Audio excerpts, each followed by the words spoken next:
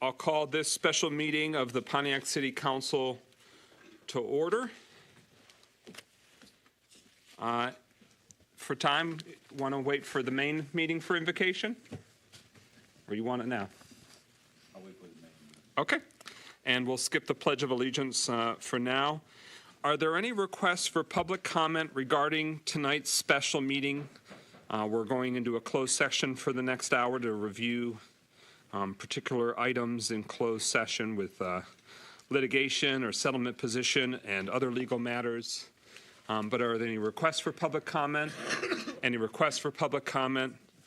Any requests for public comment? Hearing none, that concludes public comment for this special meeting. It'll resume at the regular meeting. Clerk Doyle, roll call of council members. Carrington. Present. Goodman. Here. James. Jones. McGinnis. Present. Parker. Here. Rutherford. Present. Mr. President, you have a quorum. Quorum being established, we have a resolution before us to proceed in a closed session to consider the purchase or lease of real property, to consult with its attorney regarding trial or settlement strategy in connection with specific pending litigation that could have a detrimental financial effect on the litigating or settlement position of the public body if held in a public meeting, and to discuss legal matters exempt from state or federal statute in accordance with MCL 15.268 subsections D, E, and H. It's been moved by Councilman Rutherford, seconded by Pro Tem Carrington. Any discussion on the motion to go into closed session? Hearing none, roll call. Clerk Doyle on the resolution to proceed into the closed session. Carrington. Yes. Goodman.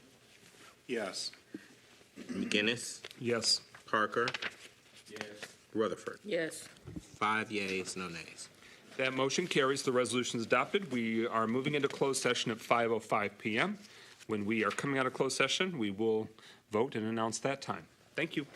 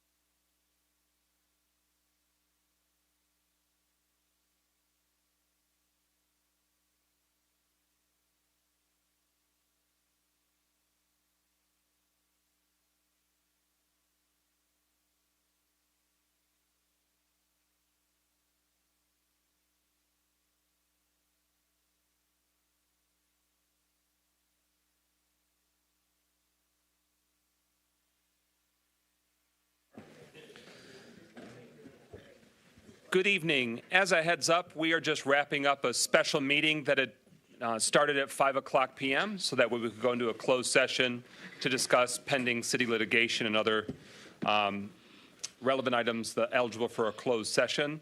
We did it early so that way it wouldn't force the regular meeting to be long. Is there a motion to come out of closed session? Moved by Carrington. Support. It's been moved by Pro Tem Carrington and seconded by Councilman Parker that we move to come out of closed session. Any discussion on the motion? Hearing none, roll call. Clerk Doyle on the motion to come out of closed session. Goodman, Yes. James, Yes. Jones, Yes.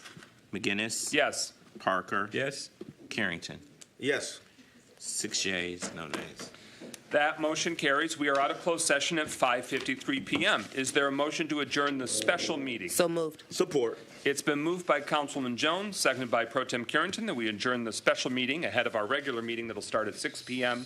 Any discussion on the motion to adjourn? Hearing none, roll call. Clerk Doyle on the motion to adjourn the special meeting. Carrington, Yes. Goodman, Yes. James, Yes. Jones, Yes. McGinnis, Yes. Parker. Yes. 6 yeas, no nays. That motion carries. We stand adjourned at 5:54 p.m. from the special meeting. We'll be back in about 6 minutes to start the regular meeting. Thank you very much.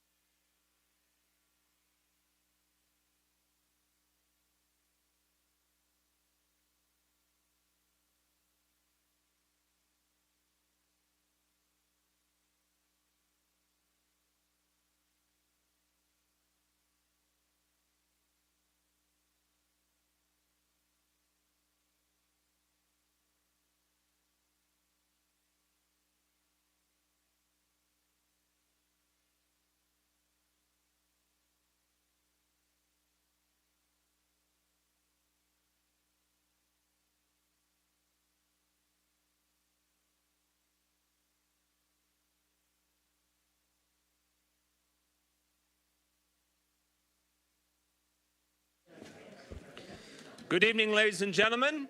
Good evening, good evening. Welcome to your Pontiac City Council meeting for Tuesday, December 3rd, 2024.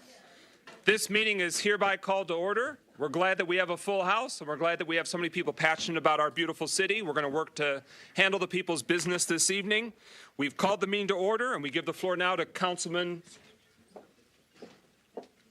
Well, he's not here. So, Councilman Rutherford, to introduce this evening's invocation. For the prayer tonight, we're going to use Pastor Devereaux. You feel like getting up and saying a couple words? Go on with it.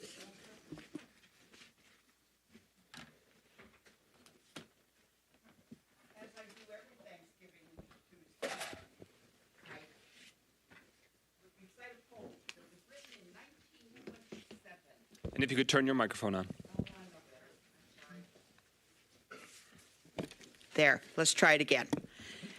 Every Thanksgiving, when I do this invitation, I always bring this poem that was written in 1927 by a British woman after World War I. And it's so apropos. We sing it every year. We say it every year at Thanksgiving.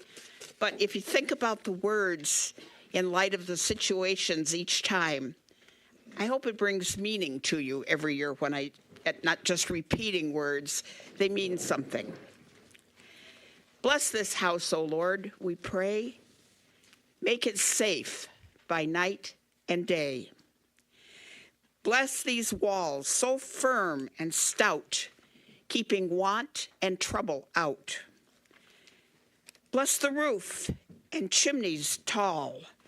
Let thy peace reign over all. Bless these doors, that they may prove ever open to joy and love. Bless these windows shining bright, letting in God's heavenly light. Bless the folks who dwell within. Keep them pure and free from sin. Bless us all, that one day we may dwell, O Lord, with thee. May that be our prayer today. Amen. Please rise for the Pledge of Allegiance to the flag of the United States. Pledge allegiance to the flag of the United States of America and to the republic for which it stands, one nation, under God, indivisible, with liberty and justice for all. For tonight's moment of silence, we will in fact hold 2 moments of silence. I want to read the names of those our community has recently lost since we last gathered as a city council.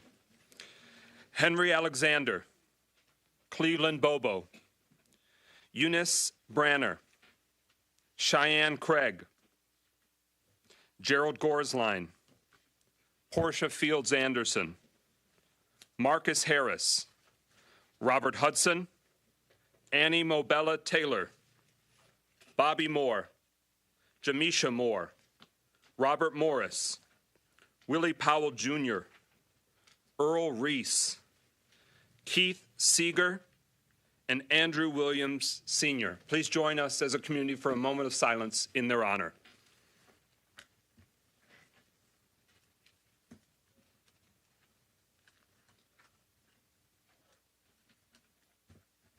Thank you very much.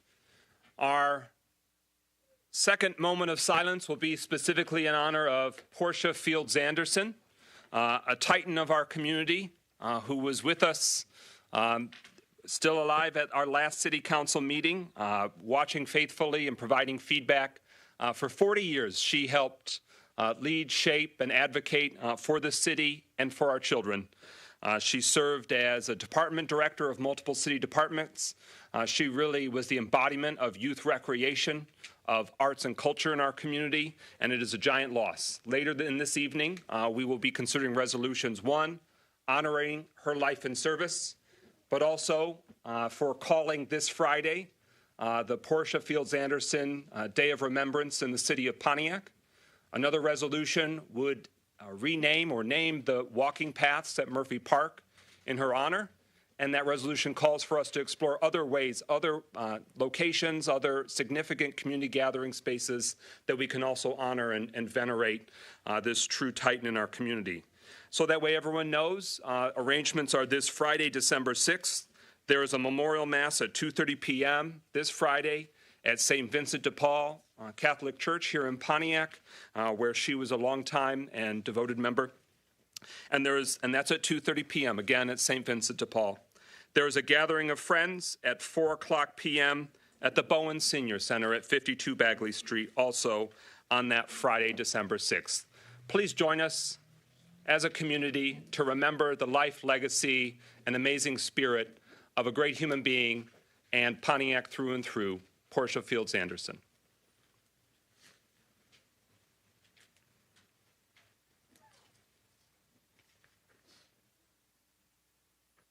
Thank you very much. Clerk Doyle, roll call of council members. Carrington, Present. Goodman, Here.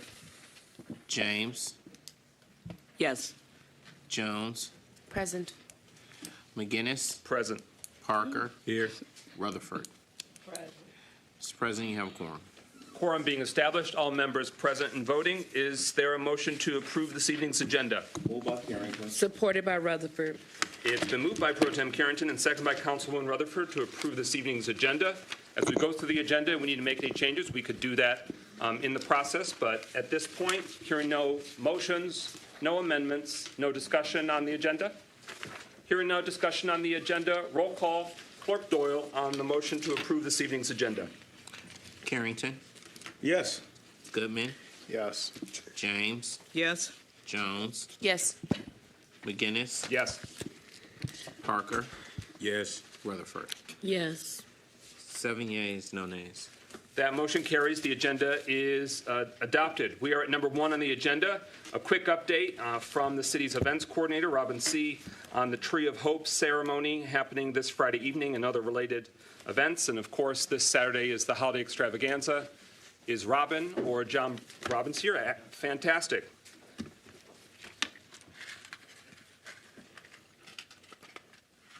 Good evening, Council. Mayor Grimel, Deputy Mayor Stevens, good evening to all of you here and all of you in our viewing audience. I'd like to extend the invitation to each and every one of you to attend the Tree of Hope lighting ceremony this Friday evening.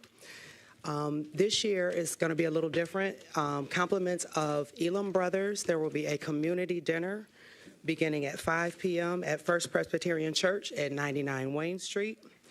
The dinner will be served from 5 until 7:30 p.m. The concert will start at 6 p.m. featuring Kathy Cousins, who's a jazz singer, as well as Accent Pontiac, New Springfield Missionary Baptist Church Impact Ministry Choir, PAL, Quest, OU Athletics, and Pontiac United Choir. Excuse me. There will also be free cocoa, coffee, and popcorn while supplies last. We have free holiday mini socks with treats for the children, a petting zoo at 111 North Saginaw. Main Street Pontiac, who is producing in this event in conjunction with the city, is hosting their open house, and they have pop-up vendors at 73 North Saginaw. We invite you all to participate in our downtown business holiday window decorating voting. Several businesses downtown have decorated their businesses along Saginaw, and we'll give a prize to the winner of the business with the most votes for decorations. The tree lighting ceremony will culminate the event with our very own Pontiac resident, Miss Gloria Beasley. She's going to be our honoree who will light the switch this year. Just very quickly, I'd like to acknowledge our sponsors. In addition to our program participants, though, our mistress of ceremonies is none other than District 1 councilperson Melanie Rutherford. We also have our participating pastors, our very own William Parker from District 5, as well as Pastor Laura Kelsey. A special thank you to Council President McGinnis, as well as District 1 Councilwoman Melanie Rutherford for their contribution and support for providing the lights for the trees in downtown. Other sponsors include Genesis Credit Union, DeBruzen Law Firm, Oakland County Parks, McLaren Oakland, Police Athletic League, Oakland County, and Todd Enterprises and On-Demand Property Solutions. We hope to see you all there. Thank you so much. Any questions? Yes, ma'am. Councilman Rutherford. Yes, thank you. Good job, Missy, as always. Quick question for the people, how are they going to do the serving there? They're going to give out tickets, or is it first come, first serve? For the dinner, Yes. first come, first serve. Thank Yes. you. John Bry is here from Main Street. Thank you, John. And could The you- dinner will be on a first come, first serve. And my follow-up, could you read the menu so that folks know what they're going to actually be cooking? Because Do you have a I think people need to know. I like to eat. Do you like to eat? John has the menu. Please, John. everyone, please receive John Bry, Board President of Main Street, because at the behest of Councilwoman District 1 Rutherford, she'd like to know what's on the menu. Thank you. Thank you. The menu for the community meal will be whiting fish, wingdings, My God. spaghetti, Yes. coleslaw, garlic bread, peach cobbler, Give it. cookies, and Life. punch. Period. That's it. Any other questions? The takeaway is that you want to be in downtown Pontiac around our Tree of Hope tree lighting ceremony this Friday evening, and then followed is our multi-community hosted here in downtown Pontiac, the Holiday Extravaganza Parade, followed by the Winter Fun Festival, a lot of amazing holiday activities right here in Pontiac. Anything else? Finally, there are flyers available in the back table for those that are interested. Thank you so much. Thank you. A round of applause to Main Street Pontiac, to our events coordinator. And I know there are some in the room, the many volunteers that power the Holiday Extravaganza Parade, the Tree of Hope tree lighting ceremony, and all those that will be taking part this Friday and Saturday. All right, thank you. We'll now proceed to number 2 on the agenda. Ernst & Young ARPA obligation progress informing City Council and community of the confirmed obligated ARPA funding per the federal government requirements. So at last City Council meeting 2 weeks ago, we heard from the firm that the city has connected with for ARPA federal compliance and ARPA management. That is Ernst & Young, working in collaboration with our grants and philanthropy director in-house, Ms. Lisa Campbell. So this is a few years in the making. And we'll speak further throughout this evening's meeting. It'll be the bulk of the focus of us making sure that we are obligating or assigning and approving the funding direction before the deadline of the end of this calendar year. We have a very clear path because of the hard work that has been done by many in this room, by the City Council. We are here tonight. As we expressed before, we had hoped that we would have been in this position many months ago. So that way we could have put a lot of this to bed and got to sort of the shovels in the ground, the work happening, which is also an important stage in this process. So the City Council 2 years ago received from the administration proposals of categories, funding categories, and that was following the community providing a lot of feedback sessions, online, in person, tons of feedback, and that's what shaped those categories. What the people had said they wanted to be the funding priorities, mapped over what the federal government even allows. This is American Rescue Plan Act. The federal government had approved it and then delegated and assigned what funding would go to different states, counties, in our instance, cities, other, Indian reservations, Indian tribes, a lot of just different legal entities. We're concerned and focused tonight on the finalization of the obligation for the City of Pontiac funds.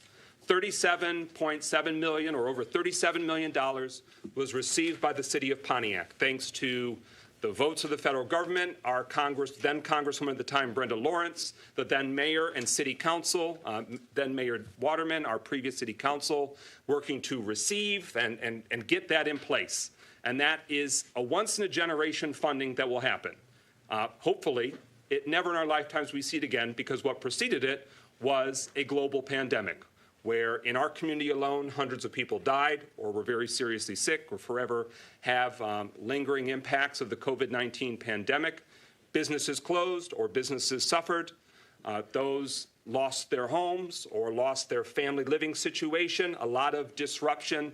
And as a result, the federal government wanted to make investments to restart the economy, help communities rebuild, provide an infusion and a jolt.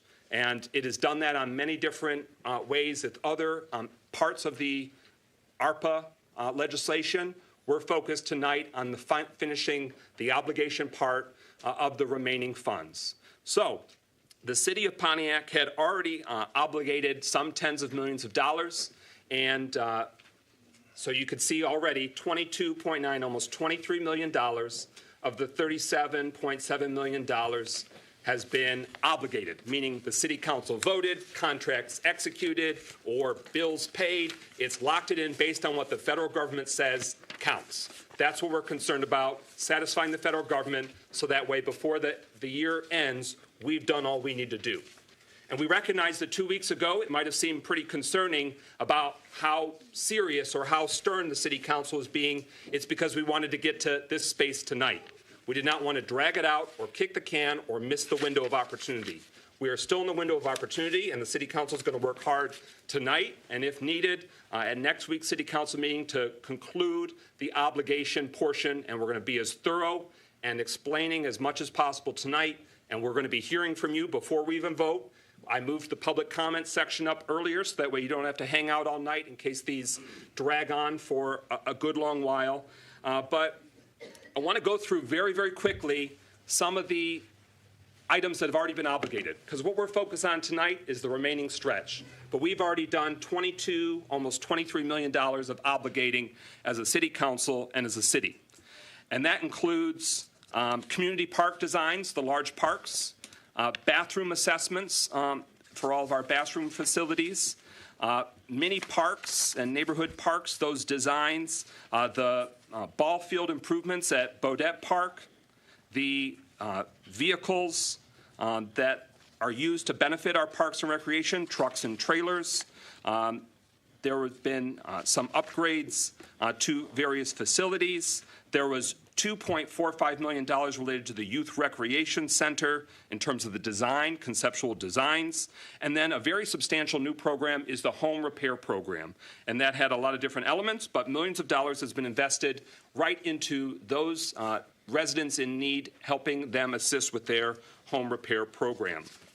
Hundreds of Pontiac residents, and we're going to hear a presentation, so for time, I'm not going to go into that. But just want to give you a synopsis again in terms of that which has already been done. The street sweepers, we now have in-house street sweepers again. That was an ARPA investment.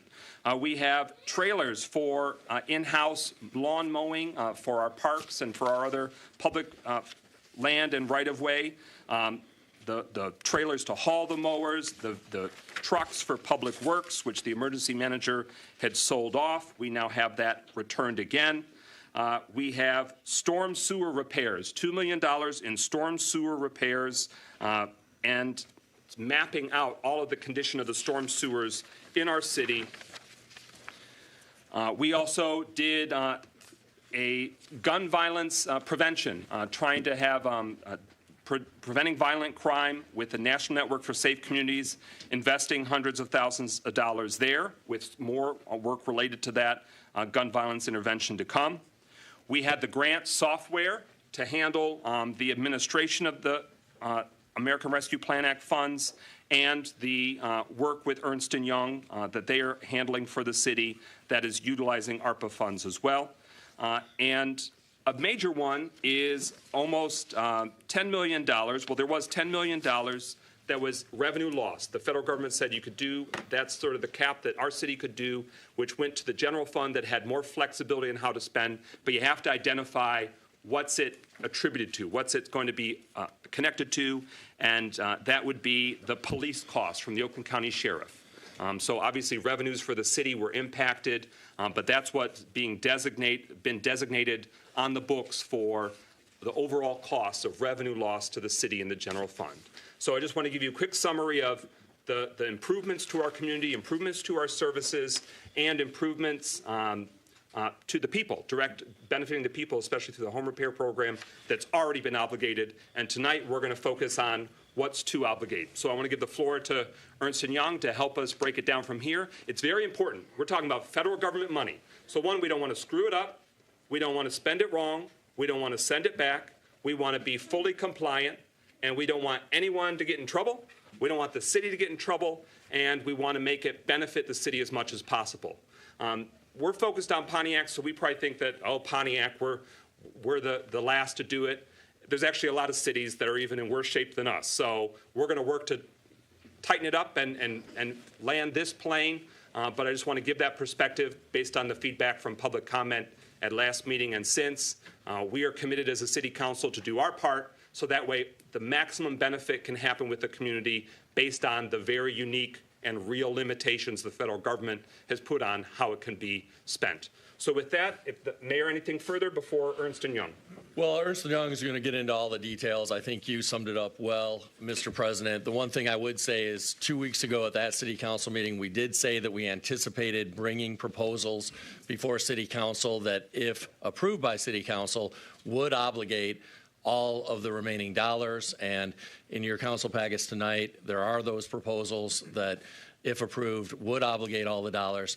And Ernst & Young, Brian Jarzynski, will get into more of the details about that. Thank you. And Mayor, I presume that this presentation has been handed to council as well, an hard copy? I believe it has. You guys have it? Okay. This is just a summary which you already went through, Council President, in terms of obligation versus what's to obligate. And you see the 14.7, 14.8 million that remains.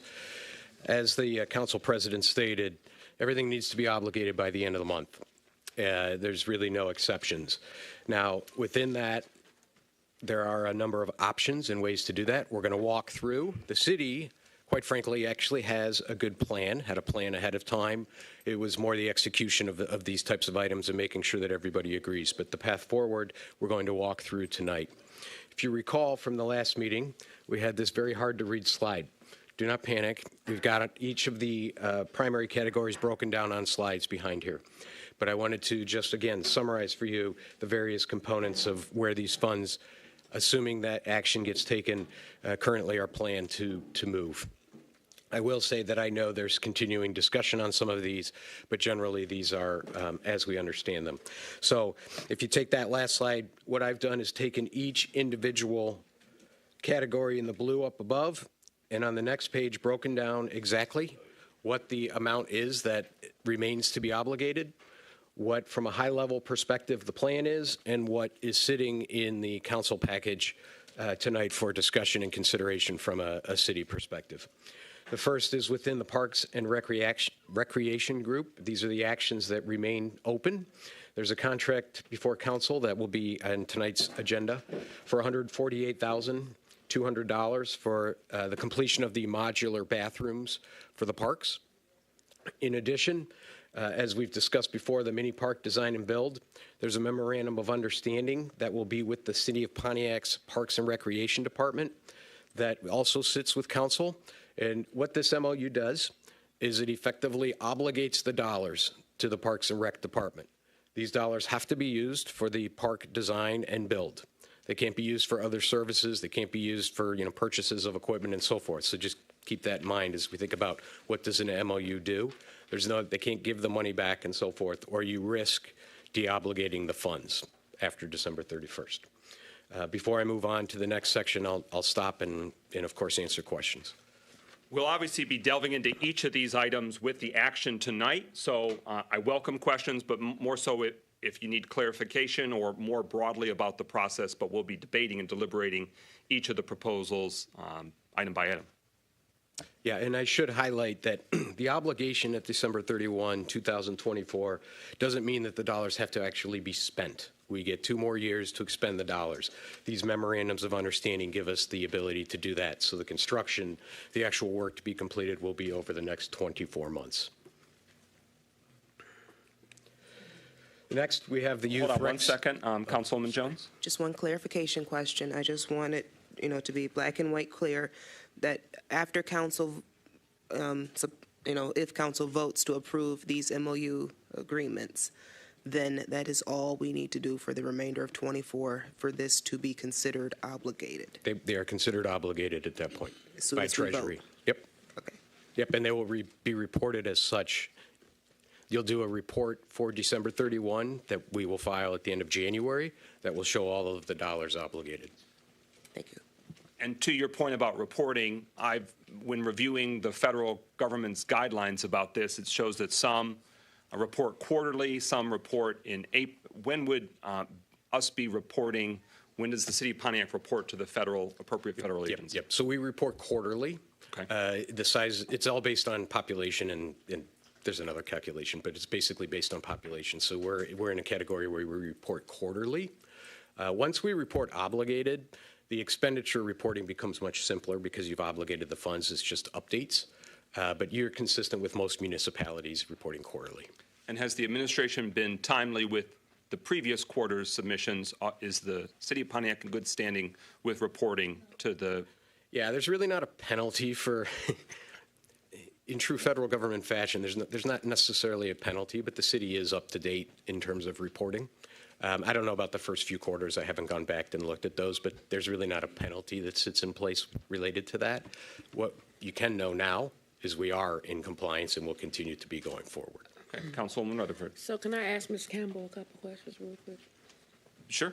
Ms. Campbell, previously, before they came on board, was the city up to par on their reporting? The reporting was completed on time, from what I could see, yes. Okay. Then my follow-up question is, can you explain in elaboration with the MOUs, what does it mean? Are we locked in once we say this is where the money is going? The reason why I'm asking is because there are several people tonight that want to make suggestions, and so I want to give them a fair share of what we can and cannot do. So if we say that it's in the MOU, explain it in layman's terms so that the people in the front and the back know exactly what that means. And go. I'm going to let Brian do that. Okay. Thank you. It's a lot of pressure. So yes, you can certainly modify amounts and so forth. You know, what I would say to you is if we put entirely new programs or projects into place, we have a very tight deadline to get ourselves in. But let's say you want to take, I'm making stuff up, 500,000 from here and move it to a different MOU this before the end of the month. That's really not an issue because all of the programs and projects we're talking about they qualify for expenditure and obligation. So one more time for the road. If we want to take something out of this, as long as it don't mess it up, we cool, basically. That's right. I just wanted to say it for people at home. Yep. Okay, thank and you. what's important is that we do it before December 31. But I got that part. once we do that, after December 31st, there will be, there are some areas where, let's say we put 148 in for the bathrooms and it ends up being 200. You can cover increased costs, but because we've done MOUs on everything else, we would have to take that out of the revenue replacement dollars, for example. Just so you know, not trying to go back and forth, I'm asking this because that was a question that was asked to me, and I want people to know that we still have time. So I wanted to publicly acknowledge that we have time. Yep. If you go through this and in a week's time, you have different.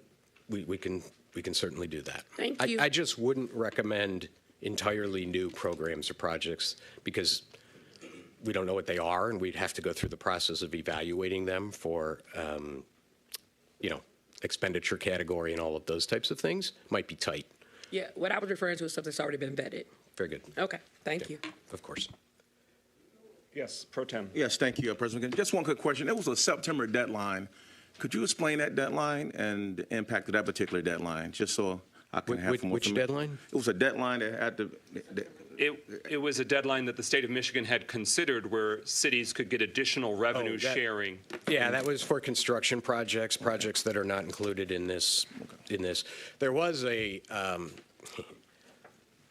state of Michigan, I would say, a little bit of a sweetener that they put in for last year, that if everything were obligated by last December, you would have gotten another 1% share of revenue. It was maybe $100,000 for a city like Pontiac, but that's since gone. All right, thank you.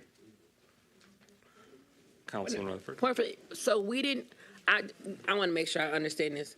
So we didn't make that deadline last year because Well, they put it out near the end of the year. Yeah, And they but were that was trying to get communities to obligate where they could. We had other municipalities that did not do it either because they weren't ready to do it. It wasn't a significant sweetener. I know I was asking the administration, to Deputy Mayor, we didn't make that deadline? No, we did not make that deadline. Obviously, we still have $14 million left to obligate. So no, we did not make that deadline. So that sweetener was not sweet for us. Anything else? We can keep going on. We can still have procedural questions as we go on, but next slide. Of course. This is the next two categories, both on one page. One is the Youth Rec Center. Total amount of funding is currently set at around $3.4 million to aid in the development of that rec center. This would additionally be an MOU with the Parks and Recreation, and this is in your agenda packet for this evening. Down below is home repair actions of $2.55 million. This will be combined with CBDG funds. This is to bring yourselves up to the amounts that you've approved for funding to complete home repair. This MOU is with the Economic Development Division. So again, these are dollars that will be set and utilized for home repair, and that's in your agenda for this evening. And I'll pause. Please proceed.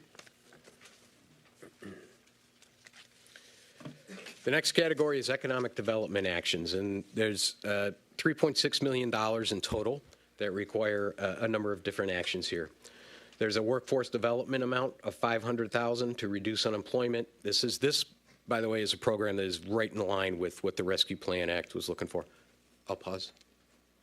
Councilwoman Rutherford? That's incorrect because on the thing we have, it says workforce and child care. So why isn't child care mentioned on that? That's in the packet we got. Cause It gives you access to affordable child care. none, I don't see it. Third line. Okay, keep going. There's $1.5 million for small business grants to offset certain costs. This is directed specifically at bringing assistance to businesses in the community. This also is with an MOU that's on your agenda. There's $500,000 set aside for technical assistance, which includes consulting, work to comply with city, state, and local, other local requirements, and so forth. This is an MOU. This is in the MOU with the Economic Development Group. There's $575,000 set aside for small business loans. These are loans that will go through a credit union that's willing to support and sponsor the process. This is an MOU that's in your regular agenda. And then there are two miscellaneous items, one being the citywide business events and $8,000 for Small Business Saturday, which we spoke about last meeting. These are just to obligate and eliminate the open dollars. I'll pause for a second. Please proceed. Arts and culture actions, there's $500,000 that we have brought forward this week. $300,000 is for arts subrecipient grants. Those subrecipient grants and the related agreements are in the agenda for this evening. There's $200,000 to fund music in the parks and other annual arts activities. That MOU would be through the mayor's office and would be tied to these specific projects, and that's also in your agenda.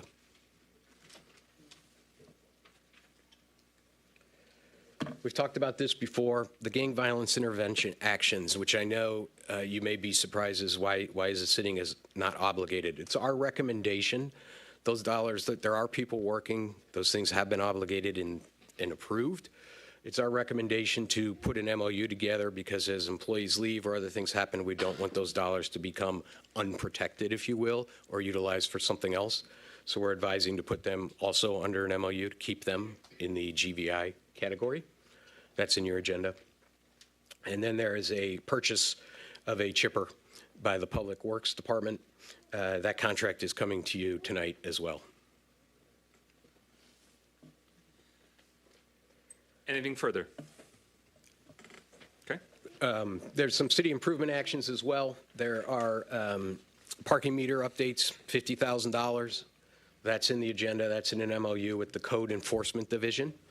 There's also an MOU with the Department of Public Works to provision government services. This is gateway signage.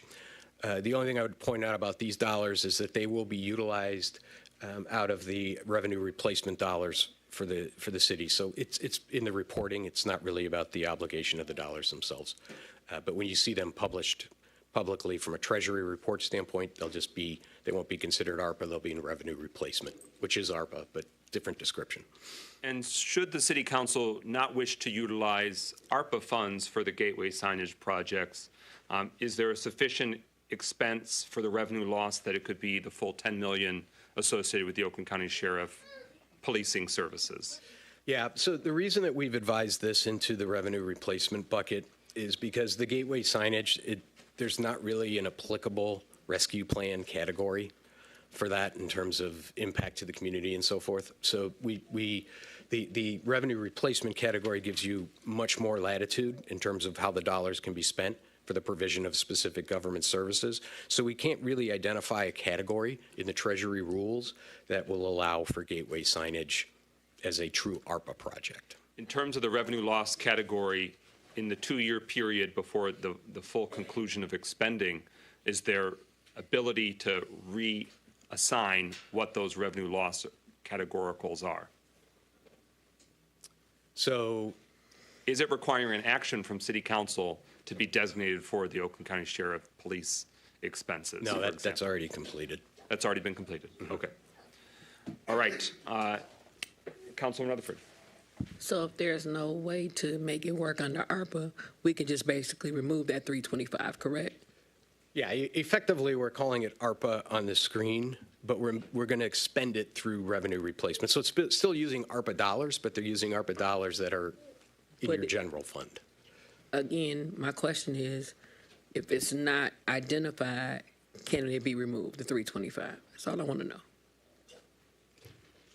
If City Council wanted to reassign $325,000 to other category, yeah, placemaking, is that something permissible before the City Council? Yeah. Thank you. You can. Thank you. Any further slides? Which gives you more latitude. There's just the final summary slide to tally it all up for you. That's in your packet as well. It's just to show you the 14,773 is obligated through all these actions. Whether 100% is concluded as obligated tonight or 98% is concluded as obligated tonight, the intention is to have this presentation again next week, so that way the council and the community can be ironclad on what's truly put to bed. Because to Councilwoman Jones's question, once we vote, they still got to sign the dotted line. A lot of these should be super easy to sign since it's memorandums with city departments, but I digress. The council wants confirmation of that, as I'm sure the community does as well. But so is it your intention for the remaining scheduled city council meetings will be joining us the 10th and the 17th? Yep, and what we'll do is bring this forward and show completion through MOU and show any available dollars that are remaining for the 10th and the 17th. Okay, Pro Tem Carrington? Yes, thank you, President McGinnis. Could you go to the slide before, or this one, and could you just go over those different totals for the community so they can understand what's happening? So, just more or less, I just want, because it went by pretty fast, so I just want to make sure we see what's going in each category. Yes. So what this slide does is it takes the 4 or 5 slides before and totals it by what I would call the description on the left column are the primary activities that these dollars are being spent under. So you've got 4.6 million of Parks and Rec in the remaining obligation. The Youth Center is at, actually, because we made a late change, is at 3.3. The home repair, again, 2.5 million. Economic development, which I talked about, is 3.6. So this is just a summation of the various items that we went through on these slides, where we gave the detail of the specific projects underlying them. So I thought this slide was helpful to kind of give you an overall view as opposed to the Yeah, definitely. I appreciate that. That's really why I wanted to go back so the community can see that particular slide. And you do note the red 325, which we talked about. It's just to get you to your total. Councilman Rutherford. To the administration, yes or no? The $22,944,415, has every contract been signed and obligated? Everything that's under that $22 million? You said the amount obligated from 12-2. There are contracts that were involved with some of that money. My question is, have all of the contracts been signed? Yes, I believe so. The one question around that might be the Mattie McKinney Hatchet Park construction contract. And I say that because there is an item on tonight's agenda to clarify the funding sources for that. And so I don't know if that's actually been signed off on yet by the city attorney, because she may be waiting for clarification around the funding sources there. But once that occurs tonight, yes, it will be signed.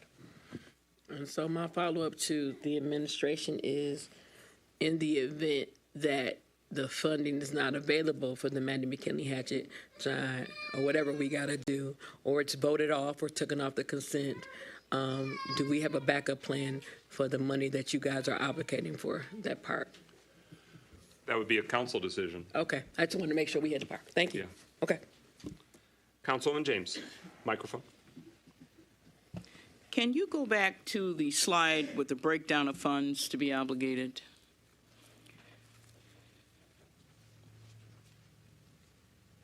Not that one, there. Now, under Parks and Recreation, I'm confused as to why the community parks are not listed, because we originally allocated the $2 million for community parks, and most of that money has been spent. We did the bathroom assessments. We have done the design plans for the community parks, the ones that were identified. Why is that not shown here? What's going on? Because it's already been obligated. So to your point. Where is it obligated? So if you all have a sheet in front of you that shows what's been obligated in one column and what's left to be obligated in the next column. So you'll see that there, and I invite Director Price to come up and further clarify, but those dollars have already been obligated. Okay, so those dollars are under the 22 million that Yes. that are obligated. Yep. Okay. Is that anywhere, community parks? I see total funding 945,000. That's not correct. We had an allocation of 2 million for the community parks. Good evening. First and foremost, I want to send my heartfelt prayers to the Portia Fields Anderson family. The $945,000 is under contract through DLZ. It was $945,000, then it was another $32,000. All of that was obligated through contract for bathroom assessments and contractual drawings for community parks. Would the Bodette Park ballpark improvements that were pulled forward, would that have been in the broader community parks improvement category? I believe it might have been, but that happened last year, and I was not here when that work was done for the Bodette Park. That was $41,000, I believe, $720. To Councilwoman James's question, I think the disparity is between what the original categories and what the broad assignments of millions were to the 10 categories versus where we are tonight. This would not be the only example of where what was identified 2 years ago ultimately didn't shake out, based on them the administration going through and trying to create what's viable. I know this predates you, it predates Director Campbell, it predates Ernst & Young's contract with the city, but is there any elaboration that anyone can do in terms of centering the conversation of the transition from 2 years ago with the broader categories to where we are tonight? I'll defer to the administration for that. Yeah, I think the broad categories are still the broad categories. The one exception to that arguably is the gateway signage, where that was originally contemplated as part of placemaking, and then we discovered that actually it's probably not allowable under a designated specific ARPA category for that, and that's why you saw the proposal that's in your packet to utilize the revenue loss for the gateway signage. But I think, other than that, the broad categories are the same as they were in terms of community parks, in terms of neighborhood parks. Now, we did move some money out of community parks to the neighborhood and mini parks, both because we had a kind of an estimated overage in the neighborhood and mini parks, a little less than 100,000, and then also because of the overage in the Mandy McKinney Hatchet Park, which of course was not originally our initiative. It was a private funding initiative of the Pontiac Community Foundation, but through the funding from private funders at the Pontiac Community Foundation And the county, there was $310,000 in grant funds, and we didn't want to leave that money on the table, so we recommended using ARPA funds so that we can match those dollars and complete that project. Further discussion? Well, with all due respect, though, this should not be as complicated as what it is. For instance, the 148,200 modular bathrooms. I have no idea what this means. Is this for the community parks? Because see, originally we had $2 million allocated. That is what funded the design plans. That's what funded the bathroom assessments. Now that whole category is gone, and you're giving explanations that don't, where do you put it? You understand what I'm saying? Sure. And I don't see, there's a whole box here that's not here, and I'm trying to understand where these charges went to. How did we pay for the bathroom assessments? How did we pay DLZ for, you're saying these are already in the community park, they're already allocated, but what is this $148,200 for modular bathrooms? Yeah. Mayor Greimel. Yeah, so about $1 million of that $2 million went to DLZ to do the concept designs for the community parks, as well as the engineering design to really develop the construction documents for improvements in the community parks.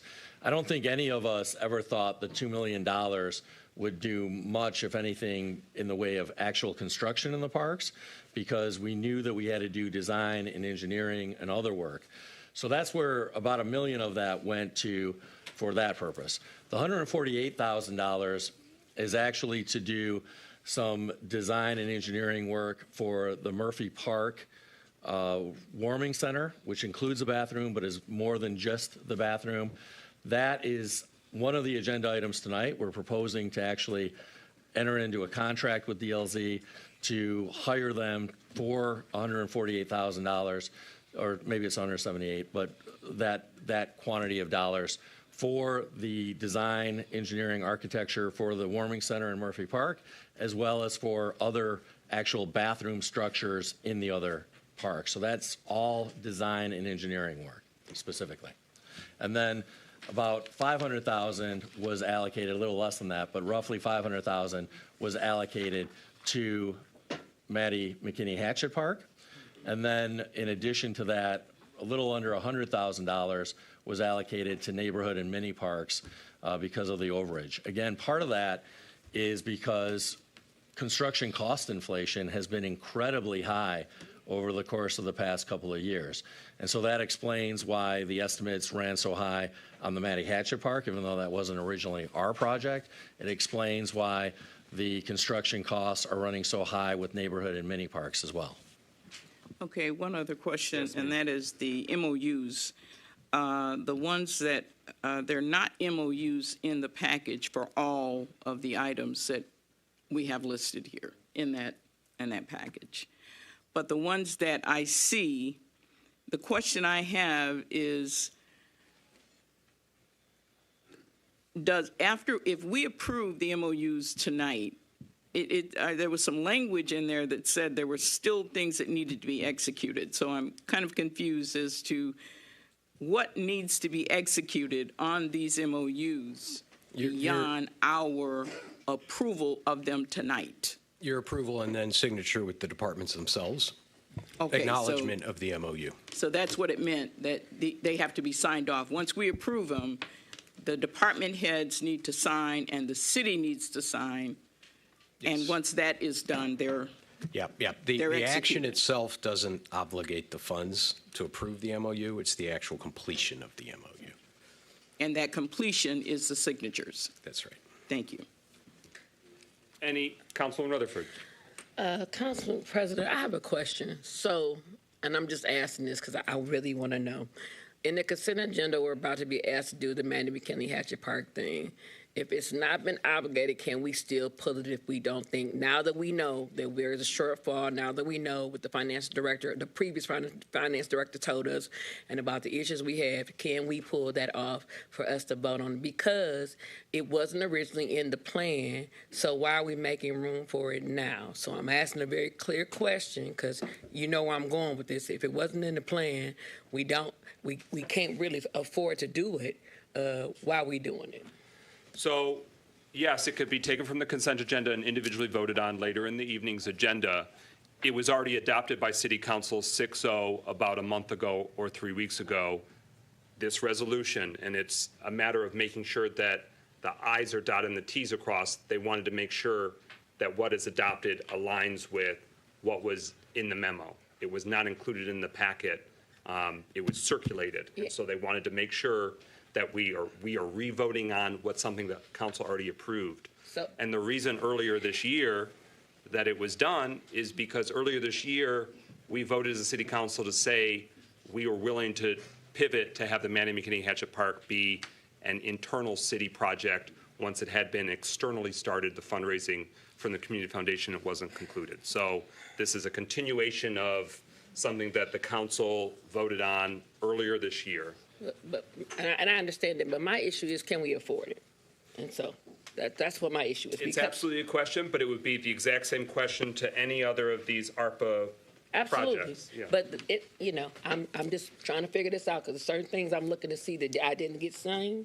And so I am a person that I care more about people in the parks. I've already said that. That's where I'm at with it. So that's why I'm asking. So if I pull it, know where my angle is, because I want people to be taken care of and not just parks. That's it. Right. And when the city council approved the category of parks, it was because people use parks. The people of Pontiac use parks, and it's a people are approved also category.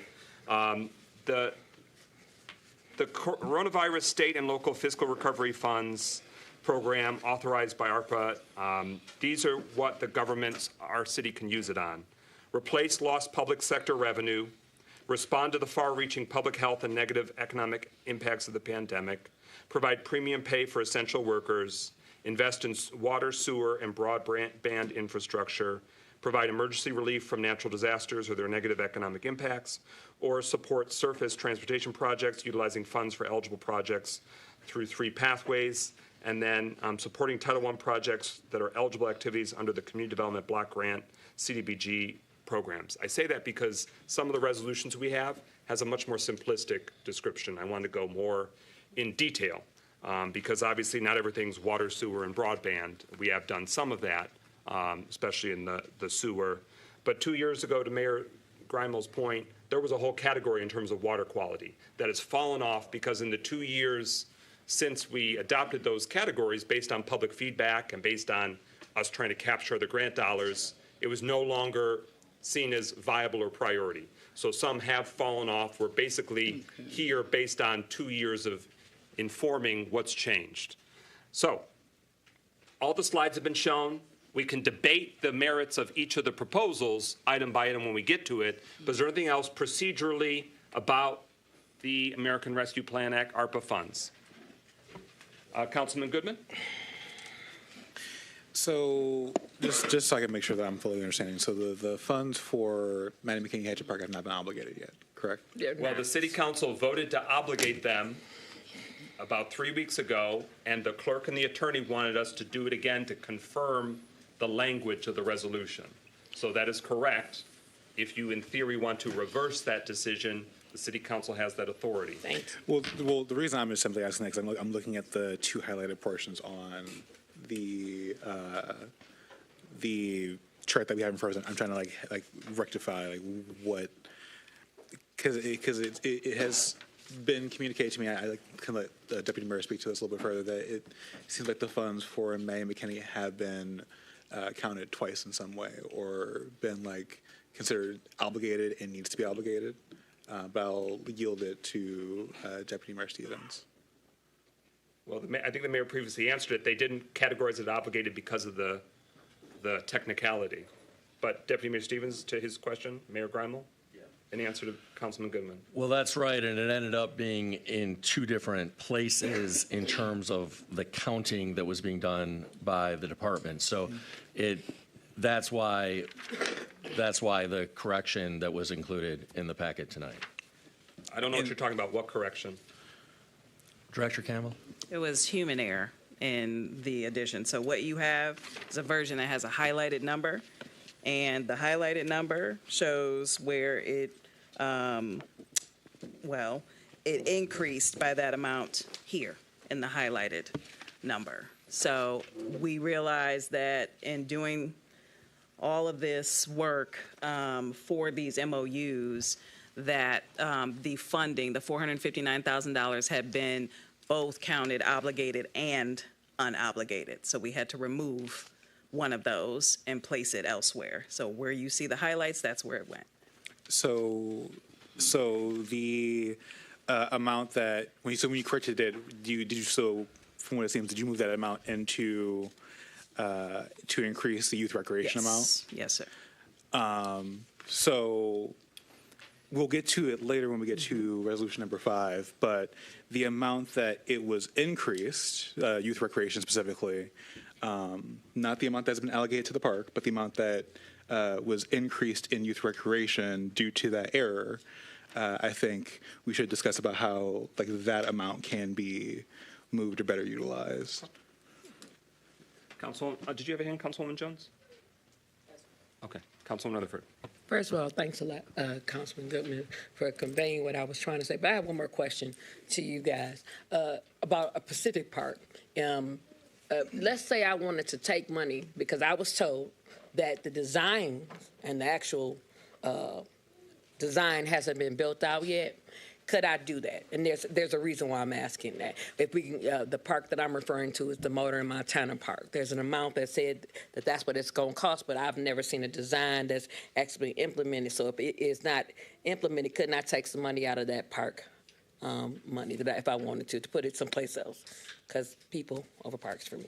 It would require a vote of majority of city council. I get it. Okay, thank you. But to her question, we have neighborhood and mini parks. We have an item on before us, I believe.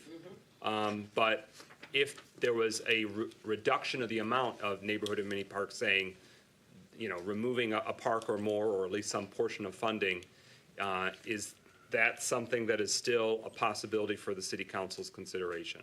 Or has that already been voted and adjudicated on? The neighborhood and mini parks. You can do it. You can do what you'd like. Thank you. Any further discussion on the American Rescue Plan Act funds obligation status update? We will hear again next week where we are closer to 100%. Hearing no further discussion, that concludes the special presentation. Number 3, as council has been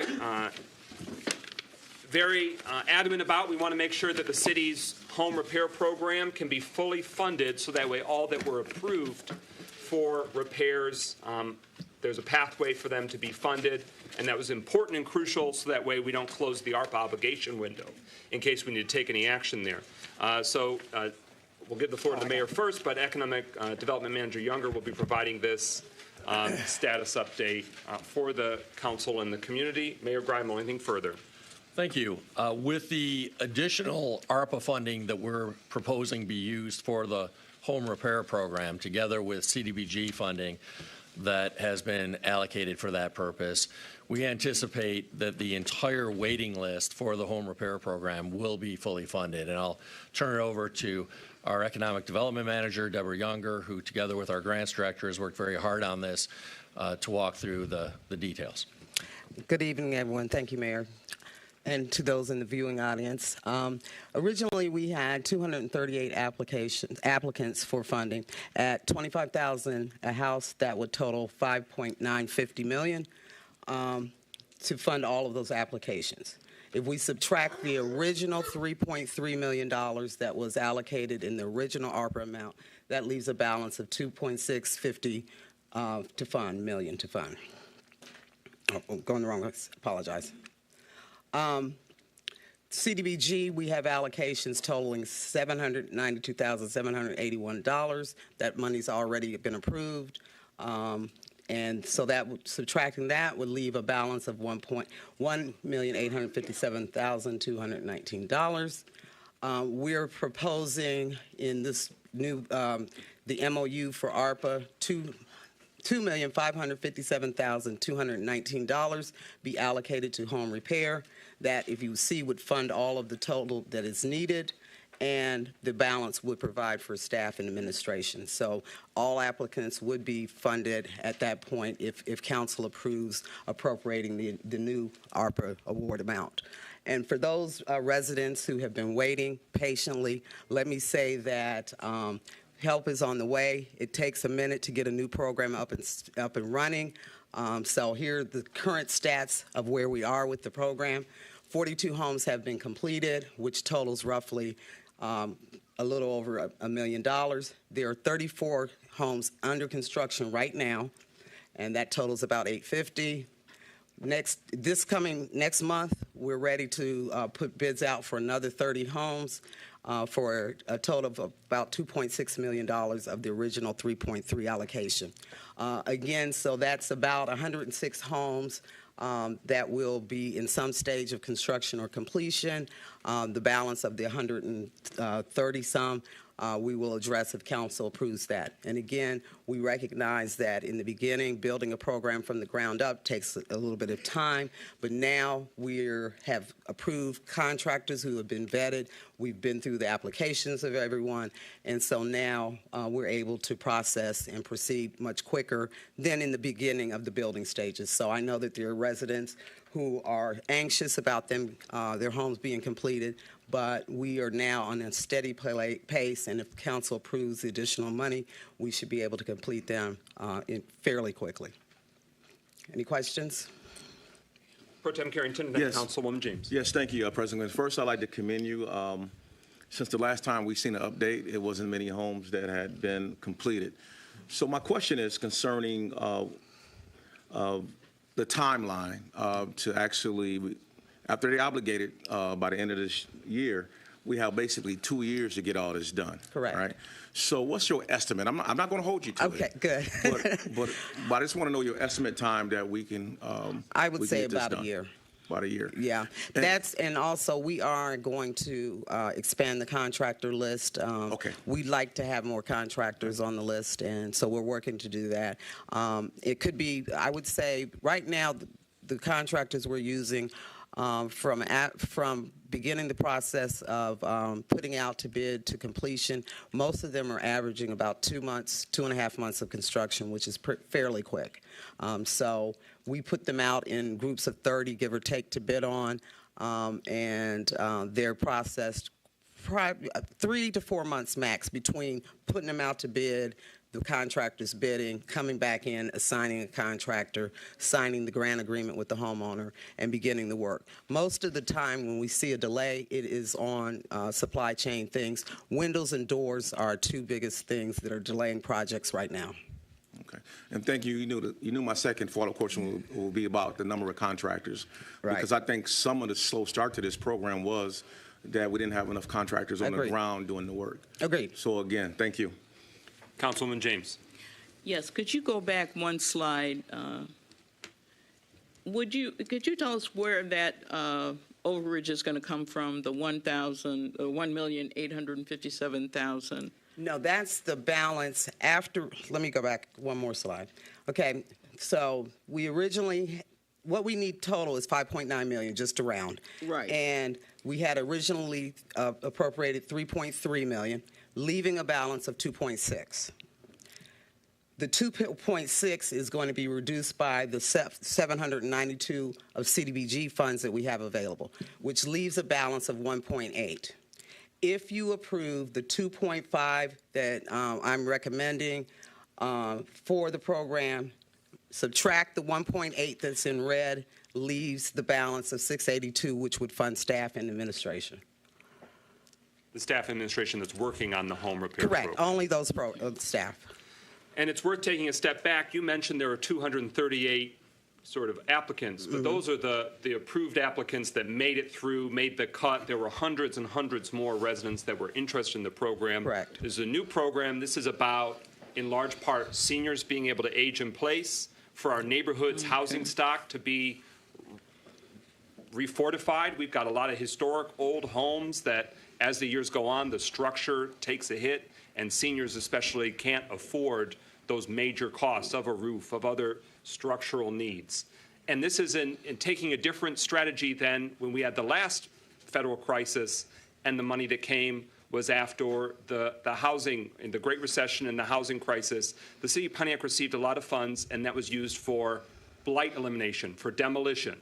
This was trying to go, since essentially the blight is gone from the city, including some homes that probably would still have come back to life. But about 1,000 homes left our Pontiac neighborhoods through the demolition following the Great Recession and the foreclosure crisis. This is trying to do a building versus a demolishing. It's a different strategy, and it's impacting many neighborhoods throughout the city. But obviously, it's really important that the work be concluded, because that's the final step of the process, is the obligation. Obligation now, using, spending, completing, constructing in this instance. Right. And just to reiterate, I want to commend our team. By comparison, the average city that has a program up and running does about 50 houses a year. We will do 70 to 80 houses a year. And for a brand new program out of the ground, we have an excellent team. The contractors who are working on this are also excellent.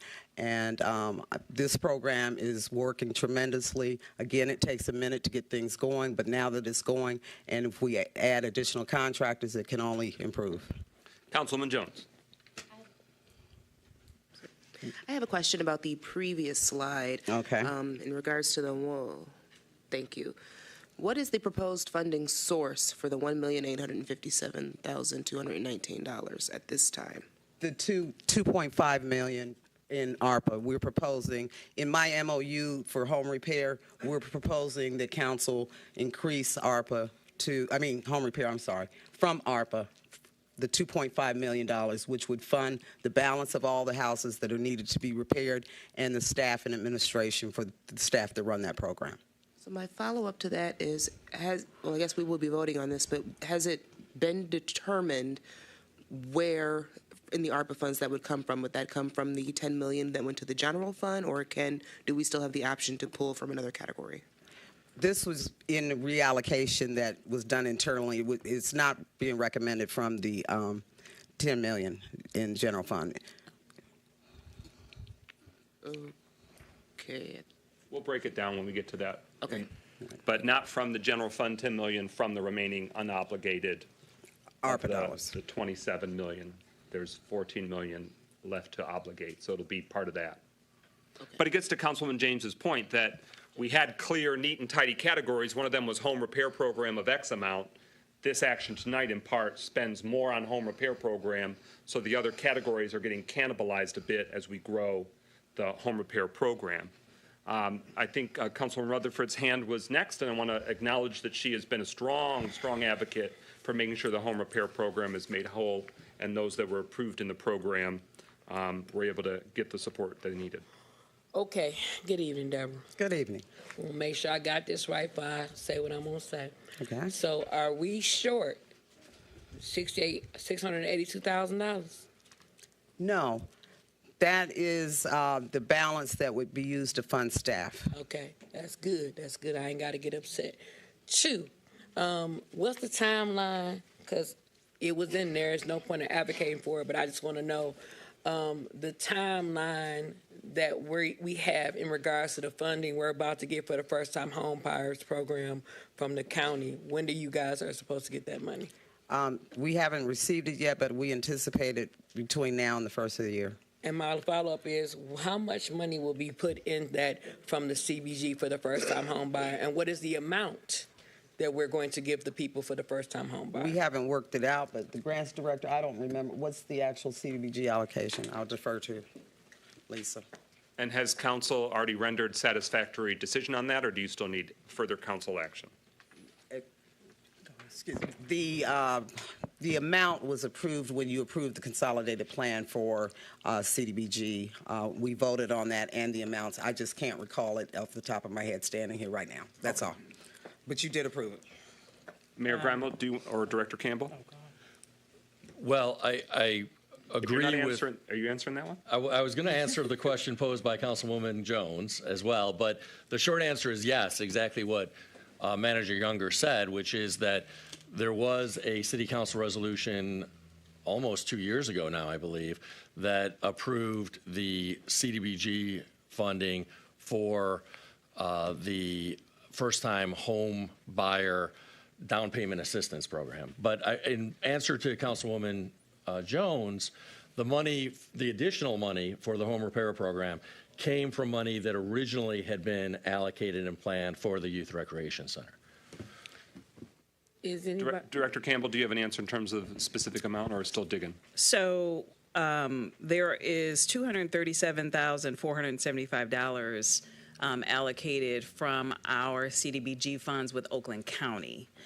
So that's what we're using to kick this program off. And then once we receive our CDBG award directly to the city, there will be additional dollars added to that. I don't have that number in front of me, but I can go get it. Anything further, Councilman Rutherford? Yes, just because I want to make sure clarity. And this is not a reflection on you, Ms. Campbell, but I'm just asking, will they be done in first quarter? And the reason why I'm asking is because market is changing, the interest is changing. People get their tax money. They want to be able to buy their house with their tax refund. I know that's how I bought my house with my tax refund. Shouts out to the tax refund. So I just want to make sure we know the timeline and when we gonna have this money and roll it all the way out. Yes, so we are up against timeliness deadlines with CDBG funds. So the goal is to get the Oakland County CDBG funds out the door quickly and immediately. So that bid request for proposal should be out before the new year for the initial amount of $237,000. And then once we receive our CDBG award, we will add those dollars and put that out for bid as well, so we can get those dollars out the door. Thank you for caring about first-time home buyers. That's it.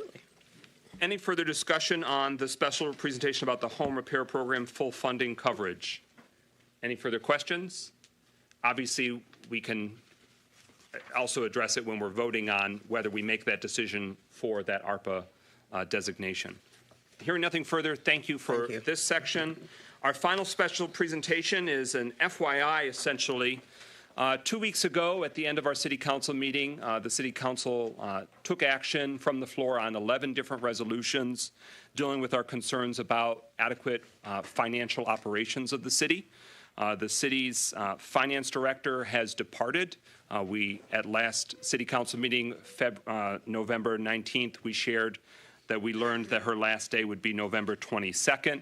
So obviously, since last City Council meeting, that departure has happened, and the City Council is gravely concerned to make sure that the functioning of the city's finances were strong. So I want to make sure that you heard the resolutions that we adopted, because they weren't on the agenda, they were from the floor. Here are the 11 resolutions that we adopted. Resolution expressing strong concerns of the lack of an updated bond rating for the city. Resolution to request administration to resume online posting of weekly accounts payable check register. Resolution for the administration to inform City Council of any and all executed city contracts. Resolutions requesting accurate and timely completion of all City of Pontiac bank reconciliations in the calendar year for 2024. Resolution for administration to make timely payments of all the city's bills. Resolution requesting the administration to provide City Council with a written summary of the current status of the future Oakland County Sheriff contract renewal.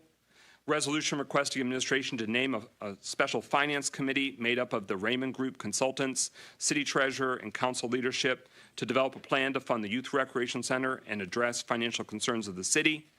Resolution requesting the administration provide City Council with a written summary of the current status of the future Waterford Regional Fire Department contract renewal. Resolution requesting the administration to provide City Council, with a written summary of existing and previous challenges with the district court cash flow processes. Resolution requesting the administration to provide City Council with a copy of the executed contract with the Freyer Group and to provide a written summary of the services rendered to the City of Pontiac and a written accounting of the cumulative total of monthly payments of $43,000 per month that have been rendered by the city to the Freyer Group. And a resolution reiterating our previously adopted resolution expressing strong alarm about the city's continued leadership vacuum with the finance department. That was an emphasis of what we adopted in August, expressing our strong concern, it could have been September, about the continued leadership vacuum with the finance department. That was reiterated and affirmed at the last City Council meeting. I flagged those in part because all except one have still not been received by City Council. I have not gotten responses in writing from the administration on many of these points. There have been some verbal updates on a few. We have on our agenda tonight an extension of the Waterford Regional Fire Department contract, a short term, not the long term. So to a degree, that request has been fulfilled, but I am putting it on the front burner so that way time does not go by and we do not get those answers. Councilwoman Rutherford. To the administration, two questions. One, why haven't you guys responded? Two, what is your point? What's your point of action to these things? Because it's a real issue that we don't have a finance director. We haven't received a contract for the people that you guys said you were going to hire for $500,000, the Redmond Group. So how do we know they are active? And I brought that, and the reason why I'm asking that question is because prior to the old financial director leaving, she left us an email of some things that we are aware of that you guys have seemed to not even want to address or want to deal with. And you know my policy, what you won't do privately, we'll discuss publicly. So can you give us a real definitive deadline as to when you're going to answer to the response? Thank you, Council President. To Councilwoman Rutherford's question, many of the resolutions tick and tie with one another. What we have done is posted a link to where signed contracts are on the website. Some of those contracts need to be redacted, and they haven't been uploaded yet. And so that link was just sent to council today. In answer to the other questions, they will be answered as quickly as is reliably possible. Our council packet tonight is, I'm not sure how many hundreds of pages long. That has, getting all of the ARPA dollars obligated has been our first priority. Thank you for that response. We, of course, want to make sure that all of these matters are being handled, in part because there is not a finance director once more. We want to know who is the acting or interim finance director. That answer, if you can provide that to City Council, doesn't have to be tonight, but we're expecting that information, and we will keep following through and demanding this information since asking didn't get it quick enough. I respect that it was the Thanksgiving holiday. I respect that this ARPA decisions are a high priority, but the finance department and having a strong finance operations sort of is the foundation on all of these decisions that we are making. So we need to make sure that we are tight and right and current.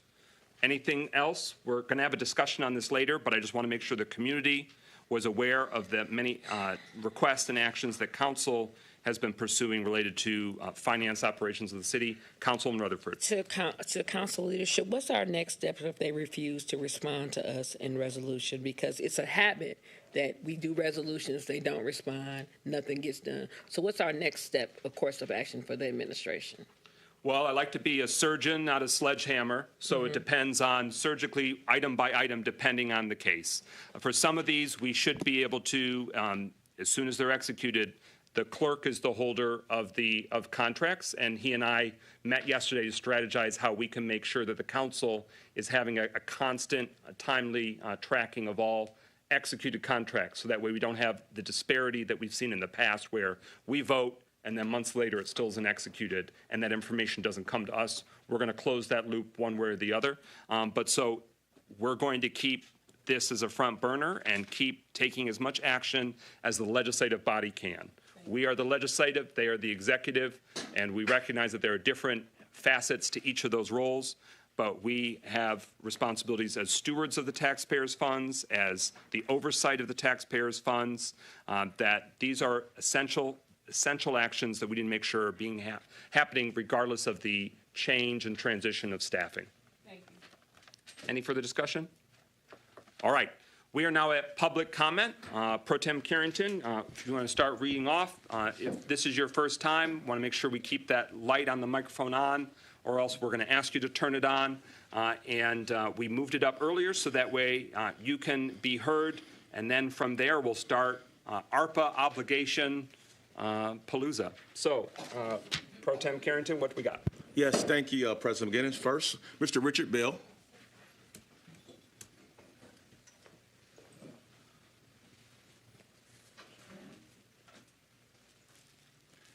If I can I call up Pro Tem Carrington? Can you come up and with me? Is that If he's willing. protocol? If he's Okay. willing. All right. How you doing, man?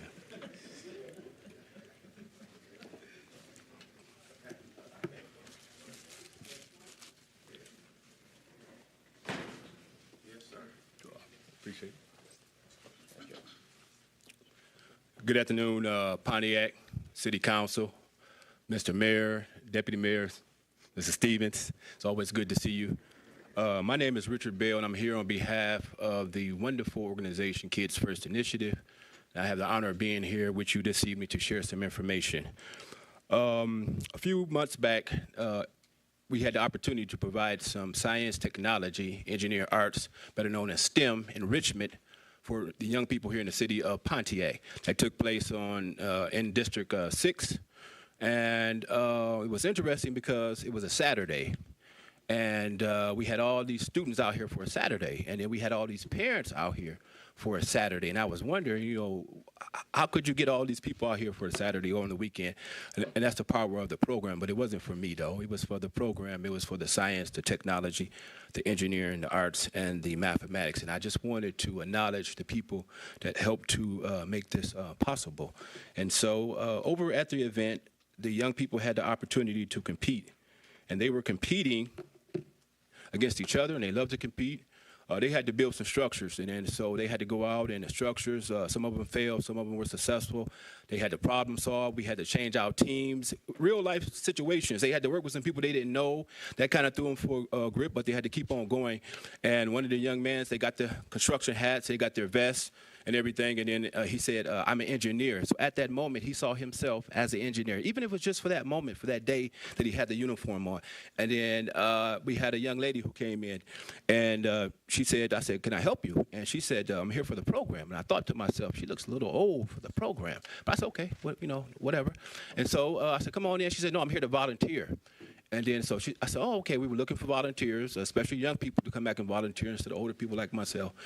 And some other people out here a little bit older. And so when she came in, to come to find out, she's a student that we had when she was in elementary school at one of our STEM camps. And now she's a high school student right here from the city of Pontiac, and she's a senior now, and she's headed off to college next year, and she came through the camp. So we have a pipeline. I didn't even know all this time that we really had a pipeline of students that were coming through the camp, starting at elementary and then finishing up in college and high school. So we call it from cradle, which we call them, right, second grade is when we take the students in, all the way to their career into college. And then so it was interesting to see. Some of the things that the students were doing over there at the program, some of the things that we're working on, the students are right here in the city of Pontiac are using drones to learn basic geometry, learn basic geometry. You ask the students to learn geometry the regular way, they push back against it, they don't want to do it, but we use drones. They're the basic geometry right here. Virtual reality. Immersive learning, whatever we want our young people to learn, we can simply write a program for it, put it in a virtual reality, and they'll go off and learn it. 21st century skills, soft skills. We went over to General Motors and observed their robots, so they gave us a nice grant. I want to acknowledge that, really appreciate that. And then we bought some of those same robots and brought them over here to the program. People are working on science. We're working on quantum physics. Our young people are working on quantum physics. I want to make sure we had the opportunity to thank the wonderful team that made all of this possible. Mr. McQueen, I don't see him here today, but he worked with me closely in our team to make sure we had everything we needed, and also Pro Tem Carrington for making this happen. And I just had a little gift I wanted to share with him. This is our newest one. We always update it so everybody don't get the same thing. And so we wanted to present this to you for allowing us to go over and empower the young people in the city of Pontiac, and it took place in the 6th District. There were a lot of wonderful organizations out here, and you reached out to us, and we really appreciate it, and all those young people appreciate it too. So I'll leave you with this. That young man that said he was an engineer, at least for that moment, we want all of our young people here in the city of Pontiac to have that type of experience. Thank you, sir. Thank you.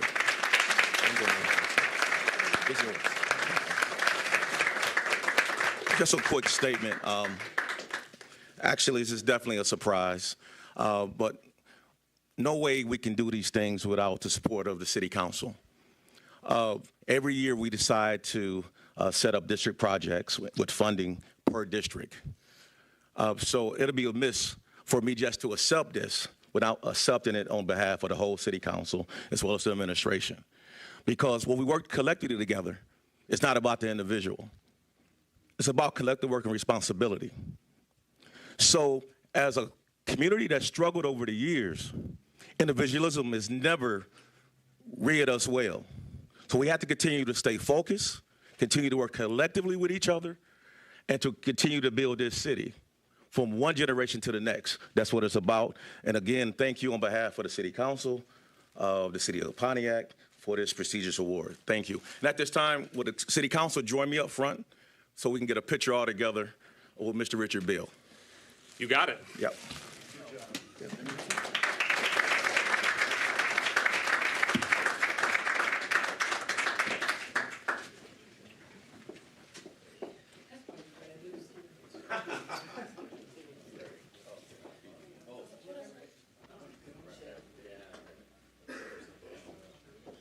And while people are assembling, he also has amazing news. I just saw it on social media, but what was that new grant you got from General Motors? Well, we want to work with General Motors. They're here in the city of Pontiac. They're going to be here. They haven't left us, and so we got a wonderful grant for $20,000. Definitely thank General Motors.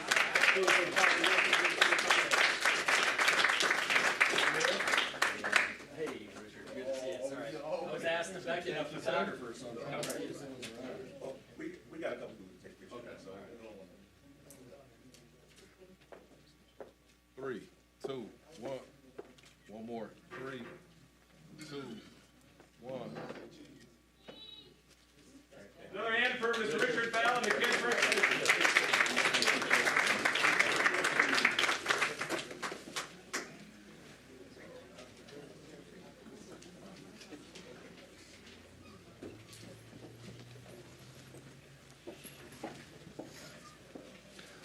All right, we'll continue the public comment speakers list and again acknowledge Pro Tem Carrington for having that funding for that initiative be one of the City Council district projects specifically for District 6. Next up. Mr. Kermit Williams.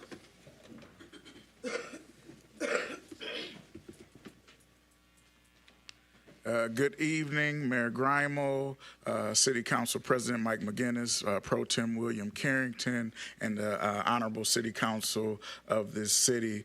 I want to first say my condolences to the family of Ms. Portia Fields Anderson. So I saw her on the agenda today, so I want to make sure that I acknowledged her. But I want to shift gears and talk a little bit about the ARPA funds. I gave a copy of this to all of the city council people, to the mayor's office, and I have some forms in the audience of some things that I want to highlight. First of all, Council, you guys have been asking about ARPA at least for 2 years that I can remember on a regular basis to make sure that this money didn't go to waste. And so as a former city council person, I understand having a council meeting where you're choosing between two bad decisions and trying to make the best out of it. So I feel like that's where you are tonight. And so I want to make some suggestions. If you look at it on page 2 of the document that I passed out, we'll start with workforce development because you're talking about small business grants today. I think that that money should be increased out of that $14 million to $2 million for small businesses. If you're a small business owner in the audience, raise your hand. Look around. All of these people need some kind of funding. And so if you can make that happen as a council, I think that would be very helpful. The next thing is increasing workforce development. Mr. Bell and Kids First Initiative, I put them in the plan. I don't know what category they fall in because they do so much, but we have to have a pipeline to jobs for Pontiac people in Pontiac. 70% of our community who works in the city lives outside of the city and vice versa, which is unacceptable. The third thing that I would ask y'all to move money to is because you spent the $3.5 million that the previous council allocated for youth recreation is to build pole barns on that land that you have. We can't go through another summer where our kids don't have at least a temporary home. I know you guys are going to be trying to raise the exorbitant amount because y'all don't have it in the general fund for a $37 million facility. That's probably not going to happen over the next year, but you can allocate at least $1 to $2 million to make sure our kids have a place to play with that $900,000 because the community stepped up almost 10 years ago to have youth recreation, and we've yet to have a site. And I think y'all can do that tonight. With my final 12 seconds, one thing that didn't happen for the senior citizens, as I looked at the fleet of cars that are out there, is we don't have a transportation mobile for our senior citizens to get to our lovely senior centers that we have. So I'm asking for $800,000 for that. Thank y'all so much, and I know you guys will make the best decisions possible. Thank you, Mr. Williams. Mr. Marcus Bowman.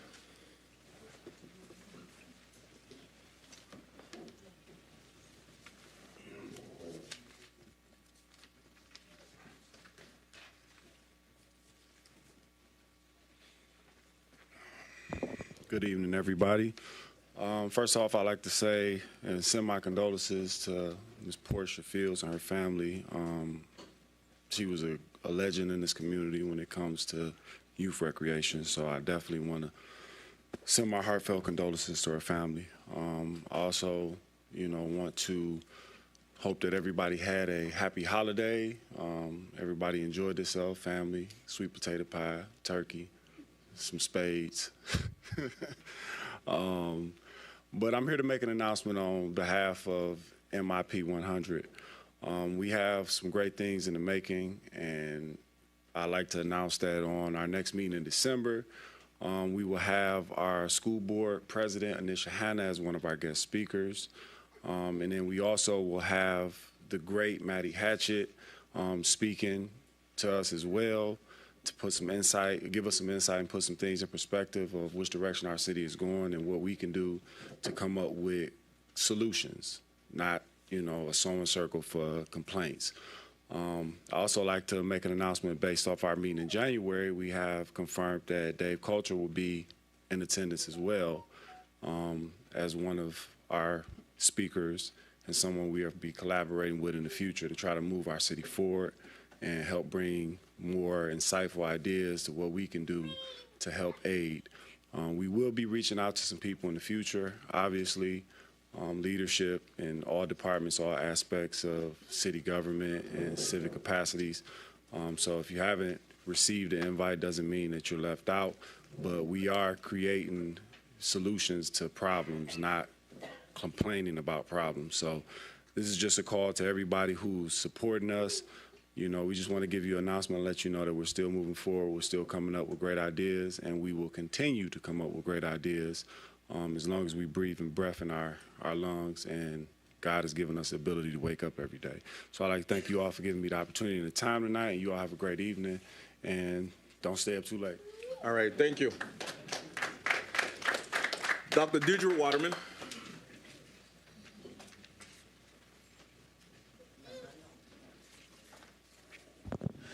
Good to see so many citizens here post-Thanksgiving. And I, too, want to remember Portia Fields Anderson. She's a friend and a soror, and I will be there to commemorate her. I had talked to Ben and gave him my condolences because I've known her for so very long, and we likewise share our love for children and education. So we have spent many days planning things in that regard, and she was a wonderful, wonderful mentor for our community. In your agenda this evening, Council, it's good that you're rushing to the finish line for this ARPA money because, I was very concerned that it was taking so long to get this done, and so many people have been waiting for some benefits to come from that ARPA money. And I did see former Council President Kermit Williams' notes with all the suggestions he had, and I said, where have you been, Kermit? Now's the end. So, I hope you will consider some of those ideas. But some of us have been coming all along as you've been considering what to do with this ARPA money for the last 3 years. And during that time, you have increased the monies that go directly to our small businesses. Yes, it's great that you gave 40 small businesses, but we got 1,200 small businesses in the city, many people who are here who could have used that money. And there was a lot of money. One of the things that $37.7 million, you inherited that money.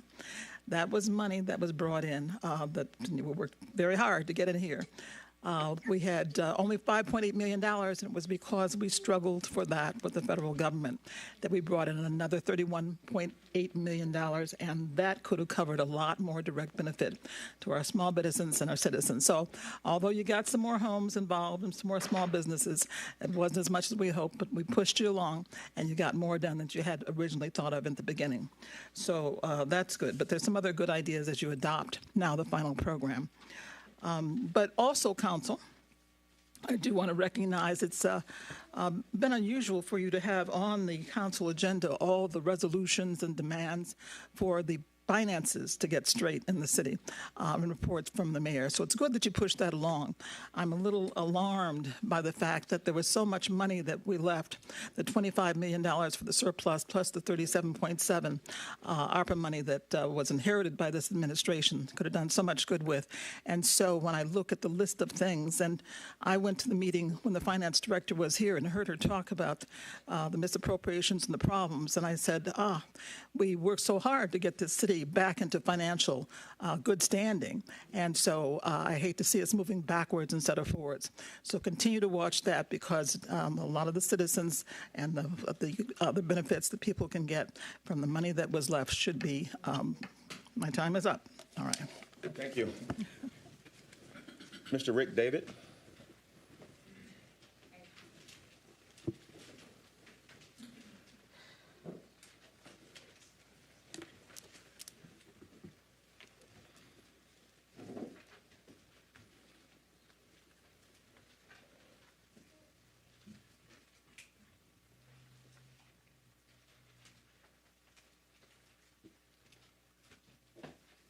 Yes. Good evening, council members and administration. Rick David of 28 Franklin Boulevard. My remarks tonight are solely devoted to both sharing information about the Pontiac Transportation Museum and support of our application for funding from the American Rescue Dollars. The museum is located in the former Crowfoot Elementary Building at 250 West Pike. This 55,000 square foot building, it is a building. We are celebrating over 40 wheeled vehicles that were made here in Pontiac, along with the many families that participated in making Pontiac part of the Silicon Valley of its day. Phase 1 is 90% completed. Phase 2 is next and an important part of our application. We opened Phase 1 in May and had our grand opening July 27th. You might be interested to know that we've had guests already from over 15 countries outside of the United States. Already, TripAdvisor has the Pontiac Transportation Museum as the top attraction in the city, transplanting M1. Being a museum is only part of our mission. We have reached out to the Pontiac School District to begin plans for students to visit the museum, participate in STEM activities. Some of the council members had attended an event at the museum, namely a meeting of the Pontiac Foundation. We see the opportunity for a full range of meetings, such as annual meetings, weddings, church events. The Hispanic organizations on William Street had their GED graduation in our auditorium. Essentially, we see the Pontiac Transportation Museum as an economic driver for the city of Pontiac. Prior to our official opening, we had 750 people in our city to celebrate the 40th anniversary of the Fiero, and in 2026 we'll have over 1,000 people coming to our city to celebrate the 100th anniversary of the Pontiac brand. They will be staying in Pontiac hotels and eating in Pontiac restaurants. So simply said, your support of our application provided needed signals to area foundations, corporations, and individuals that the city of Pontiac is 100% in support of the vision and mission of PTM. And to the citizens of Pontiac, we continue to celebrate your family's contribution to the vehicle history of our community. In closing, we want to share that we are open to shaping an admission price that signals solely to Pontiac residents they are thankful for this significant gift with their important involvement in the car and truck history of our city. Thank you. Thank you, Mr. David. Let's see, Mr. Kano Phillips.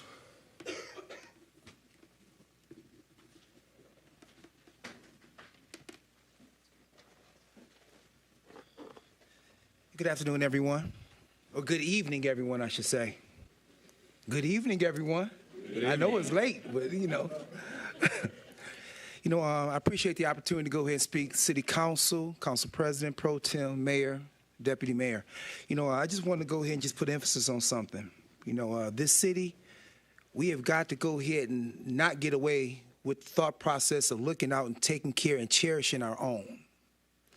And sometimes I think we get so caught up in political dynamics sometimes. I think sometimes we start overlooking and overshadowing some of these dynamic people that we have within the walls of this community that have done so much for this community even being where they are in this place and time that we're in, to be able to go ahead and carry on and even to pass it along to other individuals to go ahead and take it. So I look at people like, I'm looking at Portia Fields Anderson, who was close and dear to me, but close and dear to so many of you in this room. And I want to go ahead and start out by saying I appreciate, taking the conversation with both, Pro Tem Carrington and you, President McGinnis, with the thought process of looking to put something in place that's going to commemorate the dynamic legacy that woman left behind in this world when it comes to touching the walls of Pontiac. So many people beyond us, when it's all said and done, and we're dust. People's going to go ahead and be able to understand the name of this woman who did so much. Then I also look at people that are still alive too, and I started thinking of some of the back and forth we're looking at. Let's look at Mattie Hatchett Park, for instance. Listen, y'all, this has been going on way too long. And Mayor, I don't know if this is appeal to you or to City Council, to whoever the powers may be. Let's do whatever we need to go ahead and do while that woman is still alive, to be able to go ahead and smell her roses. Let's get this project done. It's sitting in the heart of the east side of Pontiac. You already have her house has been donated to be turned into a literacy house, which is something that we absolutely need to have take place when it comes to academic achievement here in the city of Pontiac, especially on the educational side within our public school system and our charter school system.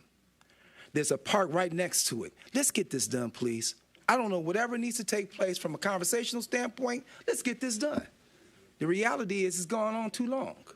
Let this woman, while she's here, we don't want to be on the wrong side of legacy.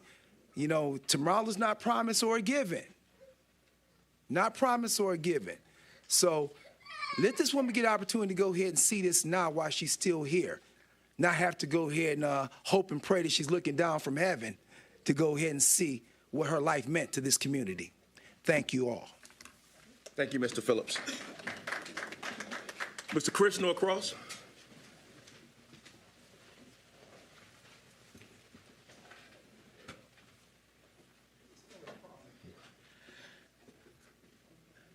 Okay. Chris Northcross, 168 Astorwood.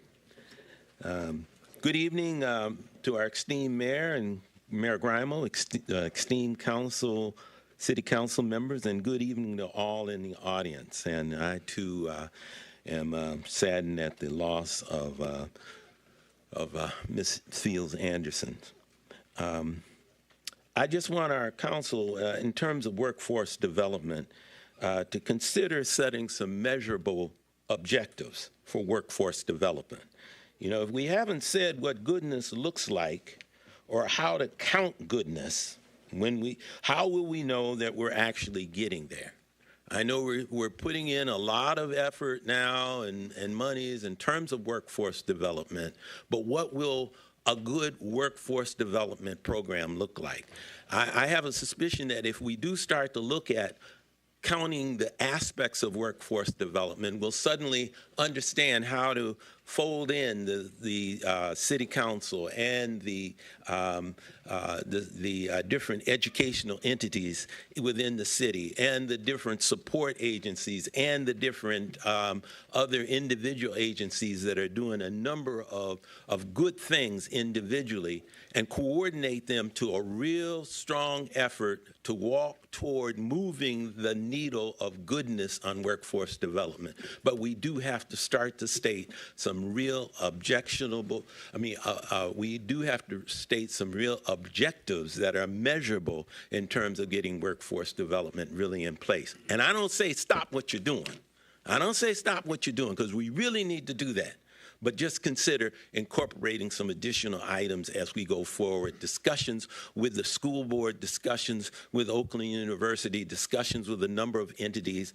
One entity that I'm a member of, the Pontiac Promise Zone, which also Mr. Phillips is an entity of, we're offering $50,000 scholarships, or until you get your bachelor's degree, to young people who live in the school district of the city of Pontiac, graduate from a high school within the school district of Pontiac, and decide to continue their education within an entity that's within the state of Michigan. There are, some other restrictions that you do have to fill out a FAFSA and sign up, but that's offered there. In terms of getting our young people able to take advantage of these opportunities and other opportunities, I think it's going to the workforce development monies that we have coming forward. If we can put those together to really talk about meeting some overall city objectives, I think that's where we need to go. Consider that. Thank you.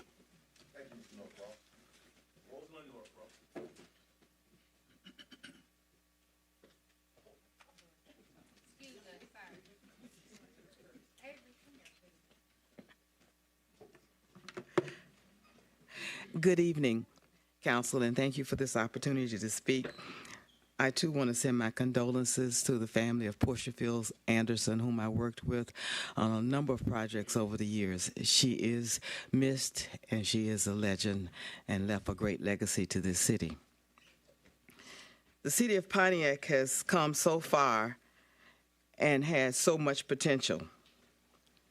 However, I am concerned that the current administrative vacancies, like the finance director and other soon-to-be vacated key positions in the city's administration, will hamstring the city being able to move forward. We must ensure that we have contracts with the sheriff and fire departments in place before they expire. And that means we need finance department, attorneys, and other key administrative positions in place. I am also concerned that we have a fully staffed and functioning administration to spend the $37 million in ARPA funds. A high priority needs to be placed on recruiting and maintaining quality administrative employees to ensure that the memorandum of understanding agreements are actually spent and the contracts with the sheriff and fire departments are timely executed. I am looking forward to quarterly reports on these expenditures and to a transparent, citizen-friendly, internet-accessible dashboard that we can monitor how these funds are being spent. This is something that we have asked for previously, and we're still waiting to be able to see how the money is being spent by just looking at a dashboard on the city's website. I also want to thank Councilwoman Rutherford for sounding the alert on the urgency of obligating the ARPA funds. And I want to thank all of the council members for your vigilance and persistence to get these funds obligated. Thank you so very much. Thank you, Ms. Norcross. Mr. Carlton Jones.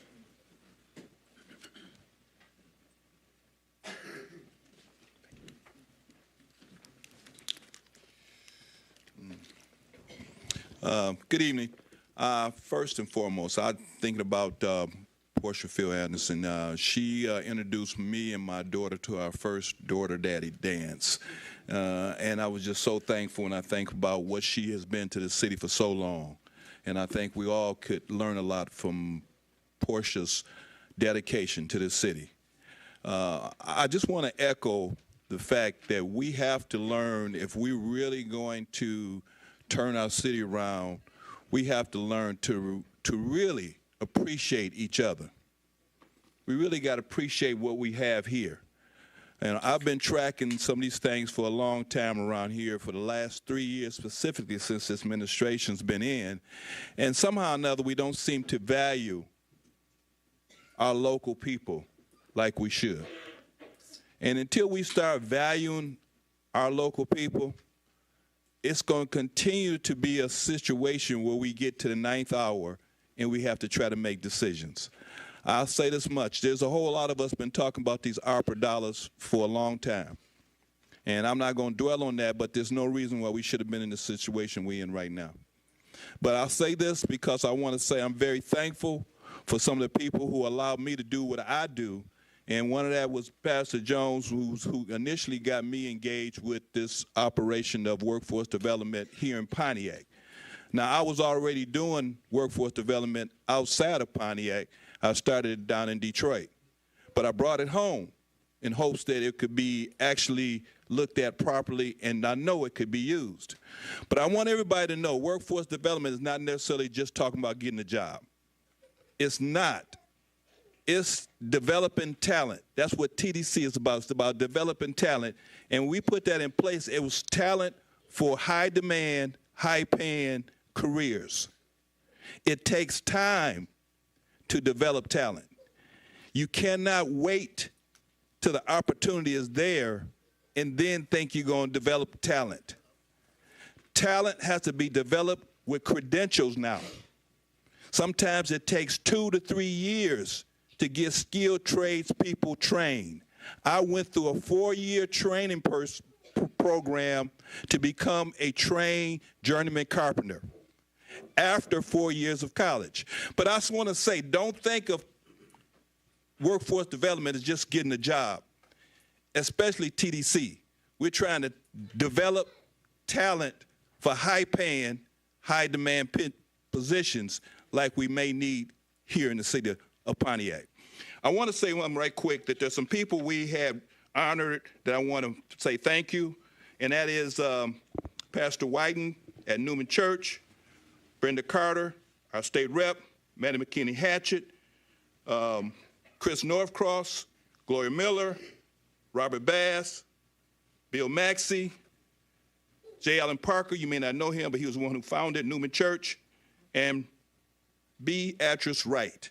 These were history makers for 2024 right out of the city of Pontiac. All right. Thank you, Mr. Jones. Ms. Leslie Stanley.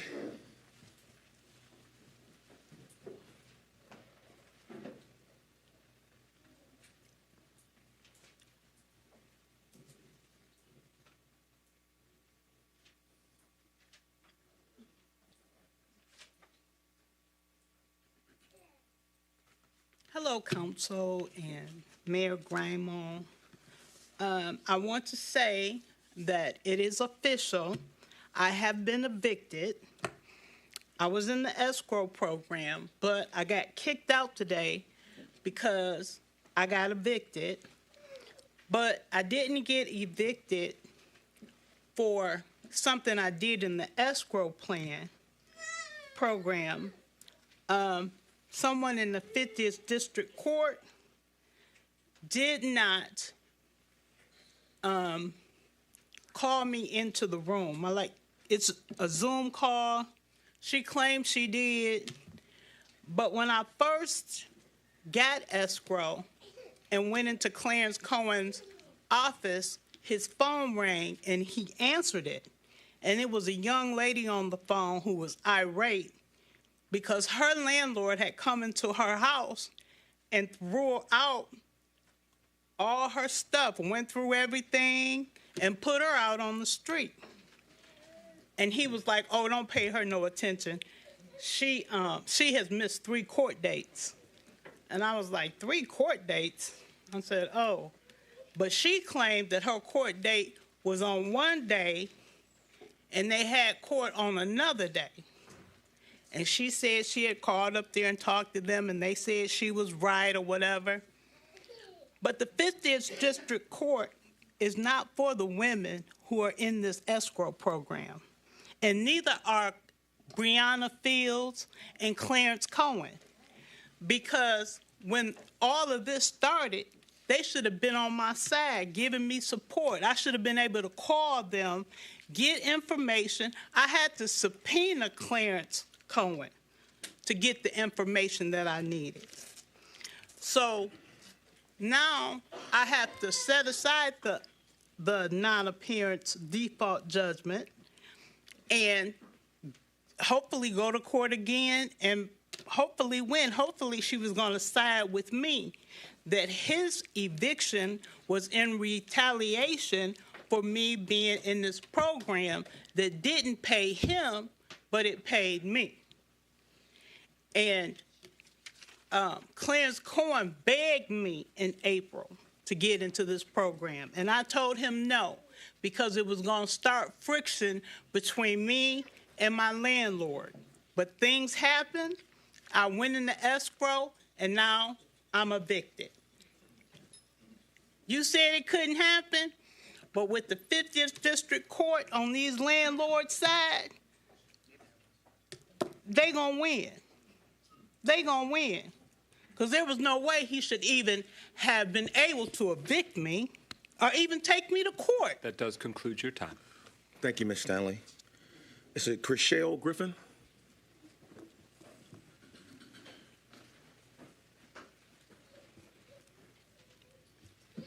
Okay.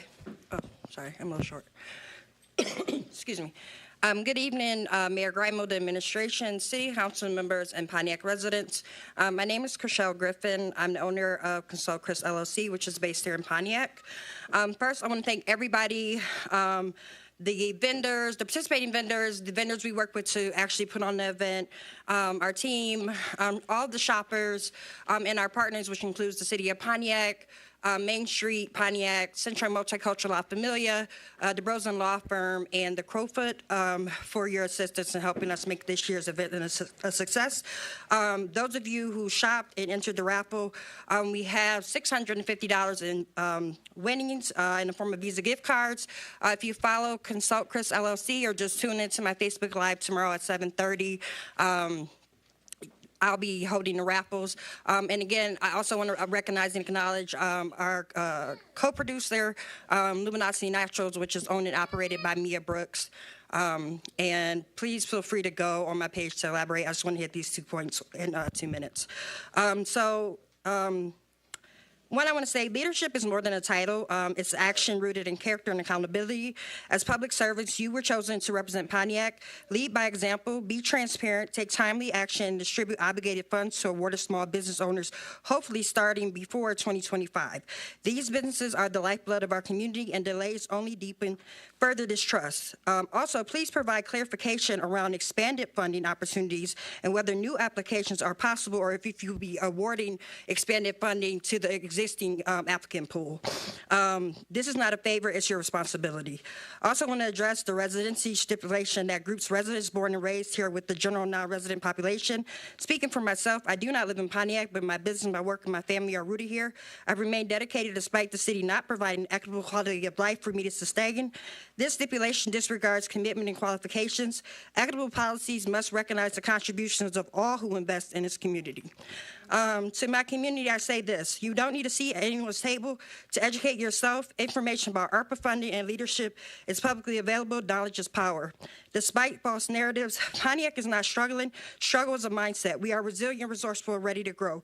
We wake up daily, overcome challenges, and thrive, but thriving requires work, unity, and rejecting victim mentalities. With 30 seconds left, I will just say, with this upcoming election, right, do not wait every 4 years to come and fire your existing faces. Change does not come with changing faces in office. It is a collaborative effort. It requires collective action and shared responsibility. None of us are perfect, but we have the power to change our own narrative. Let's reject performative gestures and false narratives designed to divide us. We are all a community. We are classmates, neighbors, and collaborators. Again, let's just close this year and be reminded of that. Sorry, I had to put that in 3 minutes. Thank you. Lori Preston? Lori, is it Lori Preston? Did she leave? Okay. No,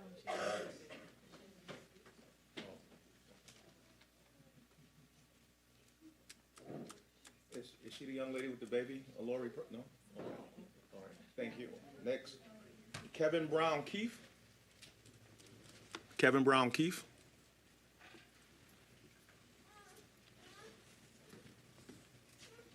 Thank you. I want to say and give my condolences. I'm not from Pontiac, and I did not know who passed, but it would be rude for me to follow suit and not wish condolences. I'm representing the library. I was asked to be here by some citizens, so thank you for allowing me to speak just quickly. I don't need 2 minutes and 30 seconds. I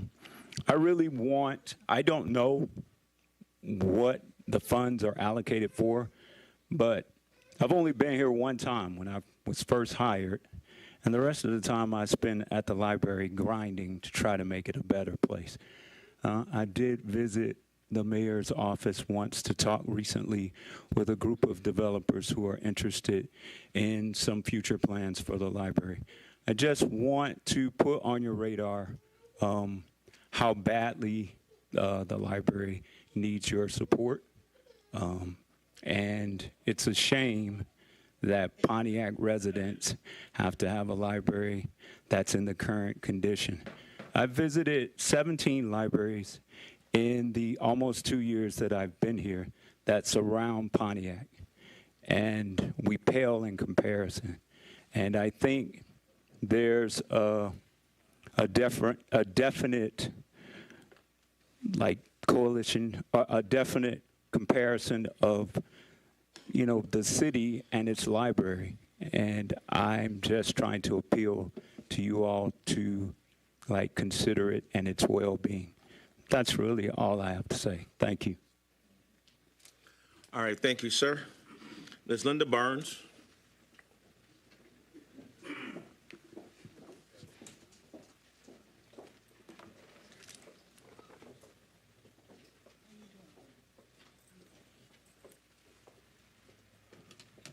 I'm Linda Barnes. I am all over the city, volunteering most places.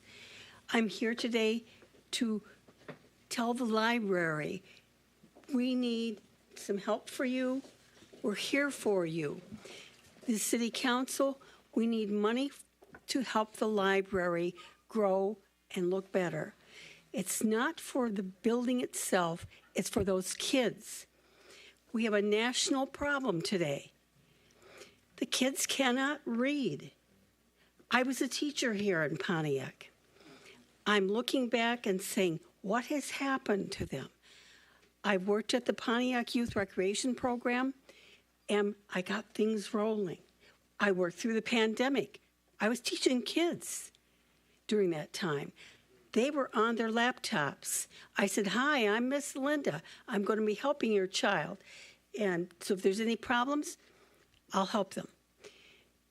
We need to get monies for the library, get a program started so that we're working with the schools, maybe a liaison, maybe myself.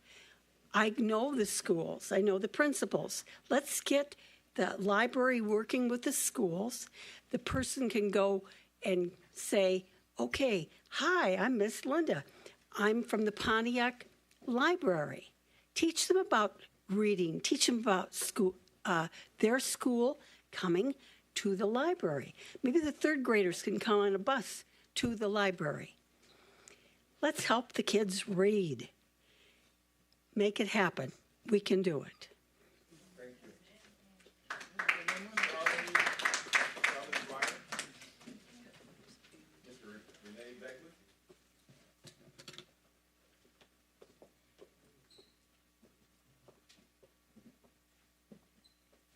Some of you not going to like what I'm going to say, but I'm going to say it. tabled at Maddie Hatchett Park for 2 weeks because that stuff is not adding up here. Let me read what I found.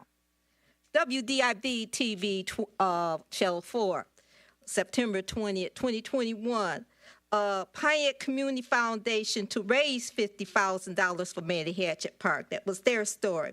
And they say new walkways, soccer field, 2 new basketball courts, new signs, and more. I don't know what that is. Total cost, remember this figure, $400,000. Now, after that, I found something from the Michigan Municipal League. They're supposed to match the $50,000 that the Pontiac Community Foundation raised. So I've added that up. I get $100,000. Last month, Tim come here with a figure, I don't know where he got this, for $700,073, and this council here rejected it. Thank you. So when I add up, okay, it did. This is an article from the Oakland Press. So I guess the foundation raised more money than what originally stated, I guess. So they came up with $214,000. And then they got $100,000 from the county. Add that up, that's $314,000. Now, $400,000 minus 314 leaves $86,000. Where the hell are you coming up with this number of $459,000? You just need 86. Now, now I did something else. I did some gymnastics here. $459,000 minus $86,000 is $373,000. Remember that number, 373. Now, when you add that, 459,000 plus 314,000, you get 773,000 minus 773,000 minus 400,000 is 373,000. Now, how come $373,000 is out here in the universe? Who got it? Where it is? What's going on with it? Something's wrong. Don't do that part. I mean, put that money somewhere else, that $300,000, give it to these people with these businesses that didn't get the grants, look like the friends and family list. Whatever. So I got more. I got a lot more. And that anti-violence thing that y'all doing, that's a waste of money with consultants. Don't even live here. And you have the man down in Detroit just retired in the police station next door to handle those games. Don't give them no $400,000. Thank you. Pastor Kathy Desiree.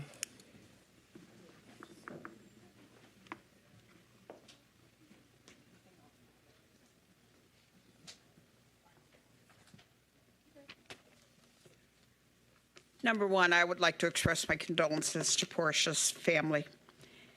When I first moved up here to Pontiac, she was one of the first people I ever met. And every time that I would be any place where she was, which was a lot of places, I'd always get a hug. I'd always get an encouraging word. I'd always get a welcome. That was Portia. She was around to make people feel better, and she made this town better. District 5. Christmas is coming, and so is our district meeting. The 12th, 5 o'clock, downstairs in the Lion's Den. It's Christmas time. Come and meet your neighbors. Come and fellowship with your neighbors. It's time to have a fun evening with people and have a more intimate discussion of what's happening and what you would like to see happen in our district. Small business is a problem. But I would like to see them have grant money that they don't have to pay back, money that will help them get over that hump. You get so far with a new business, and then you're kind of at that place where, oh, is it really worth what I'm putting into it anymore? A grant would help tremendously. And if we're got a little extra money there, I saw, that's unassigned, maybe a little more money into the small business place and make it grant money. I have a question to the administration. The workforce. We need construction workers for the housing that is being reconstructed. We have a work program here in Pontiac where kids build houses. Do the contractors have to be federally sanctioned, or could we tap into some of these kids who have already built a couple of houses by the time they've left school? Seems like it might be an interesting thought. And then I wanted to thank Pastor Whitten and the AME Church for the food that they provided for the homeless over the Thanksgiving dinners, vacation. Thank you. Thank you. Leona Patterson?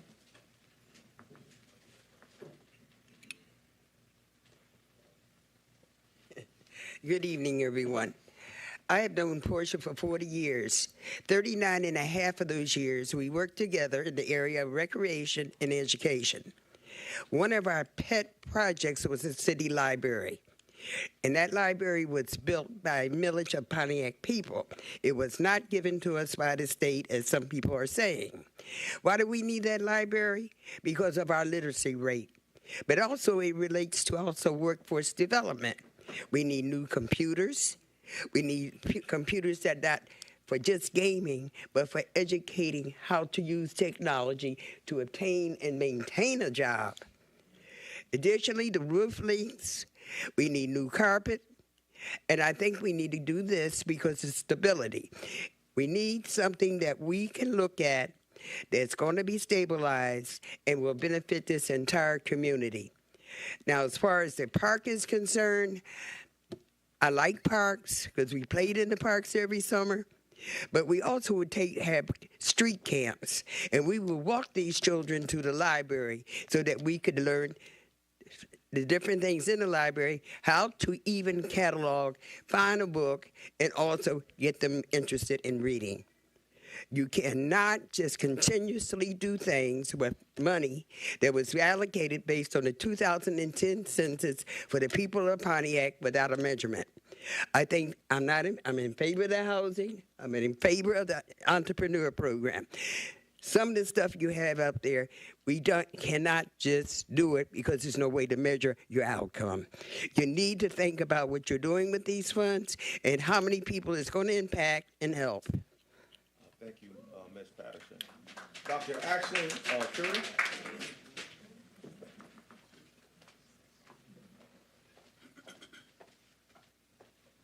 Good evening. Literacy is a birthright with children. How many of us agree with that? Raise your hand. Okay. Literacy is a birthright for our children. And so as a literacy consultant, as someone who's been teaching kids to read for decades, over 3 decades, I know that literacy will make a difference. Our libraries need at least $500,000 to get the roof fixed, to give kids access to literacy. Not so long ago, that our city council and members of the community were in the library. And we had people from out of the country, Japan, visiting our library. And I just did a quick Google search to see how the libraries were in Japan, and wow, they were amazing. And if we really value that literacy is a birthright with children, it is really up to a community.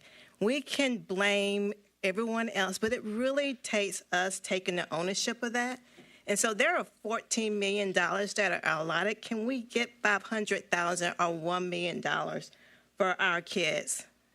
Dr. Manu in the Journal of Global Health stated, making children's books available to children is a cheap and feasible intervention that could change the dynamics to improve the future economic fortunes. It's really that simple.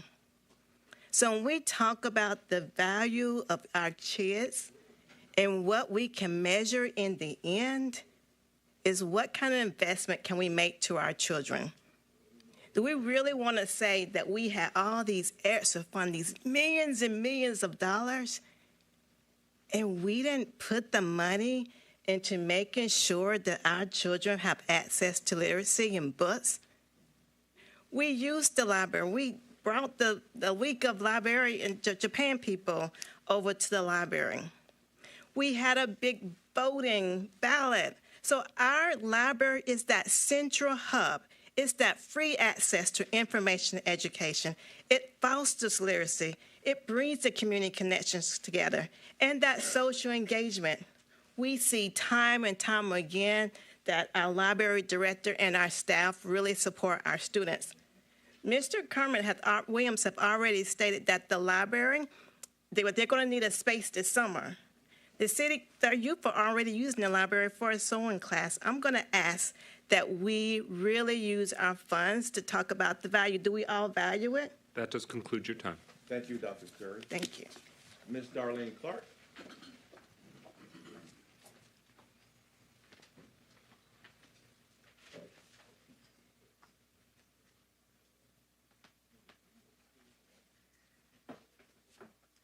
Good afternoon, Council Administration. First, let's get the elephant out the room. I mean, there's a lot of people here tonight, and there's a lot of people in listening to this, like again, from all states and all over, and any local in our city of Pontiac. The first elephant in the room from a lot of people is that now that the major election is over, and that you are now 7 people, including the mayor, is up for re-election. Some of the call-outs that you're calling now actually should have been called out in the beginning of your administration. The people seem to feel that, why now? Why now speak up when the matter has gotten so far out of hand and making resolution requests from the administration for documents that you should have had from the very beginning? Why now did you decide to open your mouth and say to these people, and I'm really trying to get a clear understanding that we now at the last hour want to mess with the ARP money with the last administration so gladly turned over to this administration? Why now are you crunching something that should have been prepared coming into this administration with a plan and a dream? Why now that you throw numbers at the people that's not adding up? Because as you speak, each and every one of you, including you, the mayor, with all due respect, and the deputy mayor, you yourself said you didn't have a financial advisor. And not having a financial advisor or a director, you continue to spend money without knowing where you are, where you at. You allow a person to come in here, quit, and come back with the obligation that she's going to stay, but yet she did not stay. So that's a slap in the city of Pontiac's faces concerning the residents. But also you got a budget here that's making a lot of people nervous. You want a rec for $37 million. You want to open up parks for over $1 million. You're taking money from here to there.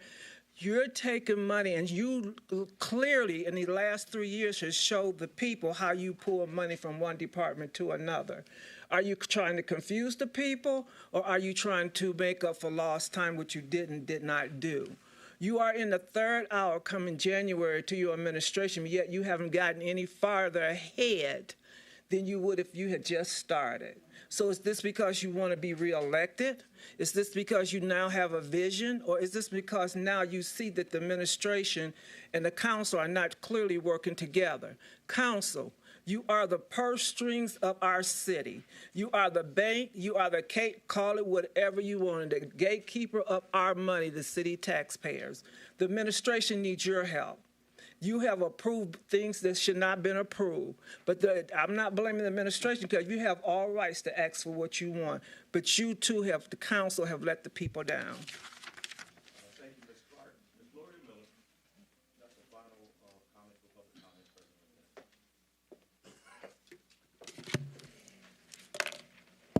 I want to first start with Portia Field Anderson.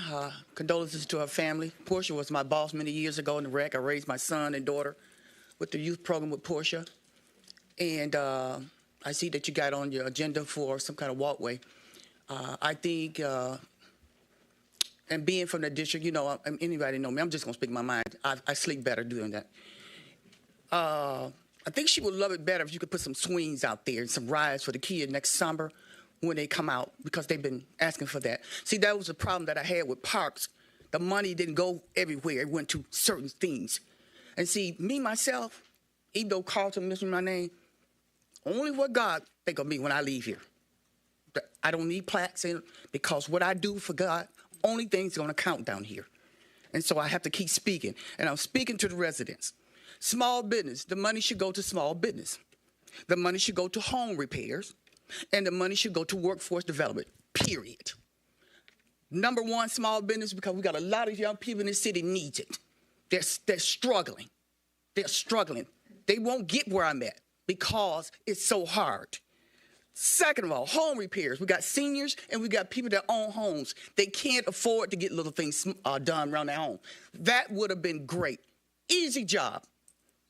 Homeowners, home repair. Third, workforce development. I know so many. I have a son. They can't make it on these jobs they got. They can't come into the city because it costs too much money. I talk to people and deal with people every day trying to find kids' shoes, clothing. These are real issues in this city. And we BSing around about some money going to a freaking park. And I say it like that because guess what?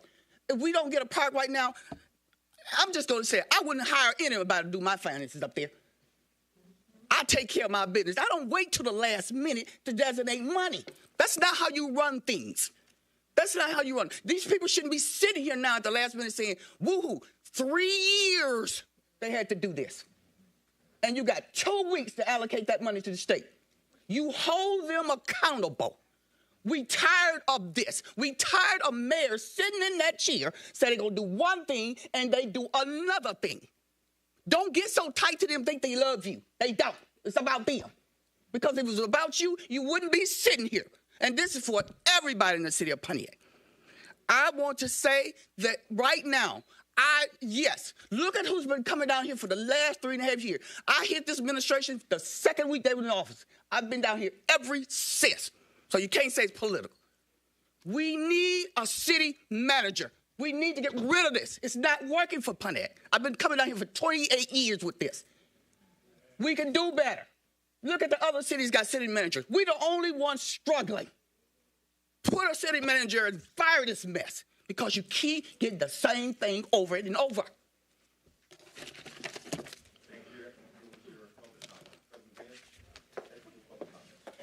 Thank you, sir. We're at number 5 on the agenda. Is there a motion to adopt the resolution to approve the mayor or designee to execute grant agreements for small business grants funding from the American Rescue Plan Act? Support. It's been moved by Councilman Rutherford, seconded by Pro Tem Carrington. You'll see that we had anticipated this was originally going to be on the council agenda 2 weeks ago.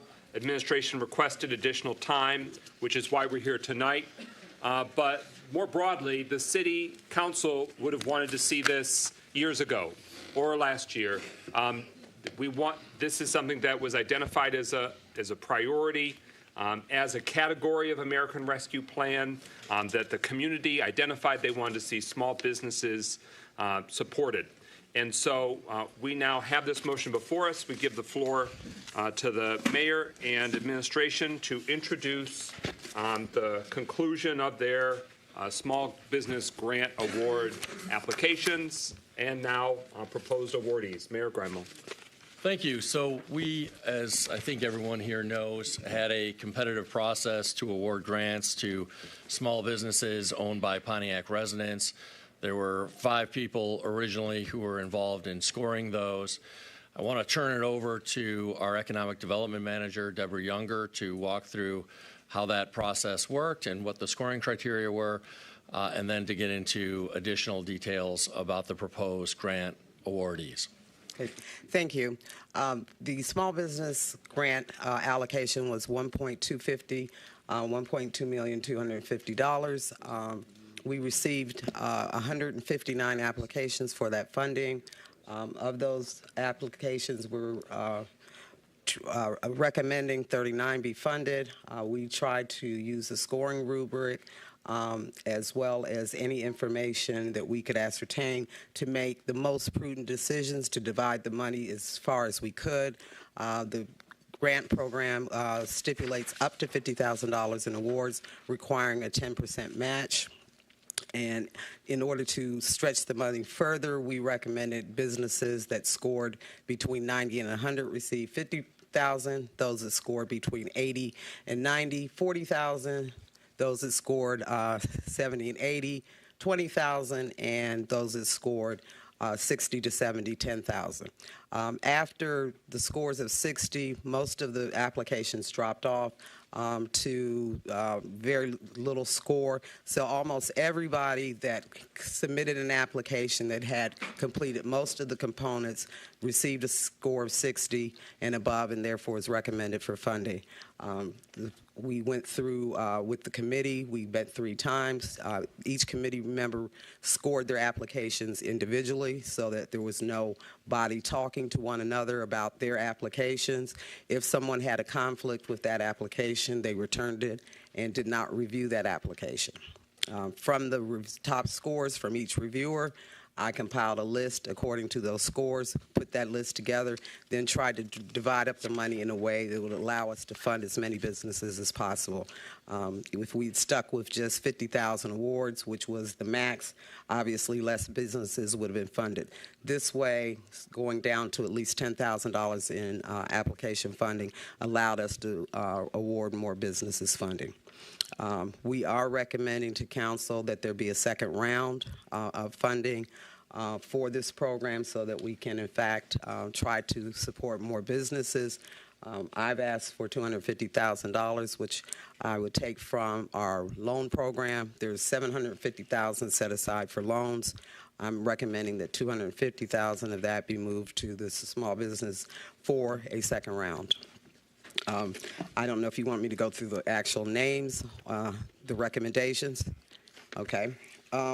50,000 awards that we're recommending: Elam Carryout, LLC, Elam Barbershop, Inc., Yaktown Don't Back Down, Sunset Island, Fillmore 13 at the Kager Burger, Dionani's Fashion Designer District, Your World Electric, Divine 26, Sherelle and Sherelle, Dominique Elise, Harold's Italian Ice, El Picasso Art Cafe, are $50,000 recommendation. $40,000, Starfish Enterprise, Infinity and Beyond Management LLC, Pike Street, which is Crowfoot, Vogue Events, Essential Recycling, Superstar Cleaning, The Herbal Touch, Sassy Cheek Designs, 3D Creative Designs,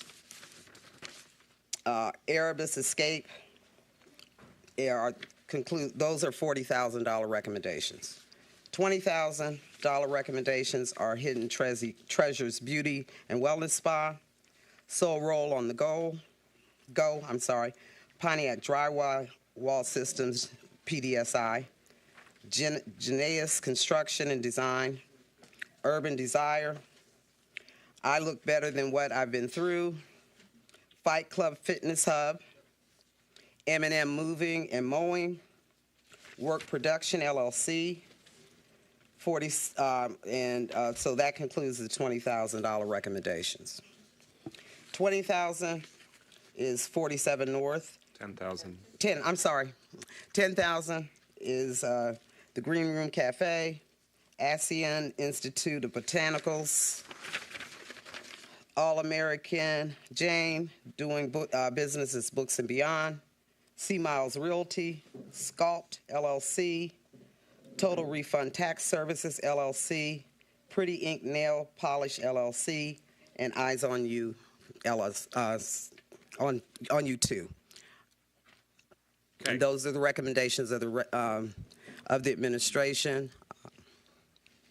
Okay. The resolution that we're considering states that whereas a small business grant program was authorized by City Council, that's us, using funding from the American Rescue Plan Act, that's ARPA, to fund grants to small businesses owned by City of Pontiac residents. And whereas an application process was established and Pontiac small business owners were invited to apply for a grant, and the applicants were scored by a committee based on a scoring rubric. And whereas the applicants are being vetted for compliance with program guidelines and procurement requirements, and whereas applicants must be compliant with state law MCL 117.5, subsection 1, subsection F of the Home Rule Act, and Pontiac Ordinance Section 2-528, contractors or vendors in default or indebted to the city. And whereas any applicant deemed non-compliant will not be awarded and the funds returned to the program to fund a second round of small business grants, now therefore be it resolved, the Pontiac City Council hereby authorizes the award of American Rescue Plan Act, or ARPA, dollars to the businesses indicated in amount indicated on the attached Exhibit A, which Manager Younger was reading from Exhibit A that are in the online council, or on the council packets if you, or we have copies as well. So I see a few hands on the speakers list, but I just want to acknowledge and point out that this is federal money. This is ARPA money.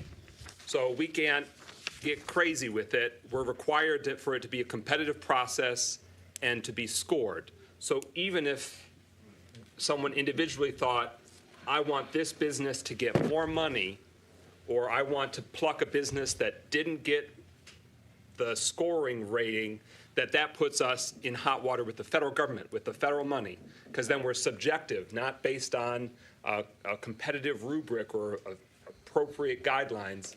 So I just want to emphasize that the City Council authorized the funding and approved the program. The administration built the program and is making the recommendations, and we, as the safeguards of the funding, are saying yes or no to the program. To the recommendations, the awarding of the grant amount. And this is for the first round. As you'll hear, and we're going to discuss later, the City Council's interest in seeing another round and how that might be viable with ARPA funding. But Pro Tem, and then Councilman Rutherford and Councilman Goodman. Yes, thank you, President McGinnis. Ms. Younger. I apologize. Oh, no problem. I just want to ask a couple of quick questions concerning, I know myself and President McGinnis had a meeting concerning this particular program, I believe about a week and a half ago, concerning $500,000 more going into this program. Is that included in this already, or is that something that is coming to the council? No, it is not.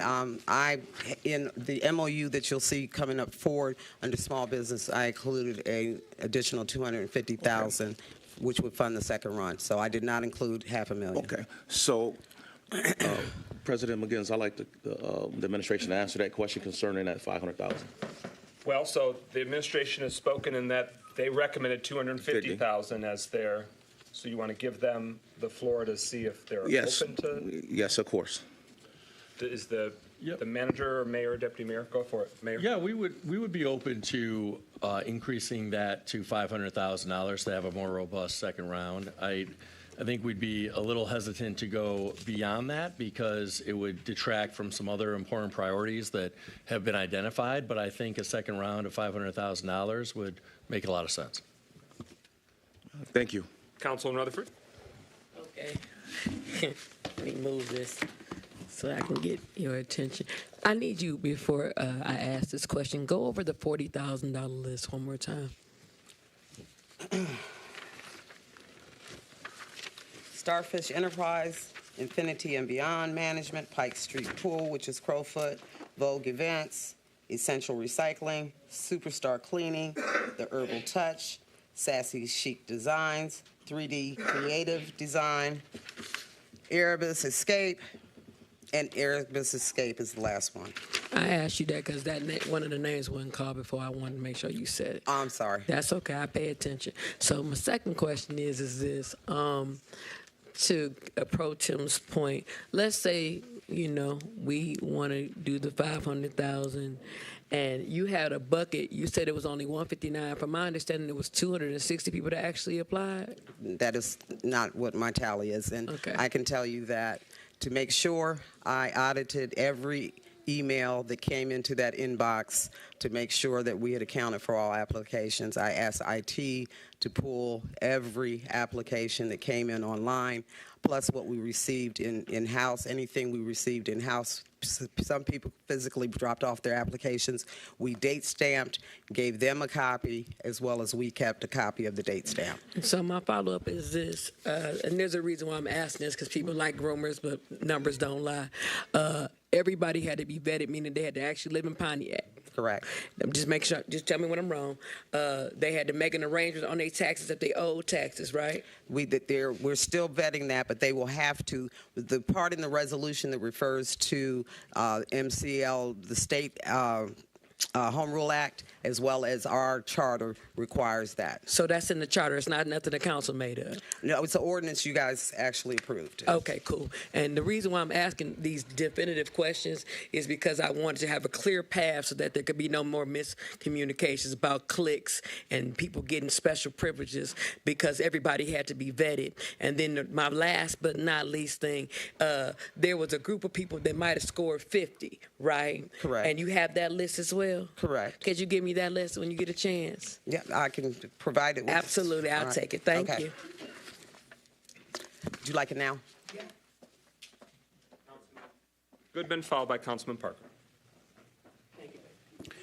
I will wait for Ms. Younger to get to the podium again. So with the second round that you're attempting to do, can the rubric or the scoring, like the stipulations of that second round, be different than the first one? I think what we should do is disclose the rubric up front and modify the application. There's some tweaks that could be made. With any process, improvement can always be made. I think providing the rubric so people know what they're being scored on, and tweaking the application would be the recommendations I would make. Well, thank you for that. I'm asking more in a very strict legal sense. Like, if this were to be like how it is currently, ARPA funds, if we were to fund the second round using ARPA funding, is that something that we can do, again, for funding Yes. and When then we be do able a to second change? round, when we do a second round, yes.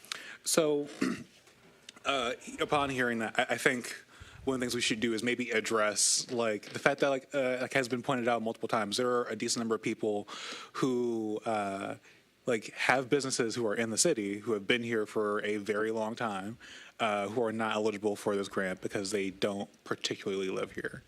And whether that's an ARPA problem or something that we need to address using a different funding source. But I do want to ask council, and I think it's something that Councilman Pro Tem Carrington would be open to, or he sounded like he would be, because I alluded at it earlier, the extra funds that we have that got moved to the Youth Recreation Center, that increased the amount because it was double counted for Maddie McKinney Hatchet Park.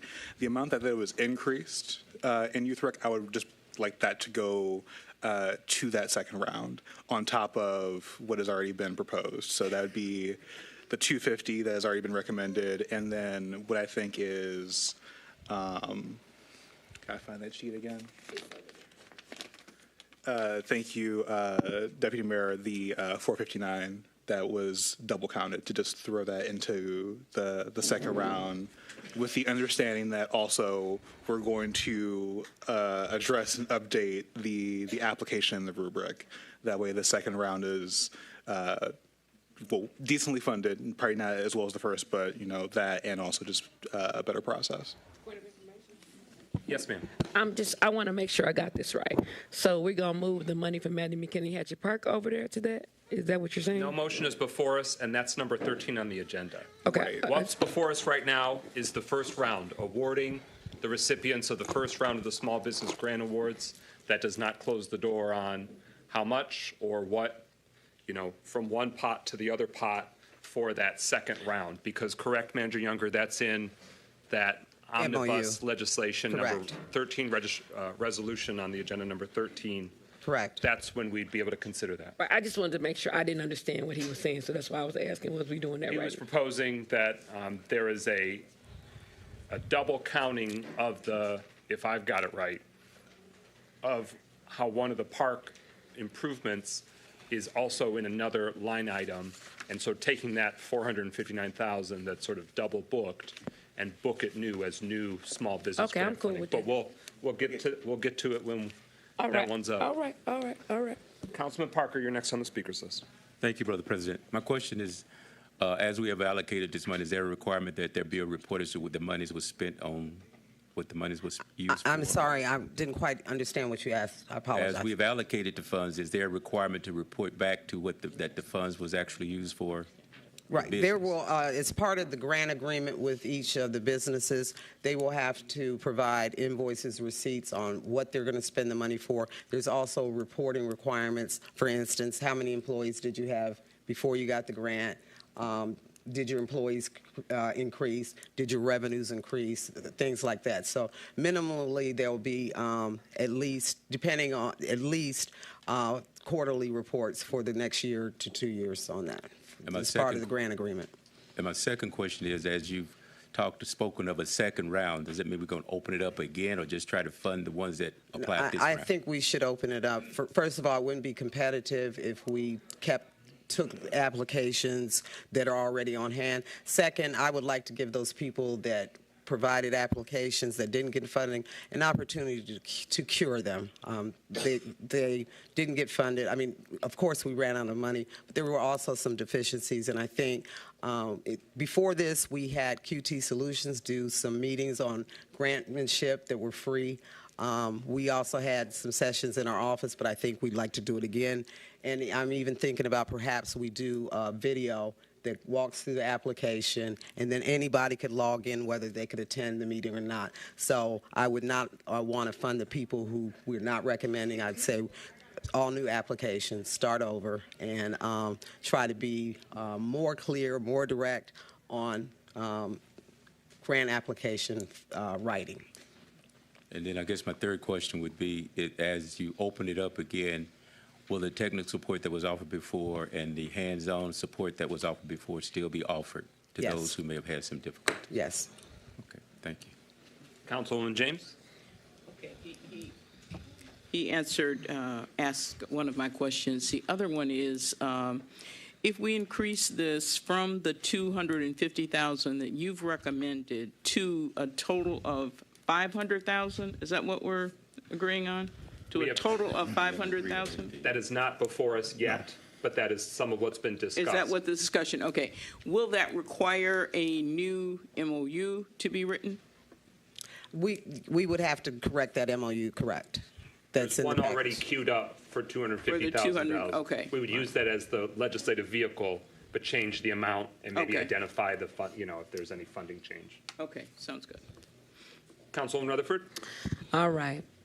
There's a lot of people that have to get their certificate of occupancy. You familiar with that? I am familiar with. And because some people I know who are on this list got their certificate of occupancy, they found out that they need additional funds for their business to be successful. So my question is very simple. Could those individuals reapply for additional funds due to the fact that this administration is gung-ho about certificates of occupancy for certain businesses? Could they apply? I would have to take that under advisement. I don't feel comfortable answering that on the floor. I mean, I think I have to take into consideration all of your recommendations, such as looking at the residency requirement. How could we allow second funding? I think, if you got funded in the first round, given the number of businesses that are going to apply, I think it would be hard to say that you can apply again. But again, I'm thinking on the spot here. I'd like to take it under advisement and come back with you for recommendations, policies, and procedures for council to approve for the second round. Okay, I take that for today. Any final discussion? The motion before us is adoption of the resolution executing grant agreements for the Small Business Grant Program. So, this is ARPA money. The category of small business support, this is one element or one leg of the stool of small business support utilizing the city's received American Rescue Plan Act funding specifically for small business grant support. Is everyone clear on what's, Councilwoman James? I'm not clear. Are we doing two votes or one? We're voting on the list Just that the initial administration submitting. For the initial round. And That that's is it. all? Okay. That is it at this point. And then would there be a second vote to increase the, It's for the in second round? Resolution 13, Okay. later on the agenda this evening. Okay. Councilwoman Jones, what are you asking? I was just saying I didn't get to ask clarification. Oh, I'm so sorry. question. Yes, you have the floor. Okay, thank you. Hi, Ms. Younger. So I'm wondering what the estimated payout period is for these grants. Are these business owners expected to receive, some type of payment before the end of the year? No, I won't have a grant agreement executed before the end of the year. January? I would hope to do some disbursements beginning in January, yes. We're paying on a draw basis, so depends on the business, if they get it all up front. I'm proposing two payments of the grant, and that'll give them time to evidence their 10% commitment as well as if they have to cure any deficiencies, so. Okay, and I just also wanted to advocate for, alterations of the application itself, because this has been a recurring problem, even in my short time being on council. Similar with the Pontiac Chore program, there was a lot of, I would say, miscommunication through the application itself, and a lot of elements were misread and misinterpreted. So I thank you for considering that, and thank you for answering my question. Sure. Councilwoman Rutherford? Okay. There's so many hands. If your hand's next, you have the floor next, Councilman Goodman. I'm sorry. I skipped him over, I guess. Go ahead. You're okay, Michael. So the only question I had, 'cause I think it's been asked before by a couple of different members of the community, and I want this to be public as to the understanding of this, because some people are concerned that there are new businesses who were not open prior to COVID. That received funding. I just want you to speak to that. What the application asks, were you in business before COVID-19? If you were not, provide compelling evidence that COVID-19 affected your ability to start up. We had a business, I won't call name, who showed where they were going to sign a lease. They decided not to, or they got out of the lease because of COVID prevented them from opening. So all of the ones that were new documented why COVID prevented them. In most instances, it was that they didn't go forward with leasing a space or buying. In one instance, they actually bought the building because of COVID. So there's I am sorry, I'm losing my documentation on if you were a new business, how COVID prevented you from opening. Thank you. Councilman Rutherford. Okay. You said you slipped some in, but I need you to explain it to everybody at home. You talked about this 10%. I need you to elaborate on it so that I don't get no call saying, you got my money, I got my money. How much they supposed to have? So give me an example. 50,000 means 10%, and that would be? 5,000. That they have to what? Evidence that they've put into their business. And most businesses that are on here provided their bank statements. Now, we know bank statements are fluid, but at the time of application and at the time of grant agreement signing and before disbursement, it'll be required that they evidence their 10% commitment. Okay, and I just wanted to say that because I don't want to get a call saying, well, I was awarded $50,000 and Pontiac won't give me my money. So that's why I had you say that out on the floor. Thank you so much. And you also had stated that in terms of when the grant agreements would be executed, are each of these businesses individual grant agreements? Yes. So let's say somebody is asleep, Rip Van Winkle, and for the next few weeks doesn't come in or doesn't execute a contract, what becomes of it? We'll give them a time to execute. I think about 40 days, 30, 45 days. If not, the money will go back and go into the second round. And is there an MOU later that accomplishes that? Because I'm trying to understand. Yes.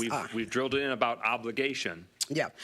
When we obligate, I included all of this on the MOU for economic development. So if you approve the MOU, then it is obligated. This will be The individual grant agreements will actually be how I expend the money, but it will be obligated if you approve the MOU.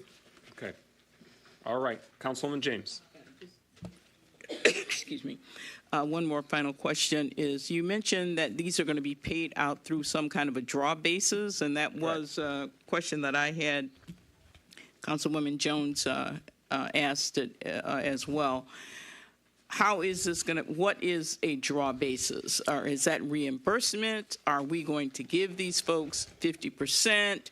How are we going to do this? I'm thinking 50%, and then if they fulfill all the reporting requirements and all of that, evidence their receipts, then, but when we give them, I mean, they need to bring invoices and that type of thing, but a 50% draw, and then followed by a second draw, 50%, provided everything is that they are spending as planned. As planned, correct. Okay, thank you. And we'll outline that. Now, I will say we may make exceptions. It depends on the business. For instance, if they are getting equipment, they may need to order it. So it may take more than 2 draws. But in general, I see 2 draws as the way to go. But there may be exceptions. And we'll spell that out in the individual grant agreement. So once they're approved, we will call them in, meet with them, go over, make sure we have a timeline and accurate list of expenditures and how they want to proceed. Okay. Any further discussion? If there's no further discussion, we vote. Hearing no further discussion, roll call. Clerk Doyle on the resolution approving the grant agreements for the Small Business Grant Program. Goodman? Yes. James? Yes. Jones? Yes. McGinnis? Yes. Parker? Yes. Rutherford? Yes, Carrington? Yes. 7 yeas, no nays. That motion carries. The resolution is adopted. A round of applause to the Pontiac small businesses that were awarded in this round. And later in this evening's agenda, we'll delve into the amount or authorizing a future round of small business program support. All right, next on the agenda, we are at number 6. Is there a motion to adopt the resolution? All right, I'll do it. No. I'm going to do a little recess, 30-second recess. If you were just here for the small business grants and you want to leave, we'll give you a few seconds. Yes. Thank everybody for coming out. If you have any conversations, take it downstairs. Otherwise, we'll hear the roar of excitement through the walls. Yeah, a few more to go. All right. I'm going out of town, so let me know within the week. Okay. Because I don't want to be out of town. I'll be gone for a while.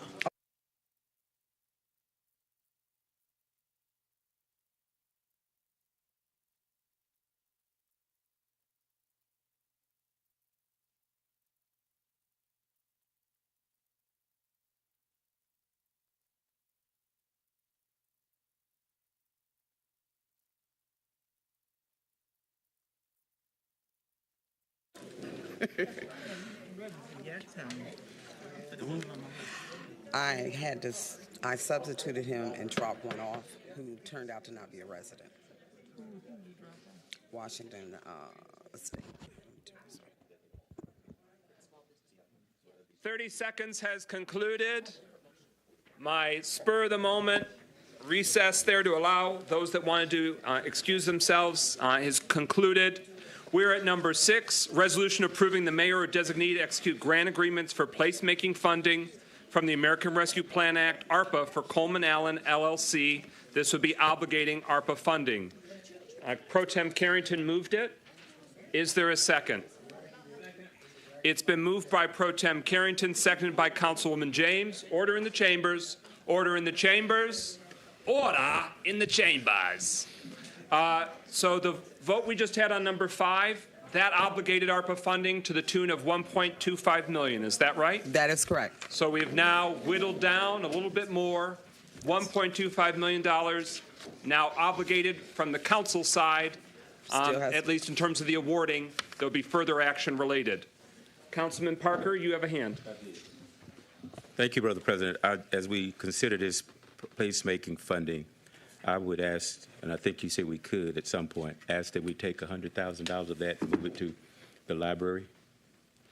Well, that'll require some clarification from me because the city of Pontiac has not received any applications or proposals from the library. So at least when it comes to the placemaking category, I've got nothing to sink our teeth into. Okay. That doesn't mean there can't be some burn the midnight oil consideration of something specific, but it's got to be a proposal. It's got to be something the city's received, and I don't know if that window is closed or not. We can delve into that. But what we have before us right now is this specific program, this proposal, and we need to know what we're looking at. But I hear what Councilman Parker is flagging, that he would like to consider additional placemaking projects.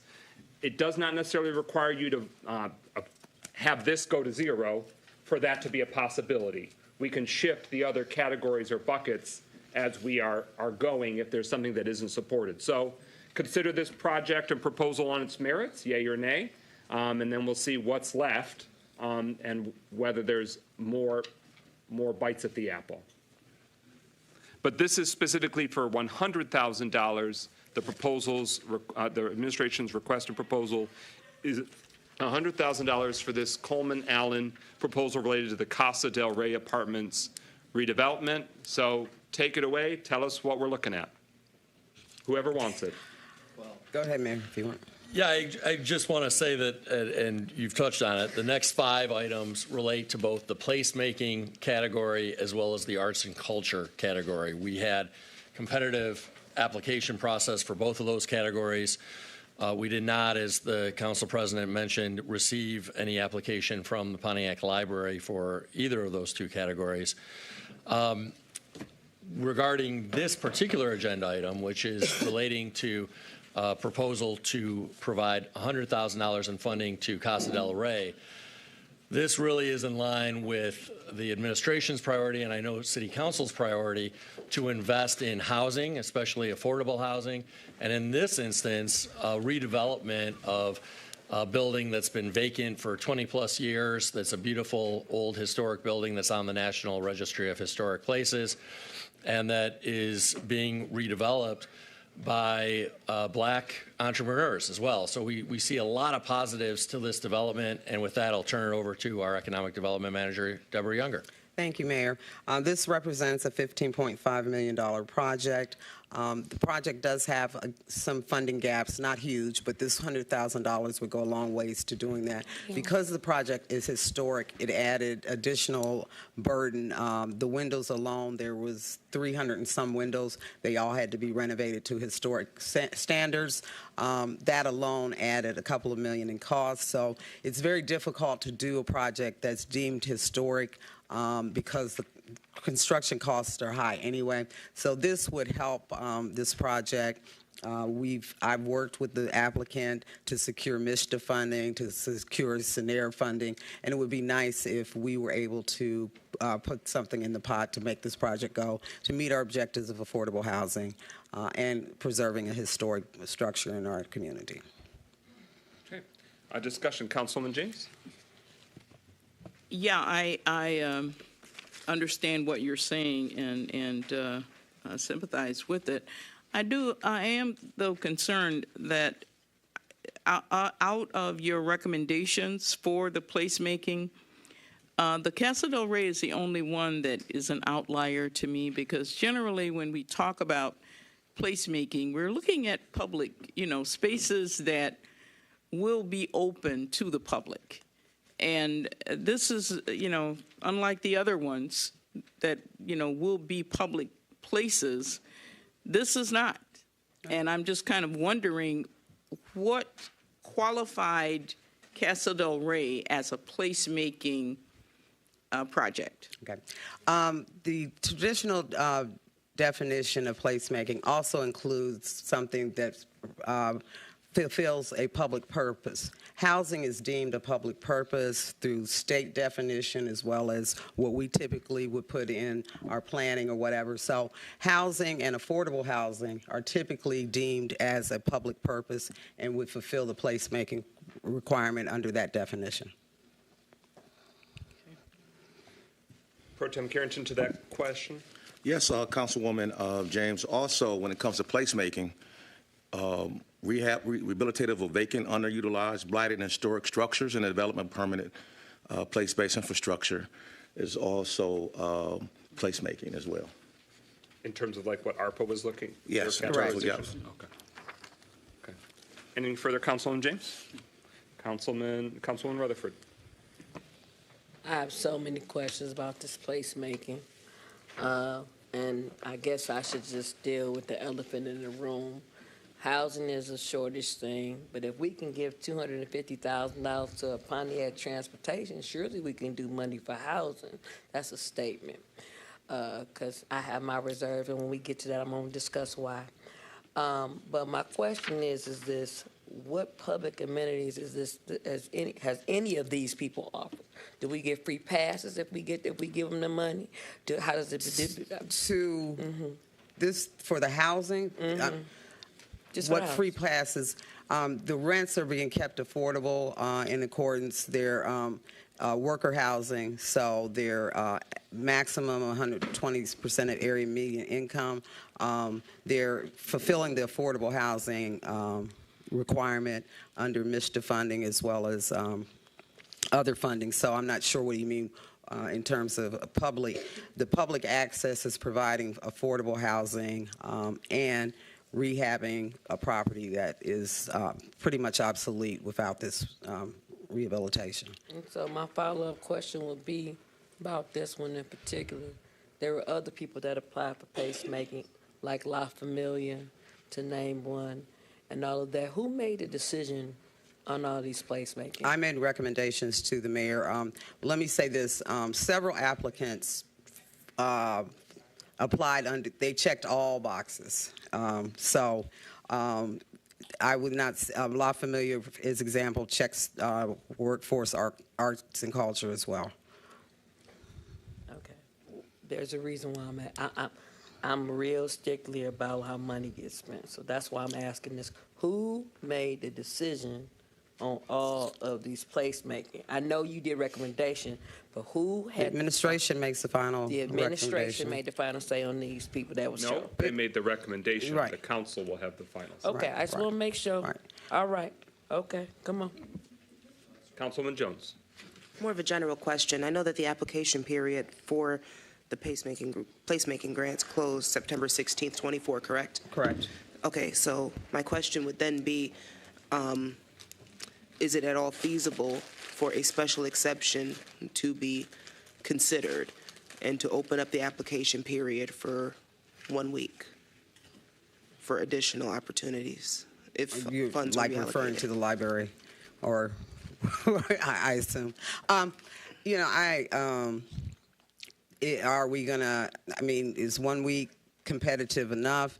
Are we going to? Well, considering the time it's crunch. at council's pleasure. Ultimately, I would defer, but I would say that that's, I have a lot of assignments that fall under economic development, and while I do my best to fulfill them all, trying to get an application out and getting it back in a week is putting some strain on my limited staff and my ability to do it. If I'm tasked with doing it, like always, I will get it done. But I do think that that's asking something that I don't have the bandwidth for, frankly. So it's risky, but it is slightly feasible. That's correct. Thank you. And this is why I was banging the drum at the beginning of 2024 about moving it along. And I'm not faulting you, Manager Younger, because what you're saying is real life, that you have a very full, overflowing, loaded plate. But the delay in the administration getting their sea legs and operational for how they were going to be in compliance with ARPA, managing ARPA, driving this down the ball field, is in part why there is this crunch at the end, and that has really compromised the City Council's ability to make really deliberative processes and have the community, all of the community, sort of ratify what the decisions we're making.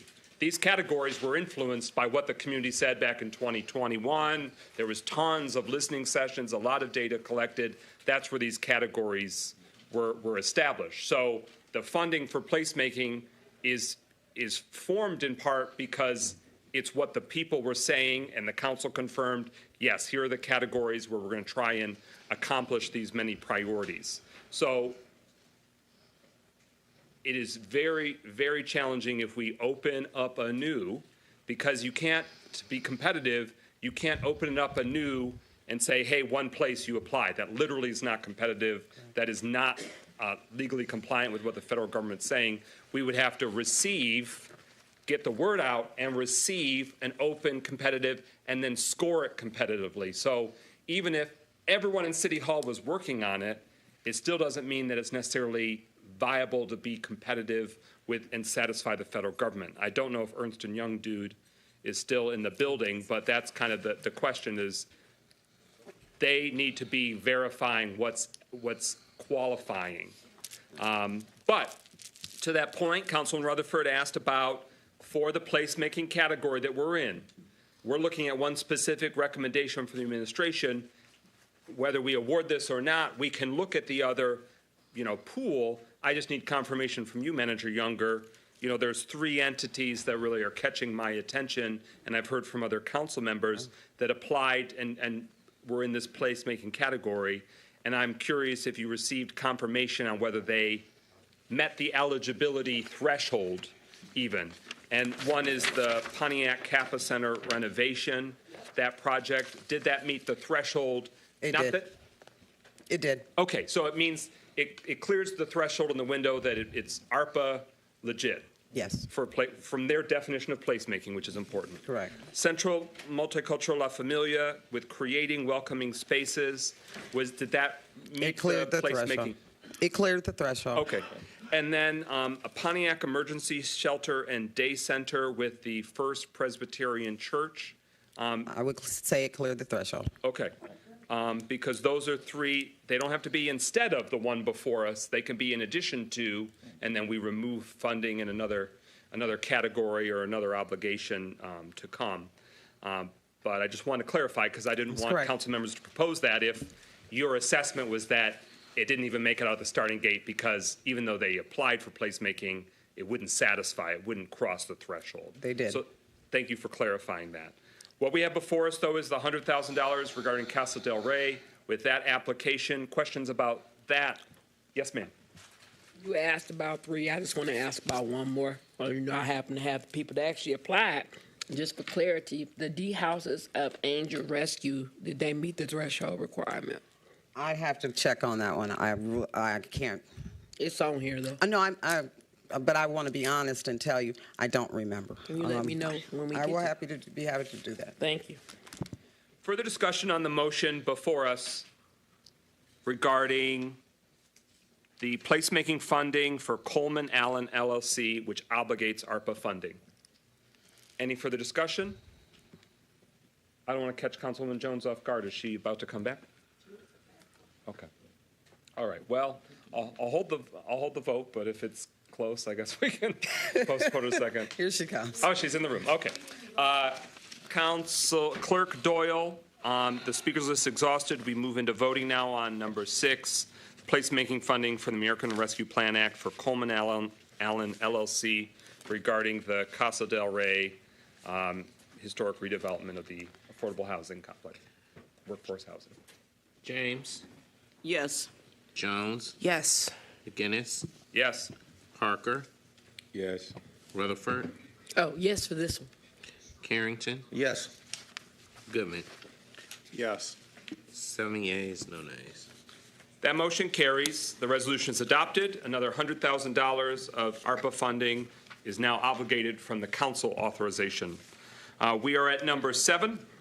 Resolution to approve the mayor or designee to execute grant agreements for placemaking funding from ARPA for Main Street, Pontiac. This would obligate ARPA funding. Moved by Councilman Rutherford, seconded by Pro Tem Carrington. Administration has the floor. Thank you. I think most folks are familiar with Main Street Pontiac. It's a nonprofit that is involved in placemaking, quite literally, in our downtown. And it's all about sprucing up the downtown. It's about creating a sense of place downtown. Most recently, they launched the small craft houses for small businesses and entrepreneurs to be able to operate out of affordably so that they can have affordable rents in the downtown. And Main Street Pontiac is doing a lot of great work, and we certainly believe that it's worthwhile to fund that great work. And with that, I'll turn it over to Manager Younger. As the mayor's indicated, Main Street is requesting funding for several of the projects that they have going on in the downtown.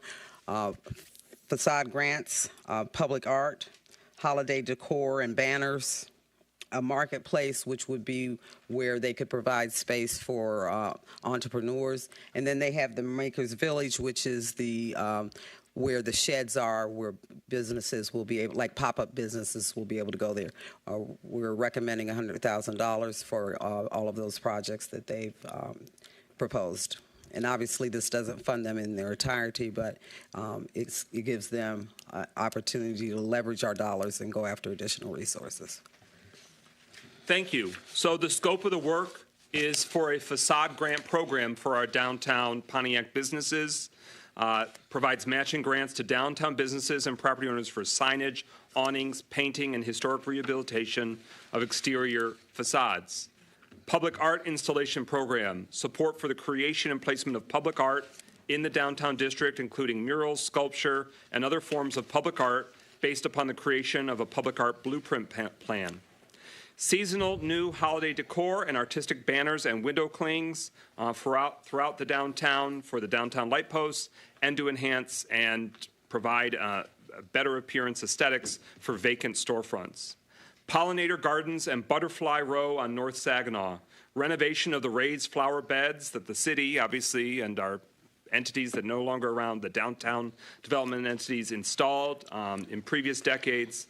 But enhancing those raised flower beds in partnership with a pollinators organization, installation of butterfly art pieces on light posts, and it will be leveraged with an application to the state placemaking crowdfunding grant. So they're trying to basically maximize this funding to get even more grant funding to beautify the downtown. A marketplace, creation of a Pontiac-based entrepreneurial marketplace and incubator at 67 North Saginaw, similar to how the Rust Belt Market is operated in Ferndale.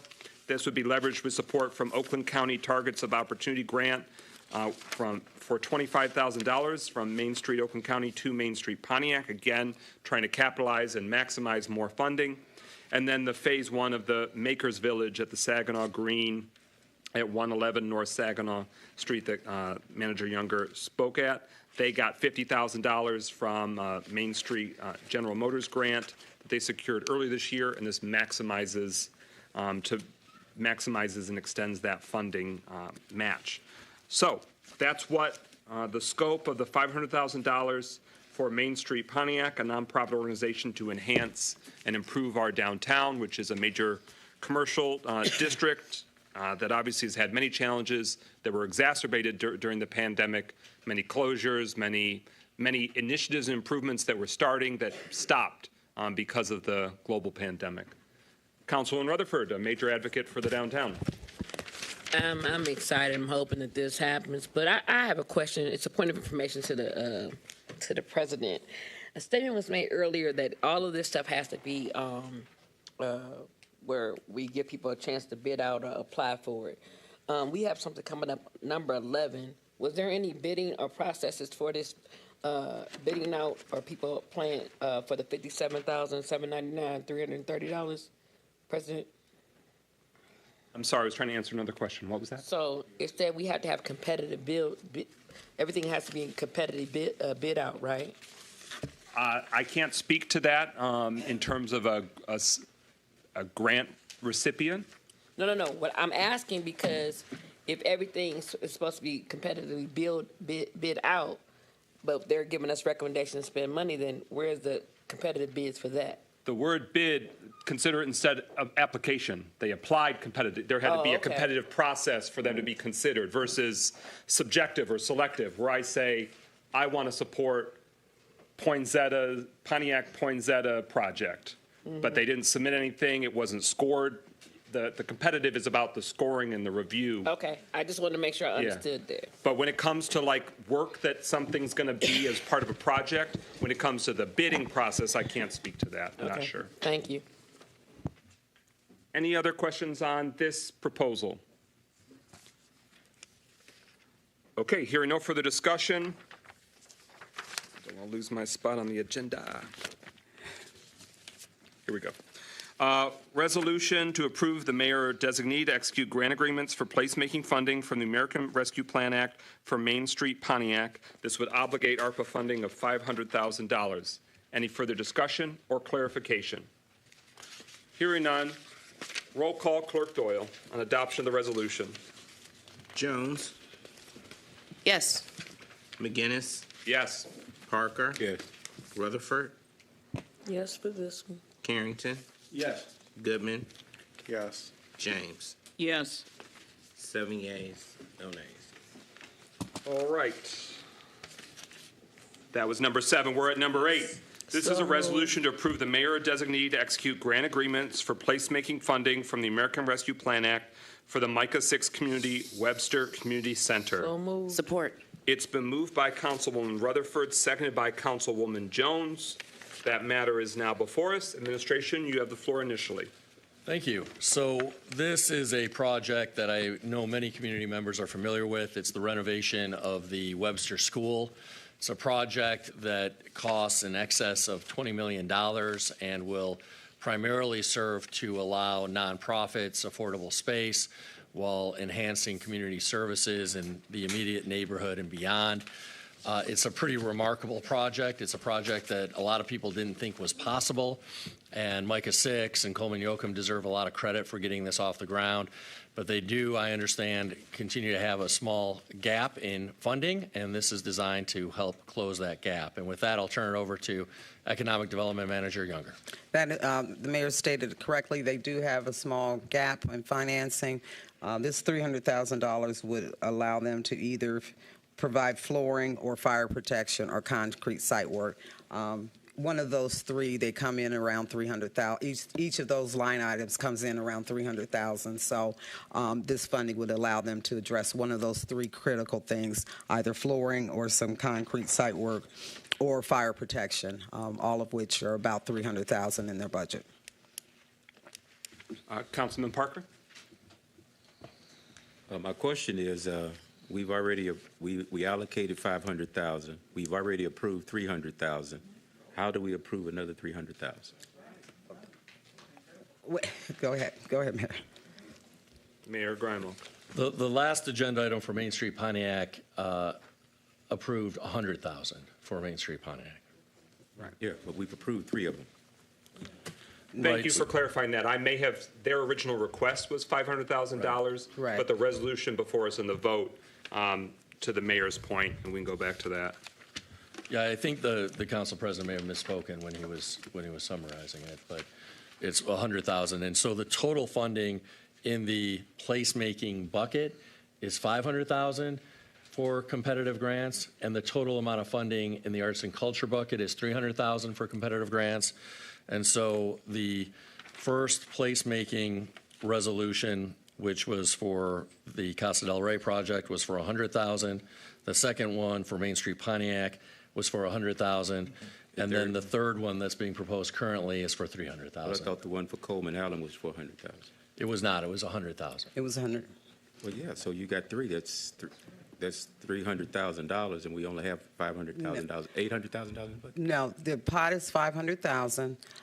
Coleman is $100,000, which is Casa del Rey. They're the same. That's $100,000. Main Street is $100,000, which is $200,000 total. And then this, if approved, would be $300,000 for a total of $500,000, which is in that bucket. Oh, I see what I did. I was counting number 5. I apologize for, I was reading a section of the resolution that I probably. was counting number 5. We still good so far.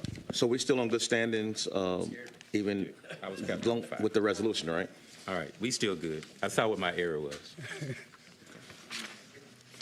Okay, so what we're looking at now is $300,000 placemaking for Micah 6 Community Webster Community Center. Any questions or deliberation? I don't have the, it's come before us previously where it speaks to the square feet, but it's a very large, substantial structure on West Huron Street, and that they have a target of later next year of completion, and this would be the new home for, I believe, 10 different small businesses and nonprofit organizations from Pontiac and the Pontiac vicinity, either coming, opening, or returning to Pontiac. They're proposing an indoor bus stop and a community space, open space as well, correct? That is all correct. All right. Further discussion on this proposal? Okay. Hearing no further discussion, we're talking $300,000 placemaking funding for this Webster Community Center project. Hearing no further discussion, roll call Clerk Doyle on adoption of the resolution. McGinnis, Yes. Parker. Yes. Rutherford, Yes. Carrington, Yes. Goodman, Yes. James, Yes. Jones. Yes. 7 yeas, no nays. That motion carries. The resolution is adopted, and additional ARPA funding has now been obligated from the council action side of the equation. Could I please have a motion to suspend the rules to take up a resolution that is not currently on the agenda? So Moved by moved. support. It's been moved by Councilwoman Rutherford, seconded by Councilwoman Jones. The purpose of suspending the rules specifically is to allow for an additional resolution expanding the placemaking categorical and awarding additional grant agreements, authorizing additional grant agreements for those from the category that applied, that submitted the application that we know at this point met the threshold of qualifying in the placemaking category. So that's the vision for the suspending the rules, because it's not on the agenda already. Any other clarification on the motion to suspend the rules before us? Hearing none, roll call Clerk Doyle. Parker, Yes. Rutherford, Yes. Carrington, Yes. Goodman, Yes. James, Yes. Jones, Yes. McGinnis. Yes. 7 yeas, no nays. Okay. And we've obviously heard from a few council members of their interest during the conversation this evening. Pro Tem Carrington's flagged for me that he has a resolution he'd like to propose. I move to adopt a resolution adding $325,000 to the ARPA placemaking funding and authorize the mayor to execute grant agreements for Pontiac Capital Center renovation, $15,000, Central Multicultural Familia, creating welcoming spaces, $160,000, and Pontiac Emergency Shelter and Day Center for another $150,000. Support. It's been moved by Pro Tem Carrington and seconded by Councilwoman Rutherford. This would expand the placemaking, and the amount that you see you've heard of $325,000. That anticipation would be not utilizing ARPA funding for the Gateway project, coming up with another funding source for what would also be a great initiative. So that's that's how the maths, the $325,000, it breaks out. Those are three organizations that applied and were competitively reviewed. Councilman Rutherford. I would like to just say I am appalled and truly upset that it took us to do this, because La Familia is one of the best programs that we have in this city, and for them not to be awarded placemaking was truly disturbing. What's even more disturbing is that we have a shelter issue in the city of Pontiac where shelters are already bombarded, and this moving transitional shelter is needed so that we don't have anybody freezing outside. And why it wasn't awarded is just mind-boggling to me. I just want people to care more about people than things and museums, and that's all. Mayor Gremmel. Yeah, just a question. Earlier, I think you alluded to the fact that, I may have misunderstood, that Central Multicultural La Familia applied in several categories? They did. So they also applied for workforce development, is that right? And they are actively under consideration for that? They are in consideration for that. Okay. And then the other question is, I think when the First Presbyterian Church applied, it was for a location on West Huron, and I recently learned that they are no longer planning to operate out of that location, at least this season. And so what do we know about that and how that might affect their application? I do not have that information about where they're going to operate. Is that a hand? No, Okay. no. Councilwoman Rutherford. We are not going to play semantics because he knows that Messiah is not up to code, and that's why it's not at Messiah. This is about doing what's right for the people that are least, that are in the worst positions. We are not about to play politics, because if we want to play politics, I can go through and name a whole bunch of other things that you guys are awarding stuff to that don't make common sense. This is about what's doing right. Don't do that. Don't do that. Like, please don't do that. You know that they need this money. You know that without this money, there will be no shelter. Please don't fight us on no address change location, because if we want to do rules, it's a whole bunch of people who y'all chose that I know for a fact you had something to do with that nobody agreed for them to be chosen. So do right by these people. That's it. I'm telling you. All right. This is crunch time. It was a question. Your hand has been seen. I'm speaking. This is crucial crunch time. Do we really care about being seen as who's right or who's precise, or do we want to obligate ARPA funding? Mayor Greimel, your hand. Well, it really was truly just a question, which is, and I don't know the answer, but if they applied for one location, does that affect things? I also learned earlier today that they do have the funding from the county to operate at their new location from December 15th through March 15th, is my understanding. So my understanding is they have the funding needed to operate this winter, at least. We have a motion before us for a resolution. $15,000 for the Kappa Center renovation, $160,000 for Central Multicultural La Familia, creating welcoming spaces, and $150,000 for the Pontiac Emergency Shelter and Day Center with First Presbyterian Church. Is there any further question or clarification? If there's no further discussion, it's voting time. All right. So, and the beauty of doing this now is that if anything needs to be tweaked or finalized or a new document, we can do that next week. But this identifies, of course, additional placemaking funding for 3 additional grant recipients and authorizes the execution of the agreement.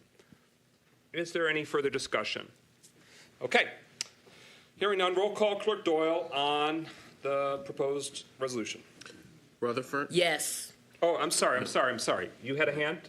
Well, the where he wants to pull the money, the $325,000 is still going to leave us 10,000 short. So because you're at 315,000, not 325.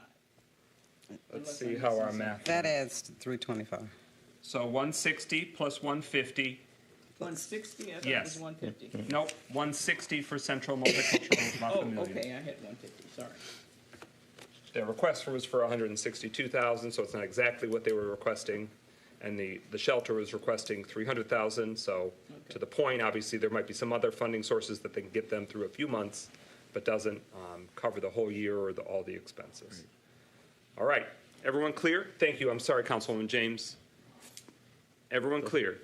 All right, please resume the roll call vote. Clerk Doyle. Rutherford? Yes. Carrington? Yes. Goodman? Yes. James? Yes. Jones? Yes. McGinnis? Yes. Parker? Yes. 7 yeas, no nays. That motion carries, so additional obligation action from City Council for a total of $325,000 in additional placemaking funds. All right, we're at what was number 9 on the agenda. It's the resolution to approve the mayor designee to execute grant agreements for arts and culture funding from the American Rescue Plan, ARPA, for the Pontiac Creative Arts Center obligating ARPA funding. Support. It's been moved by Councilwoman Jones, seconded by Councilwoman Rutherford, and I just want to make sure I get to the this spot in our packet. Point of information. Yes, ma'am. To the previous thing we just voted on, what's the timeline when those people will actually get their funds now that we've awarded it to them? Preferably specifically the one I'm referring to is the shelter. I will work diligently. I understand that it's the winter. I'll work to get it out. But we do have several steps to do it. I'll have to draft an agreement, get it signed. It also has to go to sam.gov under the subrecipient agreement. So that is at least 2 weeks time frame to get through sam.gov. But I will work to get the money out. To the President, just so that I'm clear, because we have a 7-0, it cannot be vetoed, correct? Any resolution or ordinance can be vetoed by the mayor regardless of the vote total, but it would be futile in the sense that it's been communicated that there's adequate number of votes to override that veto. But the clock is the clock, so it's if it is vetoed, then we would have to come back depending on where that timing is. The clerk has, I believe, 4 days after we vote on it to present it to the mayor, and then the mayor has X number of days before they can consider. So it's just the reality of local government. Hooray, right? But to the point, they're like these other ones, they've already got the grant agreements in place. They've been, there's these steps. We are, even though we're pulling from something that's applied, that was competitive, they had the opportunity, it still does require a little extra lift. If we started whole cloth, then it's an extra lift plus creating a new window, which personally I don't see that as sustainable or viable with the administration and their capacity. So, but we had a move in a second. We're talking a resolution. It's whereas the city of Pontiac wants to support arts and culture in its recovery from the effects of COVID-19, and whereas the Pontiac City Council authorized the expenditure of $300,000 for the arts and culture grant program, and whereas a grant process was created and applications were due to the city by September 16th, 2024, and whereas the Pontiac Transportation Museum and Pontiac Creative Arts Center were among the applicants for arts and culture grants, now therefore be it resolved, the Pontiac Creative Arts Center shall be awarded $50,000, and further resolved that the mayor or his designee is authorized to enter into grant agreements with the awardees for the aforementioned amounts. So I'm going to do an amendment in addition to another amendment just to clean up some of that language, because this resolution is only acting for one awardee. But I want to give the floor to the administration for their rationale for their proposal. Thank you. I think most of us in the community are familiar with the Pontiac Creative Arts Center. It's been a stalwart organization providing important arts programming for many decades now, and does a lot of work with youth, but also of adults, and certainly serves an important role as a gathering place and meeting place for important and prominent city events. So we certainly think that the recommendation of $50,000 for the Pontiac Creative Arts Center has merit and is an important and positive investment in the community when it comes to arts and culture. And with that, I'll turn it over to Manager Younger. I don't really have anything else to add. They're going to use this for construction for some of the facility. The facility needs some work, and so they're asking to use this for construction. Okay. So many of us in the room are familiar with the space already. Many moons ago, it was actually a city building. It was the city property that was conveyed to a nonprofit about 12 years ago. And when it was conveyed, it already had these time bomb of structural problems. It's a building from 1893, beautiful, historic, but you can see based on what's been provided in the application, the crumbling, the exterior, that this is important to be able to allow this landmark to be able to continue for into the future and keep providing this arts and cultural nonprofit services to the community. I want to add another resolve, though. This is the amendment. If someone's interested in making it, I'll state it. It's going to clean up the final, currently the final resolved, and just read, instead of, it'll say, and further resolved that the mayor or his designee is authorized to enter into the grant agreement with this awardee for the aforementioned amount, and at a second and further resolved that the Pontiac City Council requests and recommends that the Pontiac Creative Arts Center consider the renaming of a space within the facility in honor of Portia Fields Anderson. So moved. Support. It's been moved by Councilman Rutherford and seconded by Councilman Jones for that amendment. Cleans up the second resolved, adds a third resolved. Portia Fields Anderson, in her 40 years of service to the city, and even after, in semi-retirement, because she never retired. She was always working. But she taught dance in that building. There are many community members we have heard. So we recognize and respect that over the last 50 years as a nonprofit, there are many that have played a part to that facility or played a part to the nonprofit. But we think it's really important, if they're willing, that either the performance stage or the dance floor, something that her spirit and her memory can be reflected there. We recognize that that's the amendment.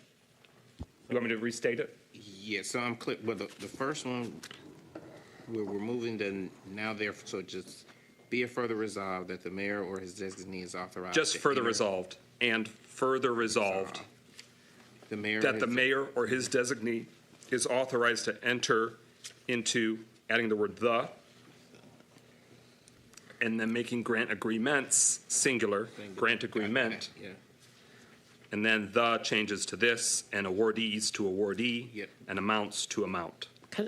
Point of information. Yes. Oh, I'm sorry, Clerk Doyle, further questions? And then the further resolve that the Pontiac Creative Arts. The Pontiac City Council requests and recommends that the Pontiac Creative Arts Center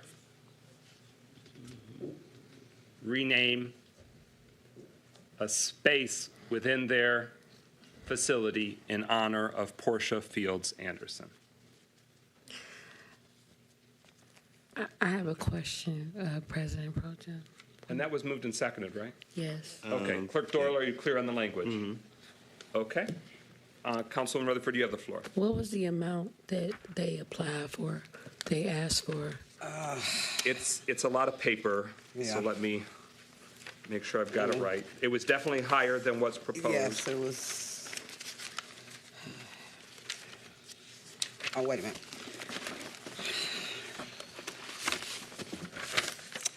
Give me 1 sec.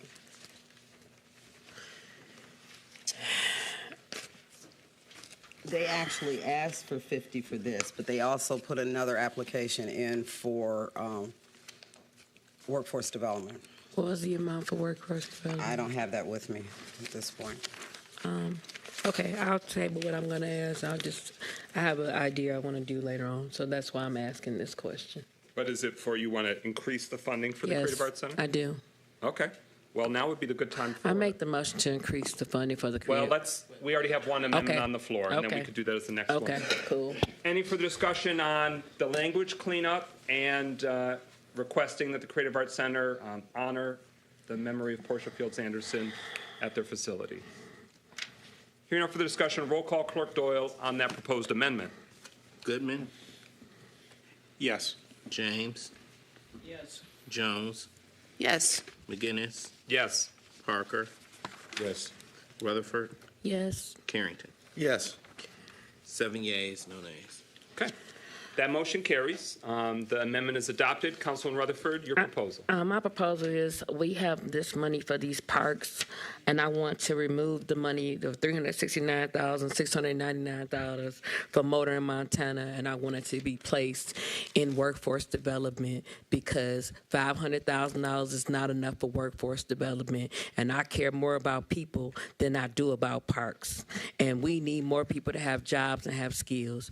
And so if you put that $369,699 in workforce development, it would get the total up to $869,000, and I'm willing to sacrifice a park so that the people who need the skills for workforce development can have funding. Therefore, didn't they apply for it? You're on a roll, and I don't want to cut you off, but that's not what we're at. We're still on the resolution about the Pontiac Creative Arts Center. So that would be an appropriate motion when we get to the votes on those items. Okay, I'll wait, but that's what I'm doing. Okay. Okay. But did you want to change the amount of the Creative Yes, Arts I would Center? like to change. I make a motion to change the amount for the Creative Arts Center from $50,000 to $100,000. Is there a second? Second.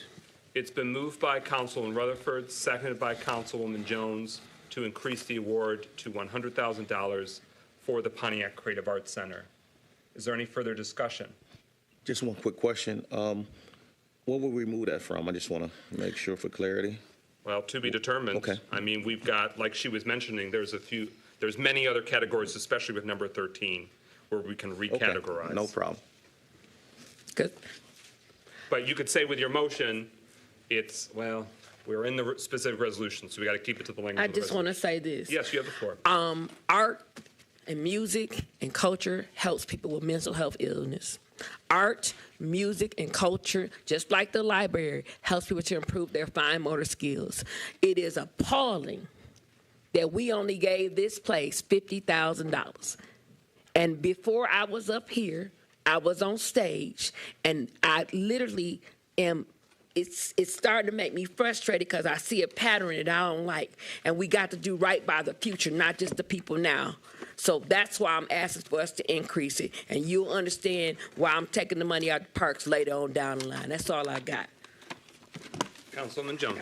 So a point of information, and I don't know if this is the appropriate time to ask because I am completely okay with allocating more money to the Creative Arts Center, but I want to know, can we create categories under what is already designed, already agreed upon under ARPA? So if there is an additional economic development category, can we allocate money Help me out. What do you mean? For arts or culture, or like can we add a literacy category under arts and culture?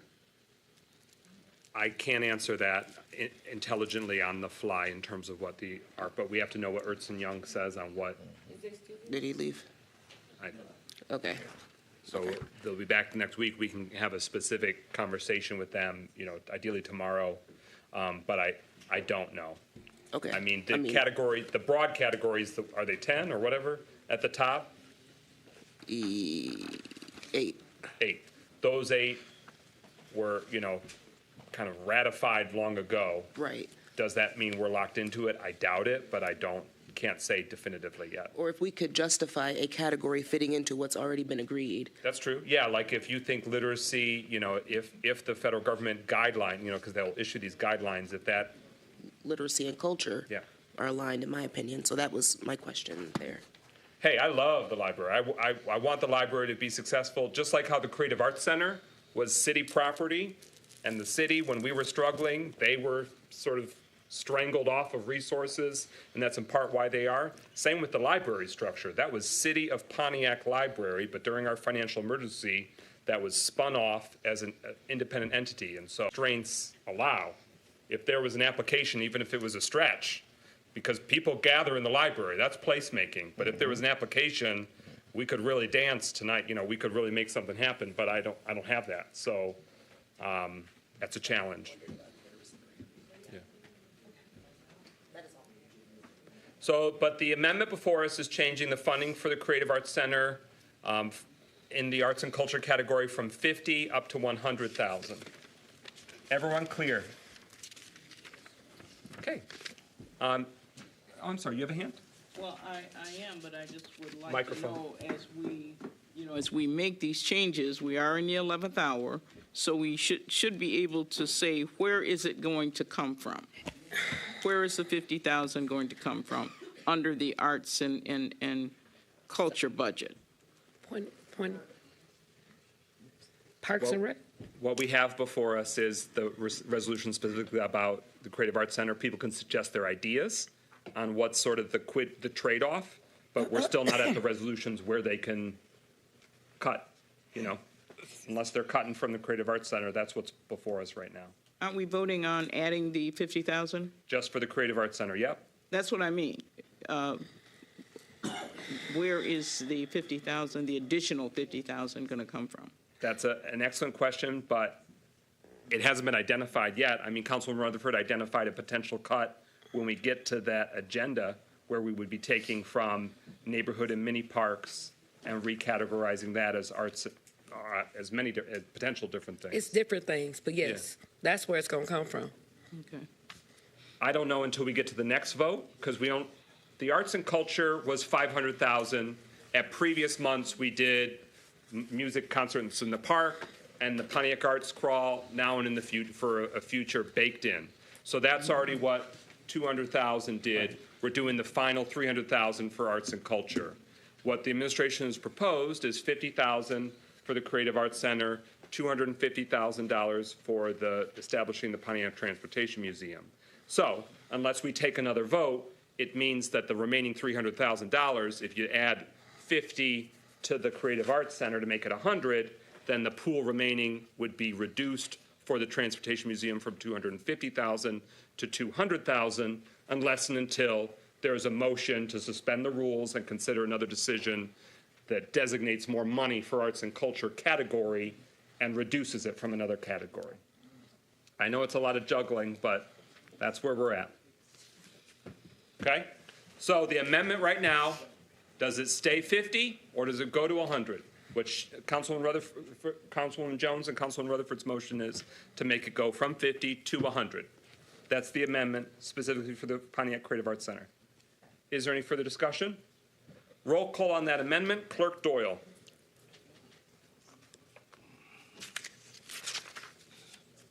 James. Yes. Jones. Yes. McGinnis. Yes. Parker. Yes. Rutherford. Yes. Carrington. Yes. Goodman. Yes. 7 yeas, no nays.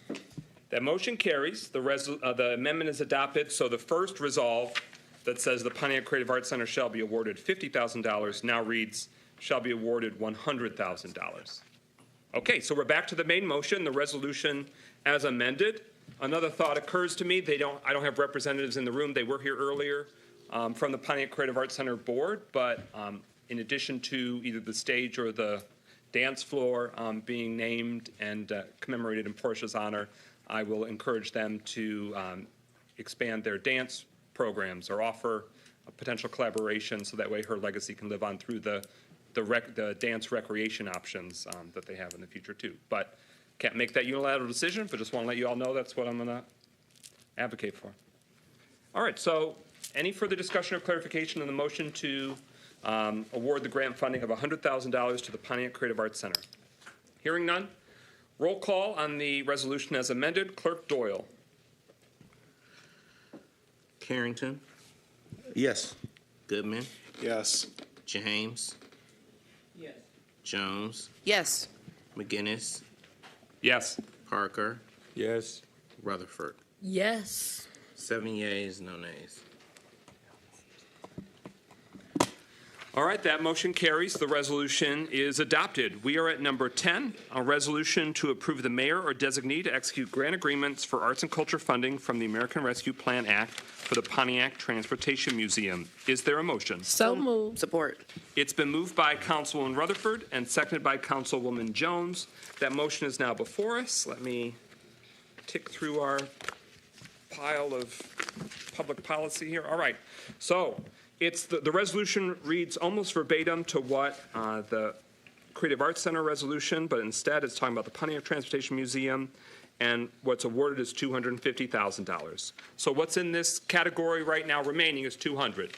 So two pathways. One, reduce 250 to 200, or try and slice from some other category and add another $50,000 to go to that same target, or a different amount. So those are the two main options. What's the pleasure of the council?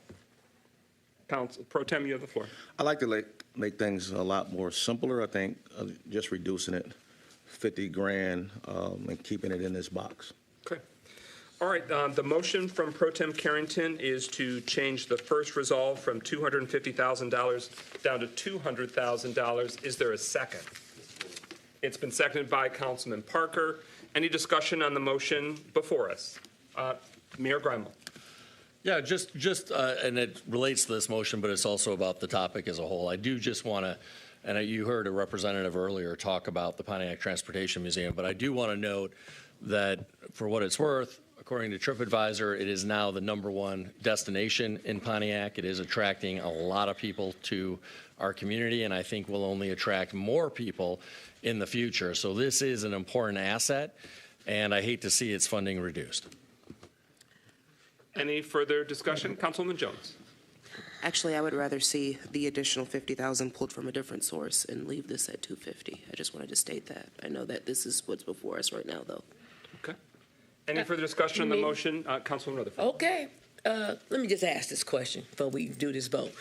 Was any free passes offered to the citizens of the community? Was there a free day for the people to go to the community thing? And how does it directly impact and or benefit other than it being this tourist attraction for the people who probably can't afford to go in there because they can't afford to pay for it? What you got? Okay, that was fast. The first part of your question I think I got was, are free passes going to be offered to Pontiac residents? I talked to the museum about that, and Sunday or Saturday would be a day designated for Pontiac residents. Okay. I have more information on that, but it's not really related to the motion. It was going to be the next change to request that. So okay. What about, let's say, if I wanted to have my district meetings there, are they offering for people to be able to have their meetings there? Yes, their meetings. They didn't say free, but yes, it's open. They didn't say free. But they're getting, if we were, because I'm a numbers person, giving them 250. How does it directly benefit? Because the district gonna change. So what if Milana want to have her meetings there? Does she have to pay, even though the citizens are giving them $250,000? I have not negotiated that. Okay, thank you. Excuse me, Mr. Council Clerk Doyle. So I'm clear. The amendment was to reduce from 250 to 200? Correct. Okay. That's been proposed and seconded, so that's now what we're discussing. Depending on the vote outcome, then I will do a follow-up amendment or ask for a follow-up amendment asking for guaranteed free admission for Pontiac residents, not with a date specific. But I don't know that I have as much leverage to ask that if we, depending on how much we cut it. You know what I'm saying? But the motion before us is reducing from 250 to 200. That's the amendment for the awarding to the Pontiac Transportation Museum. Any further discussion? Hearing none, roll call. Clerk Doyle on the proposed amendment. McGinnis? No. Parker? Yes. Rutherford? Yes. Carrington? Yes. Goodman? No.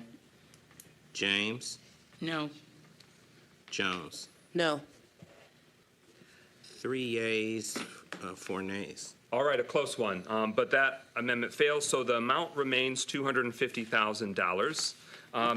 Now I would like to do a, similar to the Creative Arts Center resolution, I'm going to read it, and then I can reread it, but see if people want to make it. It would read, the second resolved, similar to the cleanup on the Creative Arts Center, would instead read, and further resolved that the mayor or his designee is authorized to enter into this grant agreement with the awardee for the aforementioned amount. And further, and adding a final third resolved, and further resolved, the Pontiac City Council requests that the Pontiac Transportation Museum allow for free admission for Pontiac residents to their museum. I made that a motion, because they're getting $250, they might as well give us something. It's been moved by Councilman Rutherford to add that language. Is there a second? Point of information. This Yeah. is without an identified day. This is just. No, I would think it should be around the clock. You know, they are open right now, and this could change, but they're open Thursday, Friday, Saturday, Sunday. I think those are the 4 days they're open. Admission right now is $10 per person. And I proposed this to representatives from the museum in a recent conversation, and they were receptive to it. Obviously, they're a nonprofit. They have to get a board vote, right? They got to jump through the hoops, but they were cool with that idea. And So Thursday through Sunday would be free. I mean, that's what the motion is. yeah, I Thursday mean, through obviously, 5 or 10 years from now, if they're open 7 days a week and admission goes up to 20, that might not last forevermore, but at least under their current structure and the current fee schedule. Thank you. I got to make sure, was it seconded? It was moved by Councilwoman Rutherford, seconded by, okay, if not, Councilwoman Jones seconds. Councilwoman Rutherford, your hand? I just want to say this. I sure hope, because I've been waiting to hear something about mental health, and I ain't heard nothing yet. And I've been waiting to hear something about how we doing certain things. The same enthusiasm that this administration is showing, saying that there was many reviews, when it's only, per my homegirl Erin, it's only been 2 reviews for the Transportation Museum on the website, that we show as much enthusiasm about this $250,000 that we do about people and their issues, because I ain't seeing that so far. I'm not seeing a lot of love for people that's less fortunate. So I'm just going to put that out there. So we giving them $250. The least they can do is make it free for the people, because it had to be left up to me. You know how I felt about it. So that's all I'm saying. And I don't think it should be, they should have to vote on it. I think they have to do it. Because a board could say, well, we don't want to do it after we give them their money. And I feel like if we giving them $250,000, what do we benefit from it? Because I don't like cars like that. I like boats. I'm just saying. All right, well, depending on after this motion, then I can try and speak to the merits or the benefit to the community. But the motion before us right now is, do we add the language calling for the free admission for Pontiac residents and to clean up the language? Any other discussion on that motion? Yes. Yes, ma'am, you have the floor. So free admission in addition to 250,000, or are we still on 200,000? The motion to change it to 200,000 failed. Right. Narrowly, so we're still at 250. Okay, 250 with free admission. It doesn't touch that price. It's just calling for free admission for Pontiac residents. Oh, okay. Yes, unless there's other ones that want to speak, yes. And one more thing. I ain't heard nothing about returning citizens yet. Just want to point that out there. Okay. Nothing. Not nothing. Okay. Nothing but free tickets. Any further discussion? All right, so Clerk Doyle, the motion is the amendment before us right now, adding that additional language. Ready for me to call the roll? Yeah, I think we're ready, unless someone, yep. Roll call, Clerk Doyle. Parker? Yes. Rutherford? Yes. Carrington? Yes. Goodman? Yes. James? Yes. Jones? Yes. McGinnis? Yes. 7 yeas, no nays. That motion carries. The amendment is adopted. We still have the main resolution as amended. For the sake of time, I won't go into all the benefits, but there is obviously many great benefits to the community, some that were outlined in the proposal. But for the sake of time, I'll just leave it as this is in terms of arts and culture and placemaking for us to have. The story of Pontiac's transportation is the story of us, of all of us.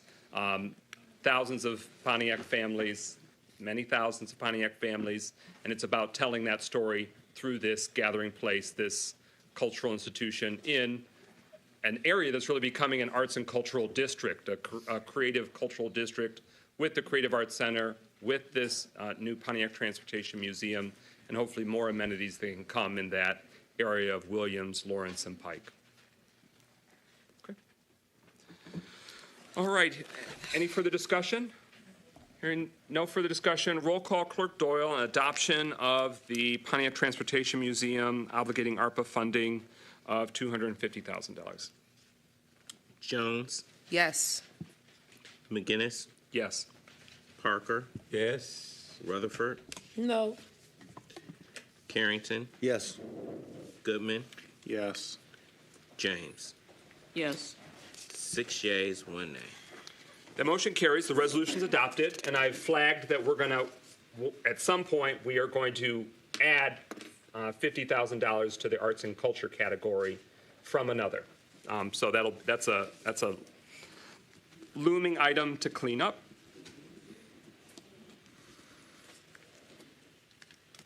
All right. Could I please have a motion to suspend the rules and move recognition of elected officials and agenda address after the resolutions? Support. It's been moved by Parker. Yeah, I'm serious. I moved public comment to the top. I moved public comment to the top tonight.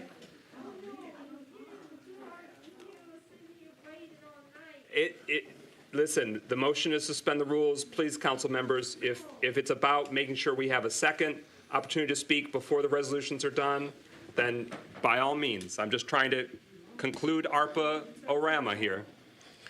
I second. Okay. I forgot who moved. Did you move, Parker? Okay. So this is about moving recognition of elected officials and agenda address once the resolutions are concluded. Again, I swapped them so more people could speak at the beginning for a longer period of time. Any further discussion on the motion to suspend the rules? Yes. So we're voting on to move it after all the other stuff? After the resolutions. I rescind my vote. Okay. All right. So the motion dies. It's withering on the vine. I'm sorry. Okay. Point of. All right, let's blaze through it. We're all in it together. Recognition of elected officials. Are there any elected officials here that want to be recognized? Going once, going twice, going three times? All right, agenda address. 2 minutes per person. Pro Tem Carrington, who's up? All right, thank you. I'm gonna go down quick if I see. Rick David?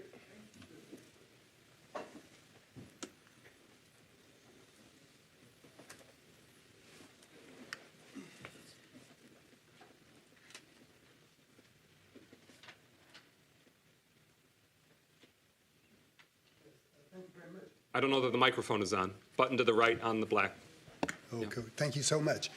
Rick David, 28 Franklin Boulevard.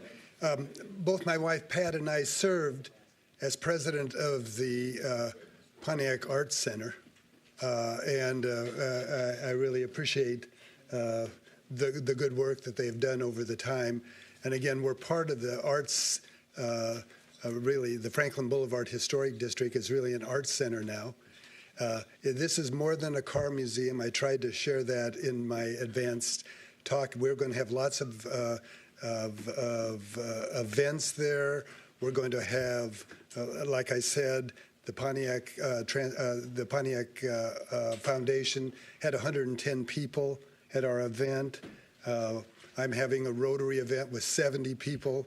They're all paying $200 an hour. You know, so we've got to make it. Can you imagine the utility costs of 55,000 square foot building when you look at your own building? So we really appreciate it. And the biggest thing I mentioned before, this is an incentive then we can say the city of Pontiac to foundations and corporations that you're behind this. And we have 2 areas yet to fund, phase 2 and 3. And we really appreciate it. And there's no problem with the amendment to the motion about free. You know, for now, we'll working on that. And so again, we thank you, City Council. We thank you, administration, and we plan to do good things. Amen. Thank you, Mr. David. Dr. Deirdre Waterman.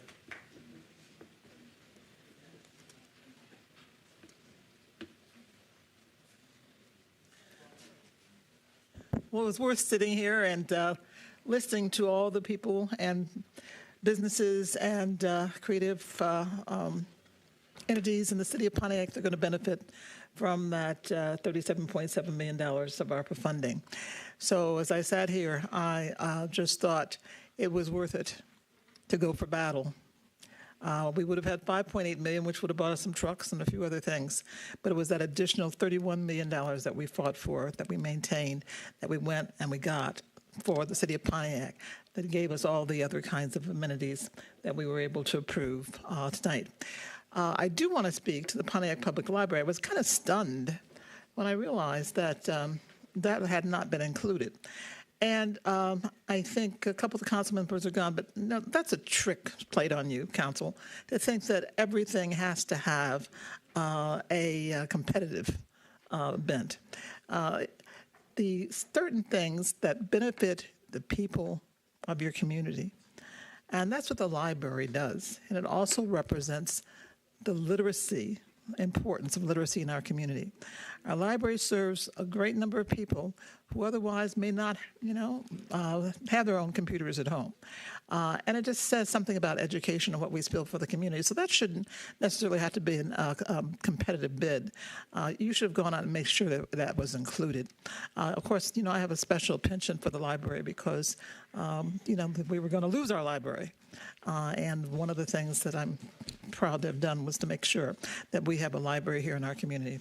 What that says something about. So I hope you will find somewhere as you're moving money around, find something for the Pontiac Public Library. I understand that the administration kind of picked them and you made it up, put it on the agenda in such a place we didn't have a chance to discuss all the ideas, you had already decided those, and so we're just getting a chance to discuss that after the fact. That But the concludes your library, I want to agenda address. Thank you. remember. Mr. Chris Norcross.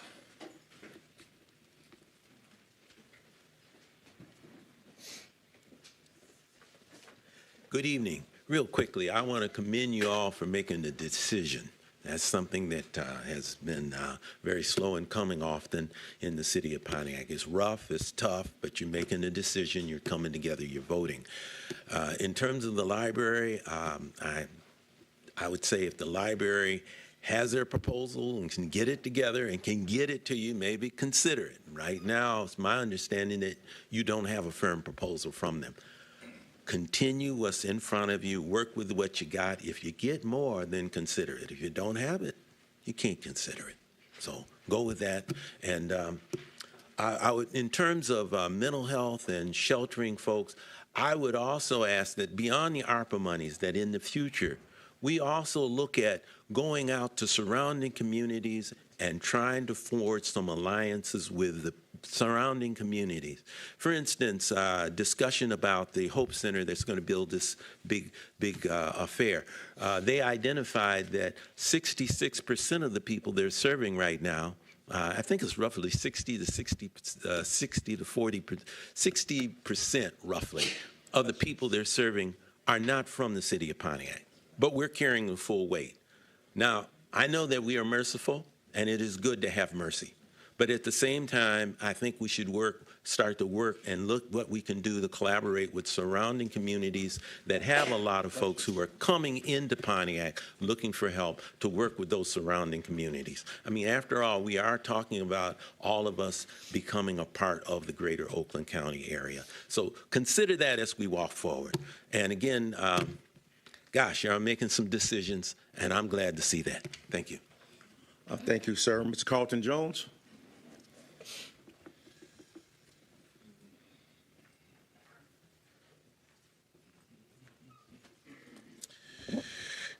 Economic development in the city of Pontiac. I think the mayor even mentioned it, that he probably would have done some things differently as this thing is panning out. I want to say this, that council, you guys pulled a fire alarm last week or last council meeting, and you went through the items in the finance department that you got a lot of concern about.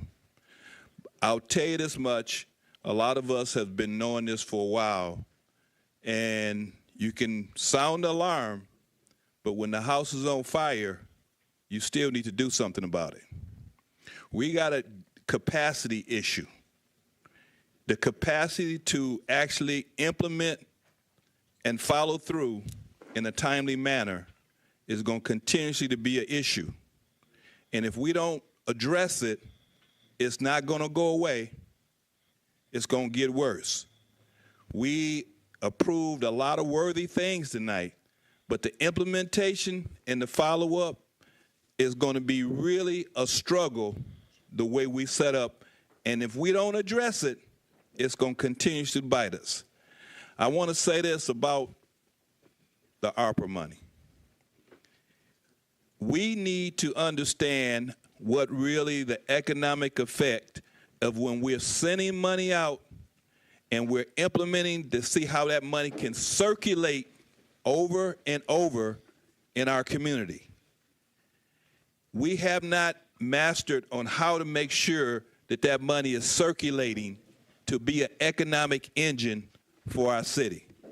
We need to think about that, because one of the things, when you delay something as vital as workforce development, all these projects, our Pontiac people will not have the opportunity to work on them. Thank you. Thank you, Mr. Jones.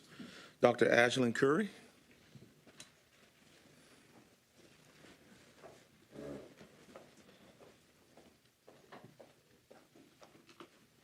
Thank you again for the opportunity to speak. When we talk about low literacy rates, I just wanted to acknowledge that people with low literacy more likely experience mental health issues like anxiety, depression, and loneliness. When we consider low literacy, it impacts people's access to health information. So I know you remember those COVID directions when you got that box. And as a board member of the Oakland Literacy Council, I asked the volunteers and tutors, how are we making sure that people, how are you using your lesson plans to make sure that people have access to those directions? When you think about low literacy, it is a worse prevention practices. That's more frequency hospitalization for people with chronic illnesses like diabetes and asthma and cancer. And those are prevalent in our community. So going back, so I know, like, I've been working and attending the library board meetings and thinking about funds and looking and hearing about their budgets. We have an opportunity. I don't think we want to go down in history that we had so many millions of dollars and no money went to improve our community when it's just a simple thing. A lot of money to make sure that our community hub is still available. That's all I have to say. Thank you. Thank you, Dr. Curry. Mr. Renee Beckley.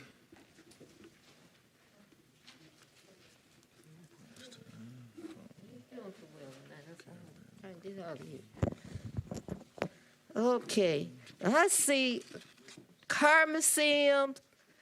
I see stuff. This, what's his name? Cole Yoka. Didn't he have what's that school? Emerson.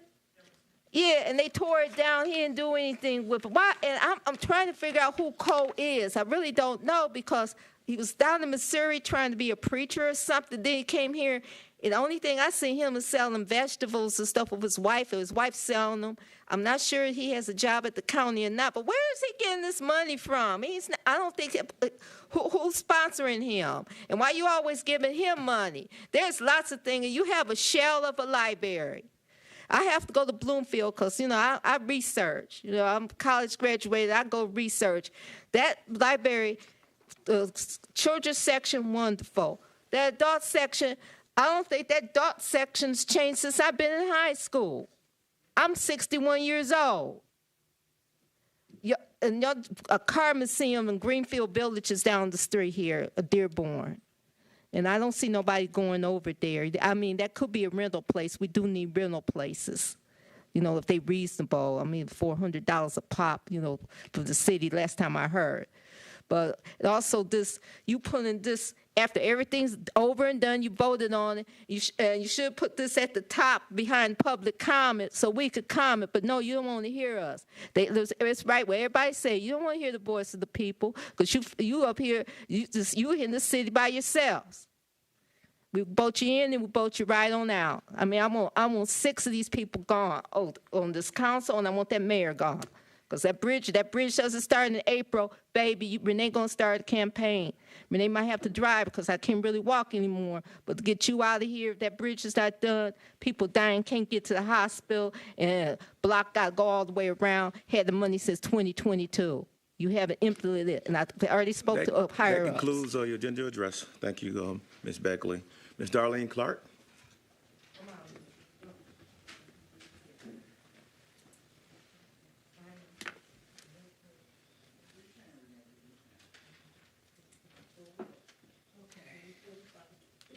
I know we all tired, because I'm tired too, but hey, we got to do what we got to do. Okay, first and foremost, I'm very concerned, and the people is listening once again. The mayor in the last meeting, he stated that the responsibility for the small grant was they had to live in the city of Pontiac, am I right? And they also had to have a business. The concern of the list of people that you all voted for on there, Ronnie McNair does not live here. Now, you gave him a very healthy amount of money, and I guarantee you this, if it's not his money and he got another partner, then the partner should be on that grant, not Ronnie McNair. Because right now you're making the city of Pontiac look like that the mayor and this is a political move. Now, I can speak on Ronnie McNair because I'm Ronnie McNair's family. So with that being said, that's a problem. Also with Deborah Younger, I'm very concerned about that. She has a small grant going on, but she's not giving you updates on the loans, the conditions of what the small loans, business loans are consist of. Genesis Credit Union is working a program of trying to set up a contract. It's not written in stone. So how is she willing to mess with the grant without bringing the loan along? But this is another thing I got to say. You gave Webster School, the owner of that, a 6-year tax break.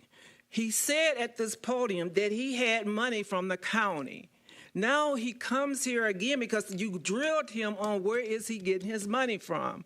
And it was not from the city. He said that. He said he was only wanting a tax break. You gave it to him. Now you're here giving him $100,000. You're taking that from the people and you're showing your true colors. You're showing the people who you really are. Thank you, Ms. Clark. Ms. Gloria Miller.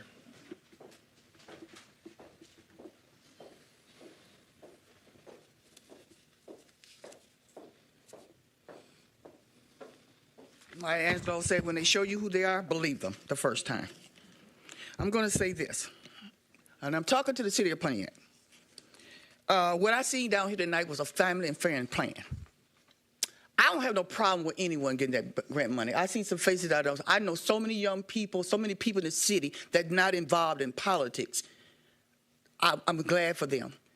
But if you read that list and you look at that agenda, people at home, and look on there and see how many people work in this surrounding, work in this atmosphere, and you got to say it was political. It was a lot of those people names was political. Paying our friends. I left $34.7 million, Mayor. We should have spent it ourselves. Because it wouldn't have benefited family and family. First of all, I would involve the citizens. Because when you don't involve us, then it's going to get politics in it. I want to speak on Coleman Yoakum. I want to speak to all the African-American men in the city of Pontiac that's very active in the community. I'm calling. This is how I work. Coleman Yoakum been getting so much money, Renee, coming through the state, it make you want to blow your brains. And then you get some of us to come down, people of color, getting $20,000, $40,000. So all you out there happy, Coleman Yoakum is rolling. Let me say this. I've been over by Coleman Yoakum place. It is nothing over there but some food on a shelter. And they're out there taking care of stuff. I don't see anything that school has done for Pontiac. Not a thing. But political favors that he's a friend of the mayor. I'm calling it like I see it. Governor Gretchen Whitmer, I'm asking you, if you're watching this, I'm trying to set up a team of people in the city. We fed up. I'm asking you to come here and meet with me. You need to meet with some people here. We got problems here. We got corruption here. We got problems here.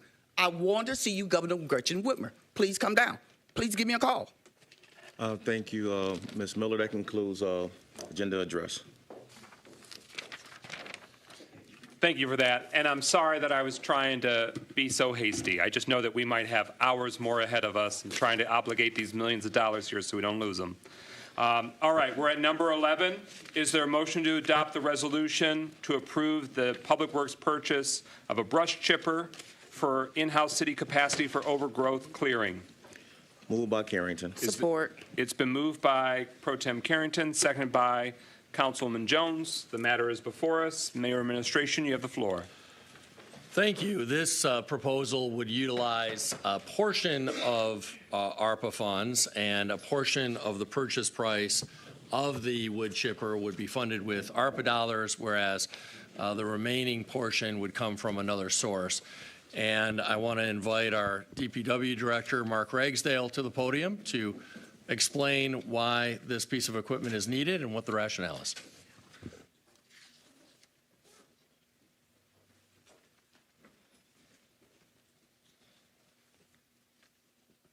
Good evening, members of council. This piece of equipment is much needed for the DPW. Currently, we have been renting a chipper from time to time, and we have to stockpile the work till we can make it worth paying the rental fee of the chipper, and this will allow us to utilize the chipper when we need it. For instance, storm damages, cleaning up alleyways, city-owned lots, overgrowth over sidewalks, that such thing.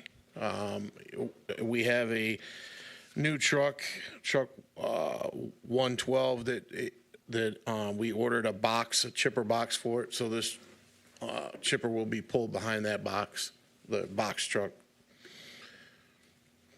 Okay.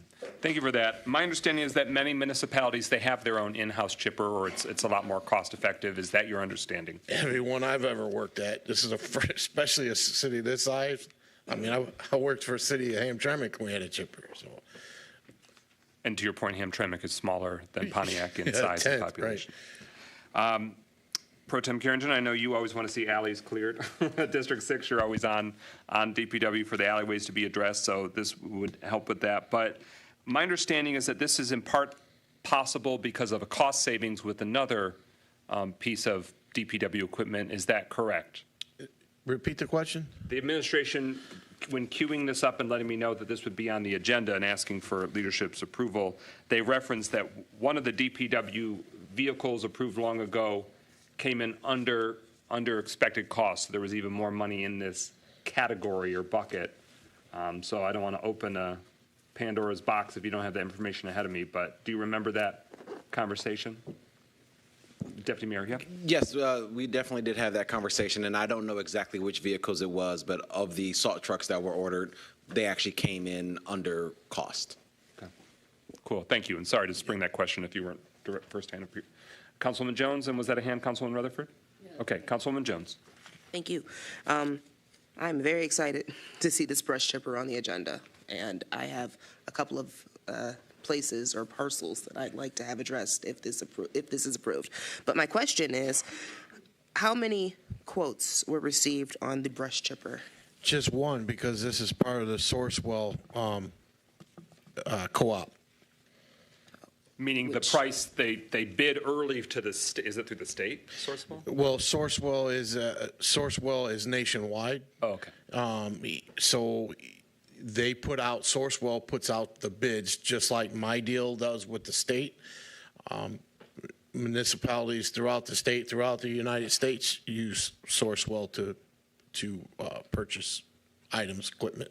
So essentially, that sort of bidding proposal process is preemptively handled through Sourcewell. Those different businesses are trying to give the best price. Sourcewell finds the best price. Absolutely. And this is who they're identifying as the chipper. And there's multiple ones. There's Omni Partners, there's Sourcewell, National Purchasing Partners. So. Got it. Councilwoman Jones. I'm sorry, just to clarify that. So because the name, I just lost it. Because that Sourcewell was used, that is why more than one quote was not needed, because correct. That is designed to that satisfies our procurement policies, yes. Okay, thank you. Yep. Councilwoman Rutherford. To date, how much money have we spent on equipment in the DPW department? I do not have that information at this time. My follow-up question is, you guys knew we needed a chip. What's this thing called? Chipper. Chipper at 57,000 previous, correct? Say that again? Didn't you guys know we needed this? So my question is, if we knew we needed this, why did y'all bring this to this instead of us buying you a new truck? I'm just confused if this was a necessary need. Because we bought you a truck, but we knew we needed this. So could you explain why didn't you bring this first? So, I don't understand the question. My question He's is. got the floor. Okay. Well, I don't quite understand the question. So the chipper, yes, for is the DPW vehicle, the administrative vehicle, that was ordered. We don't have that. For is the chipper, this is part of the utilizing part of the ARPA funds. I'm not. Can you restate your question or reword it? I don't think the administration vehicle was from ARPA funds, though. It's from the capital improvement fund. No, it's from ARPA. Hit me. Deputy Mayor? Thank you, Council President. To Council President's point, the vehicle was through capital improvement funds, and the chipper was originally going to be completely out of capital improvement funds, but because of the savings that was achieved, that portion of that savings was asked to be brought out of ARPA funds instead of capital improvement funds. That explains so much, because I'm just trying to figure out why didn't y'all bring this first versus. Well, I mean, I think we have the challenge that Director Ragsdale's newer on the Pontiac scene. So if he was around 2 years ago, he might have identified it earlier as a top of the wish list. Well, we didn't want to purchase the chipper as well until we actually had that box for the roll-off truck, the hook truck that we have. So otherwise, we wouldn't have anything to shoot the chips in. So I couldn't tell you when we actually got that, when it actually came in, but before we could go through with the chipper, we had to have the truck to pull it with. I get it. I just was asking for my own. It's a good question, because we want it to be used. We don't want any situation where a street sweeper sitting mothballed or sitting in a back lot. We want it to be. By the way, the street sweeper is supposed to be delivered from Cleveland on Thursday, and the other one has been winterized. So, thank you for that. Yep. And we understand that you inherited the models and the makes and the versions that you got. Councilwoman Jones? Please stop by District 2 when that street sweeper comes in. Roll through District 2, please. That is not my question, though. I am looking at the resolution for this brush chipper, and I was under the impression that we would be obligating some of the ARPA funds for this piece of equipment, but I'm seeing here on the third, whereas two different general ledger accounts are mentioned, I do not see the ARPA. The first one is the ARPA, the 30. When you see ARP DPW, it's an ARPA-specific GL, but that's still an important question, why the bifurcated, is it the balance? So some is using ARPA and some is using some other fund? Deputy Mayor, anything you can break that down for us? That is exactly correct. As I said before, the $30,415 is coming out of ARPA, and then the $27,384 is coming out of the capital improvement fund.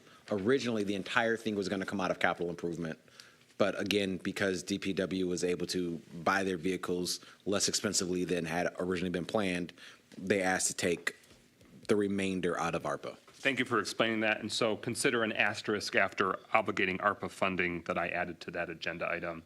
It's partially obligating ARPA funding. Thank you. Councilman Parker? 2 questions. One, what is your expected delivery date if this is approved? 60 days from the time the PO is issued, so sometime in February. Okay. And my other question was, as you talked about the source that you was using to purchase it, what percentage of savings do you make from the original price if you had to buy it a different way? Do you know? I don't have that exact number in front of me, but typically it's usually somewhere in the realm of 25%, something like that. Okay, thank you. Final discussion on the motion before us. All right, it's the resolution to approve the Department of Public Works purchasing of one Moorbark BVR 13 brush chipper as quoted for an amount not to exceed $57,799.30 for in-house city capacity for overgrowth clearing. Roll call, Clerk Doyle. Carrington. Yes. Goodman. Yes. James. Yes. Jones. Yes. McGinnis. Yes. Parker. Yes. Rutherford. Yes. 7 yeas, no nays. That motion carries. The resolution is adopted. We're at what was number 12. It's a resolution to enter into a contract with DLZ to perform park facilities comfort station assessments and design. Is there a motion to approve? Support. It's been moved by Councilman James, seconded by Pro Tem Carrington. It is now before us for consideration. Mayor and Administration, you have the floor. This is an obligating ARPA funding matter, and I'll do a point of personal privilege, but I'll be right back. Yeah, so I touched on this earlier, and this is a proposal to hire DLZ to really do two things, as I understand it, although I want to get confirmation from our Parks and Recreation Director, to first redesign and engineer the warming center at Murphy Park, which is both a bathroom, but it has more space than just a bathroom. Historically, it was a true warming center, a gathering place at that park. So it's fallen into some disrepair, and we need some engineering and design work before we can go out and actually do the construction work. So this would hire DLZ to do that design and engineering work. In addition, they would design a standard bathroom, a new construction bathroom that could be built in the other community parks. And with that, I'll turn it over to our Parks and Recreation Director, Terrence Price. First of all, did I get that right? And yes. Secondly, why don't you get into more details? Yes, thank you very much. And good evening again. So as the mayor said, those two things, and a third thing would be renovation design. They're going to evaluate, analyze, and design a comfort station prototype to be built at 5 city parks. Those replace the existing conference stations that have fallen into despair, ADA compliance, creating inclusive spaces accessible to all community members and visitors. High-level overview of the condition of existing architectural, mechanical, and electrical systems, renovation design, drawings of existing Murphy Park warming hut, asbestos assessment, including the estimated cost of construction, will be provided. Proposals also include a hazardous material assessment by gathering material samples for lab review to address any safety concerns, particularly identifying and mitigating asbestos risk. The DLZ team will meet with the maintenance staff and applicable stakeholders on site to discuss needs for the comfort station to produce a clear set of objectives and design preferences to minimize the risk of misaligned expectations later in the project.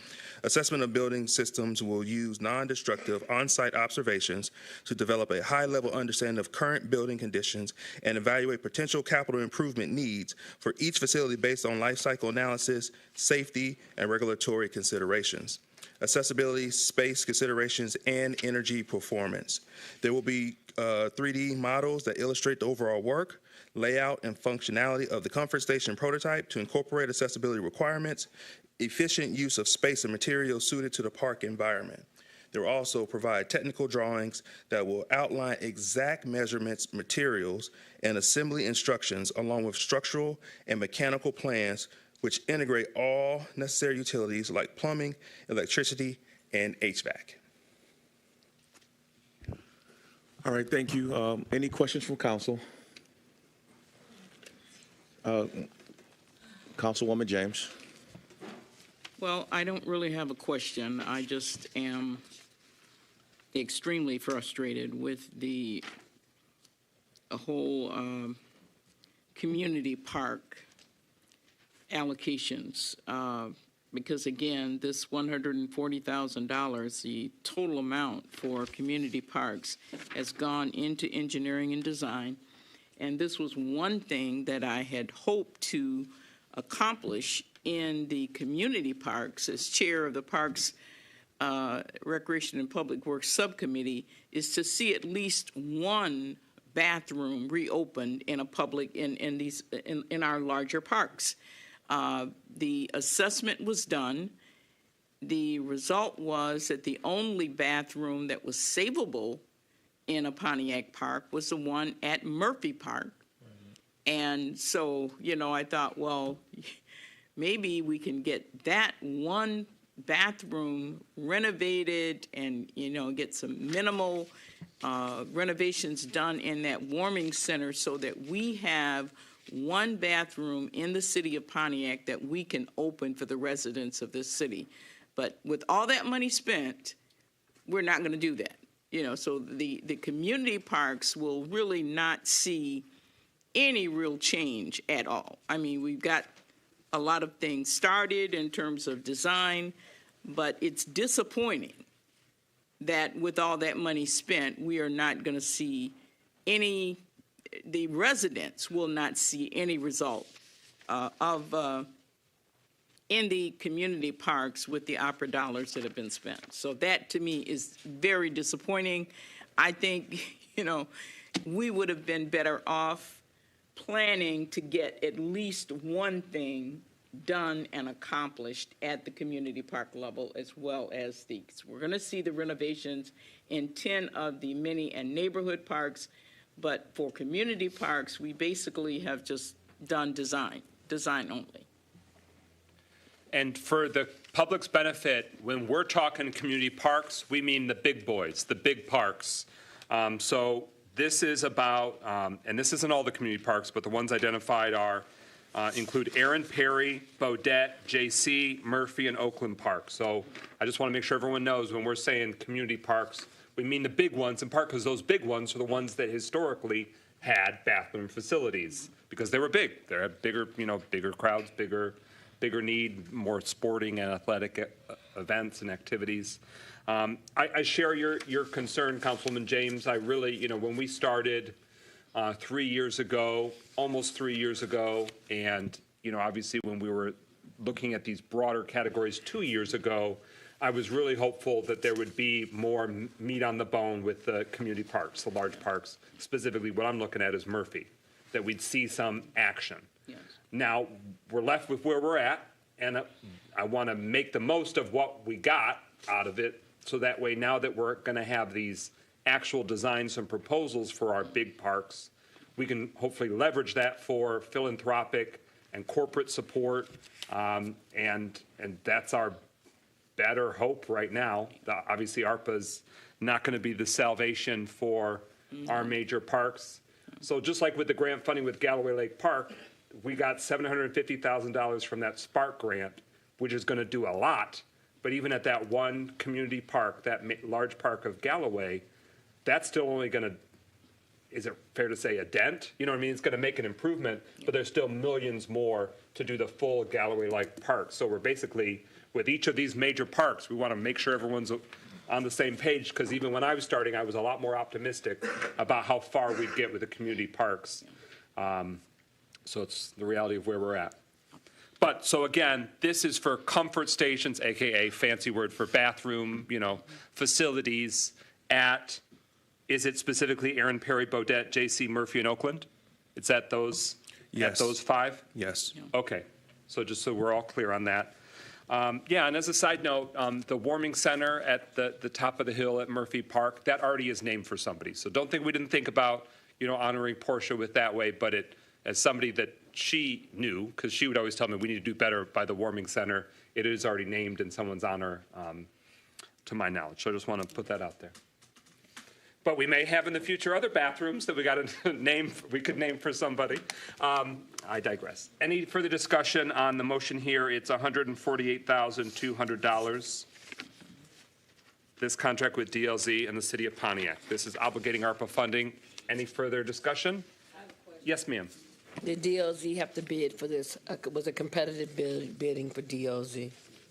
Who would like to answer that question? I think I recall the answer was yes, but they are one of our they bid to be one of our standing engineers, so that might have been how they were, because they were in-house. But Deputy Mayor, any thoughts on the councilwoman's question?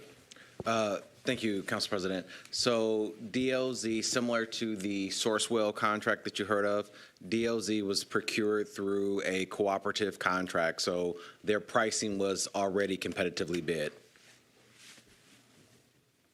Any further discussion? Any further discussion? Okay, Clerk Doyle, roll call on adoption of the resolution entering into a contract agreement with DLZ to perform park facilities, comfort station assessments, and design. Goodman, Yes. James, Yes. Jones, Yes. McGinnis, Yes. Parker, Yes. Rutherford, Yes. Carrington. Yes. 7 yeas, no nays. That motion carries. The resolution is adopted, and that means from the council's action, we've done our part for obligating another $148,000 plus of ARPA funding. We're at number 13. This is a big one, so this might involve a lot of headache, stress, and medical procedures. So is there a motion to adopt the resolution to request approval to obligate Moved by Carrington. $13,327,922.57 from the City of Pontiac's U.S. Treasury State and Local Fiscal Recovery Funding? This would obligate ARPA funding. It's been moved by Pro Tem Carrington. Is there a second? Support with the condition. Yes. If you second it, you're still allowed to make motions or want changes. Yeah. Okay, so now we're looking at 13. Administration, you have the floor. Thank you. I want to turn it over ultimately to our grants director, Lisa Campbell, but before I do just want to note that, because I want all of us to go in eyes wide open on this, that we've talked about the roughly $4 million. It's almost $4.1 million that we're looking at for the 10 neighborhood and mini parks. We have gotten some cautionary words from DLZ recently about that, because they believe, given, again, the cost inflation that's occurred over the past few years, especially in terms of construction costs, that what we anticipated a couple of years ago as costing $4 million may cost as much as $5 million now. So I want to just share that information, because it's a little unclear how many of these parks, based on what DLZ is telling us, we'll be able to get through with the $4.1 million. So as we look at and the other thing to keep in mind is that all of those parks don't cost the same amount of money. Some parks have more infrastructure and planned improvements than other parks. So although the average cost of those improvements per park is $300-some thousand or whatever it is, some parks are going to be more, some parks are going to be less.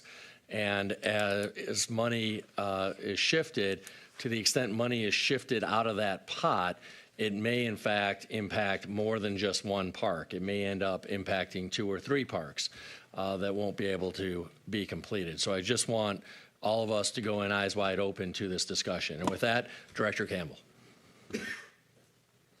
Good evening again, Council, Mayor, Deputy Mayor, and City of Pontiac. So, to the President's point, this is a big one. So we're basically requesting to obligate the majority of the unobligated funds. So these MOUs represent everything outside of contracts that have come before you this evening to be spent with ARPA funds. So this is the balance of that. So we can go through one by one. And I can answer any questions that you may have. But I also just want to thank my colleagues, because this was a lot of work to pull this together in a short amount of time. So I'm really, really grateful to my colleagues for the assistance for working on this. Go for it. Okay. So attachment 1 is the interdepartmental MOU between the City of Pontiac and the Economic Development Department in the amount of $3,092,000 for community and economic development initiatives. You have the GLs listed there, and you also have the breakout for the scope of those funds in the MOU. And Manager Younger is here, and she can explain or answer any questions you may have about any specific programs.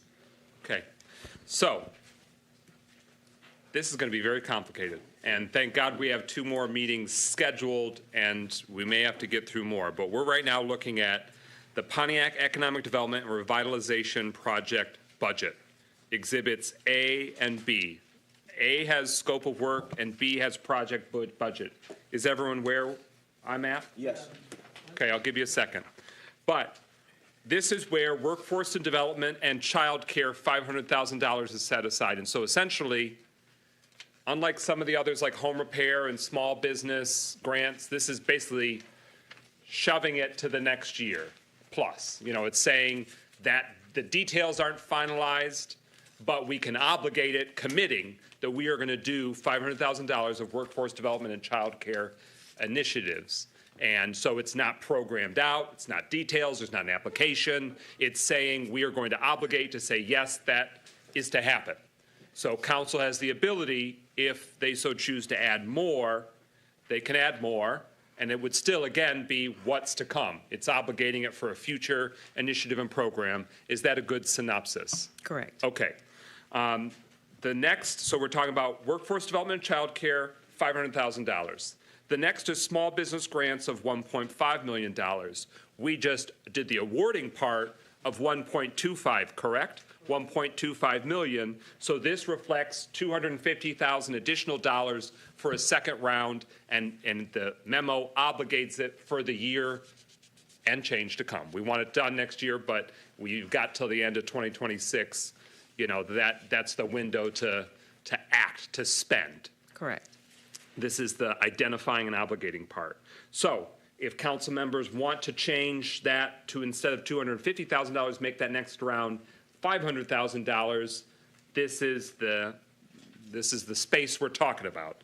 The dicey part is then I'm going to have to, we're going to have to spend a few minutes, maybe we don't vote on that, and then we allow staff to make sure we cut the right, if we get rid of a GL number, for example, we got to make sure it's reflecting. You know what I'm saying? It's a lot of juggling, a lot of moving parts there.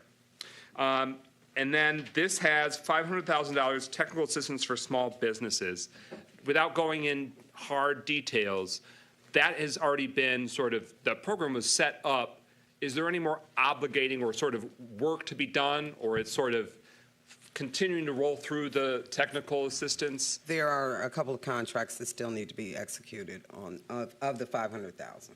But, so not all 500,000 has been spent yet, Correct. expended yet. And this memo gives you time, it obligates it, it clarifies we're committing to this, and then over the next 2 years, it'll be fully spent down. Correct. Okay. And then small business loans, $500,000 for the loan, revolving loan. Well, I don't want to use the revolving word if that's not loan lingo correct, but $500,000 and then $75,000 to service and administer that loan program, and $17,000 for small business Saturday activities, as we've talked about. So, council members, are you interested in seeing? Yes, Councilwoman James. Well, yeah, we had talked earlier about taking 250 from that 500,000 and adding it to the second round for the small business grants. So I would like to, again, bring that up, that we actually implement that. Okay. Point of information. Yes. So that's not exactly what it is, to clarify. So Director, you're going to tell me if I'm wrong. Originally, they had $750,000 in the small business loan program, and because of the many things surrounding the grant program, they were going to decrease it from $750,000 to $500,000, and then put that $250,000 decrease into what would be the second round of the grant program. And then what we are trying to figure out is how do we find additional money to increase that second round from $250,000 to what is my preferred number, $750,000 in the grant. So figuring out where to take that money from. But the amount that they want in the loan program is $500,000. That's with the 250 reduction. Okay. All right. I'm sorry, I missed that. No, that's okay. So that's something they've already baked into their proposal, taking 250 from the loan and move it into that's their size of their proposal, the next round of small business grants. Okay. And the appetite of council is to join that with another increase from other funds, sources to be determined. It's very likely tonight that we are not going to approve this full $13,327,000 and change, because we have questions about some of the categories that might need more research, review, and refinement. So we don't have to get too stressed yet about if we add 250 here, where does it come from here? It's a game of musical chairs, and yeah, obviously, there's going to be something left out. But I don't want council members to feel as handcuffed that you got to say, I minus $10 here, so now I can add $10 there. We're going to keep tracking it. We're going to be mindful because it's all got to even out. But Councilwoman James, I recognize you first. Anything further on that? Yeah, I wanted to Microphone. ask Deputy, no, I mean, I wanted to ask, do you think you're going to use the full $500,000 for technical assistance? You think you will? Yes, there's 152 businesses that are seeking technical assistance.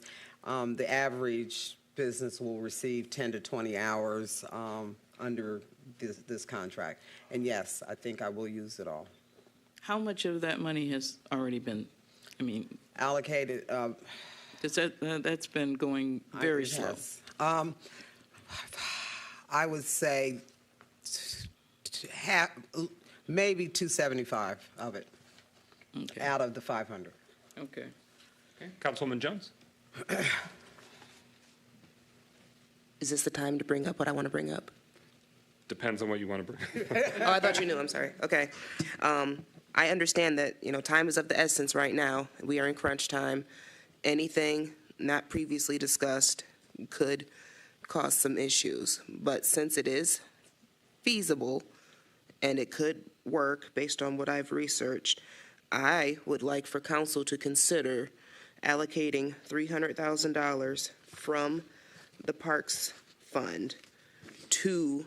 Don't say it. To a future opportunity for community entities to apply for.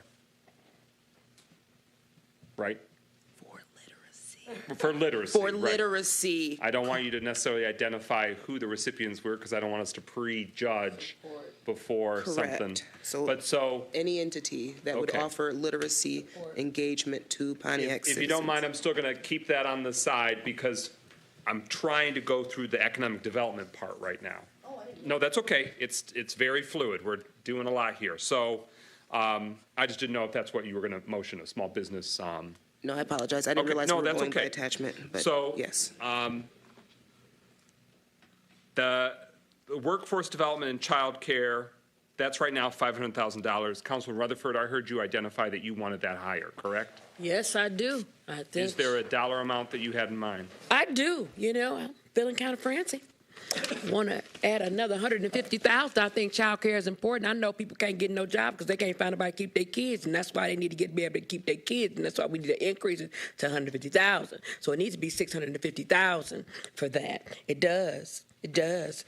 And Councilman Rutherford proposes an amendment to increase that workforce development and child care initiative to come from $500,000 to $650,000. Is there a second? Support. Is there any discussion on the motion? Pro Tem. I thought we was adding, didn't somebody say earlier that we need to add 400-some thousand to workforce development? I did say that. And that would come from a park, motor park? Yeah, I did say that. So this is how we gonna do this. I'm glad that you tried to put that out there, but let me clarify. So we need the literacy. Some literacy entity needs about $500,000 to get their stuff together. I am doing, because we're so adamant about we all gonna have two parks in our community. And I got to thinking self said, Mel, well, isn't Madden McKinney Hatchet Park in District 1? And glory to be to God, it is. And so, since we're giving money to Madden McKinney Patrick Park, that would mean I have two parks that are being developed. So, because I have to sacrifice and be the bigger person so that the literacy, whoever they may be, can apply for something, I'm asking to put some 150 in that, and then when she does the 300,000, give her 200,000, and then I have the rest of it for the 50,000 that I need for the Creative Arts Center. That's why I changed the amount. Did you get it? I knew that you could. That's okay. You got it. That's why I'm doing it. But I will point out District 1 actually has 4 parks. Motor in Montana, Crystal Lake Park, Manny McKinney Hatchet Hat, and Art Dunlap Park. And if you spit, you hit Bodette. But that's a side. Yeah, well, I'm just saying, because they want this park done for Maddie. We might as well make sure that. But again, to center, I want us to go category by category to identify what's the real needs. So we're not yet at parks, so you don't have to say what you want to reduce by. But yes, Manager Younger. I would recommend if we're going to do literacy, it go in workforce development. They're highly linked. Literacy is a part of workforce development. And if you're going to increase it, then I would recommend it go there. Well, hell, okay. So thank you for flagging that. Obviously, we have some time where if you need us to course correct in the days to come, but that sounds like a viable vessel. Why? Because that proposals haven't been received. You know, the application hasn't been, so that gives you the opportunity to be versatile. But you think that in terms of workforce development, childcare, and literacy would be viable under economic development and revitalization. Just a point of information. Councilman Rutherford still had the floor. Yeah, so but wait, Clerk Doyle, you need clarity? I'll wait, because I may need more clarity. Okay. Okay. So, because I want to make sure I got it. So let's say I said, hey, self, let's add 300,000 to workforce development, which would bring the total up to 800,000. Then my 69,000 I could be used for the other thing I'm trying to use for. Would that be Again, you're trying to determine where the money's coming from. Well, and that's, okay, that's I want to take back my 150. No, you said you want to add 300. That's legit and that's viable. It had been 150 added. Councilwoman Jones seconded the 150. Do you withdraw the 150 and now you second a 300,000? That's correct, yes. With the and the again, it's amendment with a lowercase a because there's a few other changes that'll be made. But we're going through these MOUs and we're identifying what's going to be added and subtracted. So you're proposing adding $300,000 to workforce development and child care and expanding it to also be a categorization of literacy. Initiatives. It's moved and seconded, so that's the proposed change. Clerk Doyle, are you clear on that? I'm clear. Okay. Mayor Grimel, you have the floor. Well, I just want to make sure because you mentioned workforce development, and we can certainly increase that pot, but we have received proposals there already through a competitive application process. And so depending on what City Council is trying to achieve, I want to make sure everyone's on the same page so there aren't any surprises. And what I mean by that is if we're increasing the pool of money, but still just focused on the applications we've already received for workforce development, I suspect that's not what the maker of the motion has in mind. Well, let's recenter. We're proposing a memorandum of understanding between the city and the Community Development Department, specifically your division. Does that, based on Grants and Philanthropy's understanding right now, without Ernst & Young being able to weigh in yet, and they still will weigh in, does that preclude the opportunity for an additional proposal application window that's more targeted and tailored towards literacy or a second round that we can do, yes. Okay. Yes, that's But what thank you that for we can flagging do. that. That was we not can do. center of my mind that you had already put out a call for workforce development. That's helpful reminder. So you've received proposals. We're not voting on those proposals because this is MOUing its way to the other side of this bridge. All right, thank you. Any other discussion on the proposal about expanding workforce development, child care, and literacy? Another 300,000. Yes, ma'am. To the mayor, because you said something earlier and I'm a little puzzled and I want to get clarity. You said that based upon the increase of how much it costs to do the parks, that it might go up to $5 million. And then you also said that depending upon how we do this, it could reduce what can actually be done in parks. My question is very simple. If making this vote going to reduce what happens in Art Dunlap? This vote right here, the child care economic. No, because he said that they're going to need $5 million. And if we change any of the numbers, it could possibly affect parks, the rest of them. So I'm just trying to make sure I'm trying to kill two birds with one stone. And I'm telling you, save that bird in the hand, not in the bush, for when we get to the parks. It's an Okay. excellent question, and we'll revisit it in terms of when and how we decide, who and how will we be deciding who's getting off the island, who's getting pushed off, right? Right. Are we reducing for all the included parks for neighborhood and mini? Are we reducing how much each of the parks get, roughly? Or are we going to go from 10 parks down to 7? Or 10 down to 6? A very good question, but we're going to wait till we get to the parks, neighborhood Okay. and mini parks Okay, because section I of already these know that can't be MOUs. messed with. Yeah, just question. Okay. I think maybe why Councilwoman Rutherford is bringing that up now, I don't want to guess, but is because the motion, I understand it at least, is to take 300,000 from the parks bucket and That's move it to not her this? motion. That's not the motion. She's prospectively saying what her rationale and where it will come from, but So a this action source does for the not. 300,000 is not identified in Not this yet. motion? Okay. Yeah. This is us identifying what's the target goals, and then we could see who gets chopping blocked. Anything else on workforce development, childcare, adding 300,000? Yes, ma'am. Just to could you clarify the motion before us? It's 300,000 contributed to workforce development. /childcare /literacy Thank you. initiatives. Okay. Everyone clear on that? Again, we might have to do some back-end stuff to correct GLs and all that, but if everyone's clear, the amendment to change the amounts for this MOU, specifically for workforce development and childcare, boosting it by 300,000, workforce development, childcare literacy. Are you clear on the motion? If so, roll call, Clerk Doyle. McGinnis, Yes. Parker. Yes. Rutherford. Yes. Carrington, Yes. Goodman, Yes. James, Yes. Jones. Yes. 7 yeas, no nays. That amendment is incorporated as best as we can. Now we're at the small business grants. One council member has talked about adding $250,000 to the next round of small business grants. Another has talked about $500,000. What's the pleasure? Who wants to make their I'd motion like to first out of the motion gate? 500,000. Okay, she was first, so she Support. wins the first consideration. It's been moved by Councilwoman Jones, seconded by Councilman Goodman, that for small business grants, that gets added another $500,000 to become $2 million total for future round or rounds of small business grants. Moved and seconded? Okay, discussion. Councilman Goodman? Yeah, so just to quickly clarify so that we're all on the same page, and I love that I don't have to explain where it's coming from at the moment. We will figure that out later.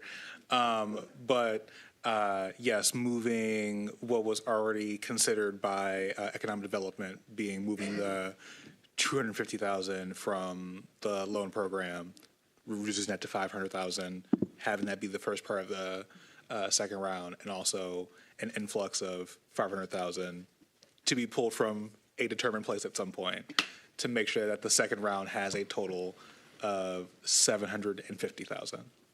We're in agreement right now. Cool. All right, she's clear. You're clear. Any other discussion, pros and cons? I just have one question. Yes, ma'am. Is there even though we can't discuss this right now, but are we thinking of reducing the amount so that we can have a bigger impact? For example, doing like $5,000 mini grants? Because the reason why I'm saying this is not everybody is equipped to handle $50,000. I would go shopping, but that's just me. So, because I got problems. But I just want to make sure we're having broadband ideas, because people gonna feel like, well, they giving another round, that means they obligated. But if you selling, shoestrings, how you gonna get $50,000? So to you, I'm just. I would caution that $5,000 grants. I'm not saying we shouldn't do any, but I don't think that should be the threshold. First of all, if you do the math, that's a lot of grants. That's a lot of staff time. And I know that it's my job to make it happen, but I also have to be realistic. We do $750,000 at $5,000 in mini grants. The math is that's almost 250, and that's more than the capacity I have. But Unless we're going to appropriate some money that I can get either a staff person or a firm to help me, I cannot do that. But that's why I asked. I'm glad you asked, because I'm thinking of Oakland Thrive, you know, and I'm thinking of other people who could actually assist you. And I do believe we put it in the budget for you to get an assistant. Didn't we put that in the budget for you, My ma'am? assistant is there, but conversely, I lost the economic development specialist, and I'm just saying, remember, I have. I know. This is what. Here's why. 250 grants is a lot to do. Okay, I won't say 5,000. What I'm saying is, it's okay. I could be. But correct. to her question and to your feedback, it is not determined what the next round or rounds, all the parameters can and be. It I will allows come the back. opportunity to be creative, That's to all. incorporate lessons learned from the first round. And it could be different lanes even, I don't know. But you've got the time to be strategic with that. A question procedurally, though, is does this MOU obligate it for it to be in-house, or does that give you the flexibility where you could then do a sub-recipient from your department, where if there was a specific, administration of or distribution of, that you could partner with a community affiliate? The MOU would still allow us to do a subrecipient agreement if we wanted to hire somebody. All right. Right now, as it stands, this is $250,000 an additional round of funding. The proposal from colleagues is to make that instead add $500,000, so it would be $750,000 for future rounds of small business grants. Any further clarity or discussion? Clarity. You made the motion to add $500,000. Yes. That makes it $750,000 of a new grant program. Is that your intention? My intention was to add an additional 250,000 to Okay. make it a So solid do you 500,000. withdraw your motion? Yes. Who seconded? I don't know. I seconded. Do you withdraw? Because he wanted 750. He wants 750 total. Oh, I was thinking. So does that have to be withdrawn and then re-brought up? Or can someone No, no, swap? no. Jones Okay, withdraws. What, for the sake of the discussion, she's still keeping it out there. For the sake of time, let's just move on with it. Okay. So it's adding 500 to make it 750 total. Yes, moved. Okay. Support. Clerk Doyle. I'm a little bit lost.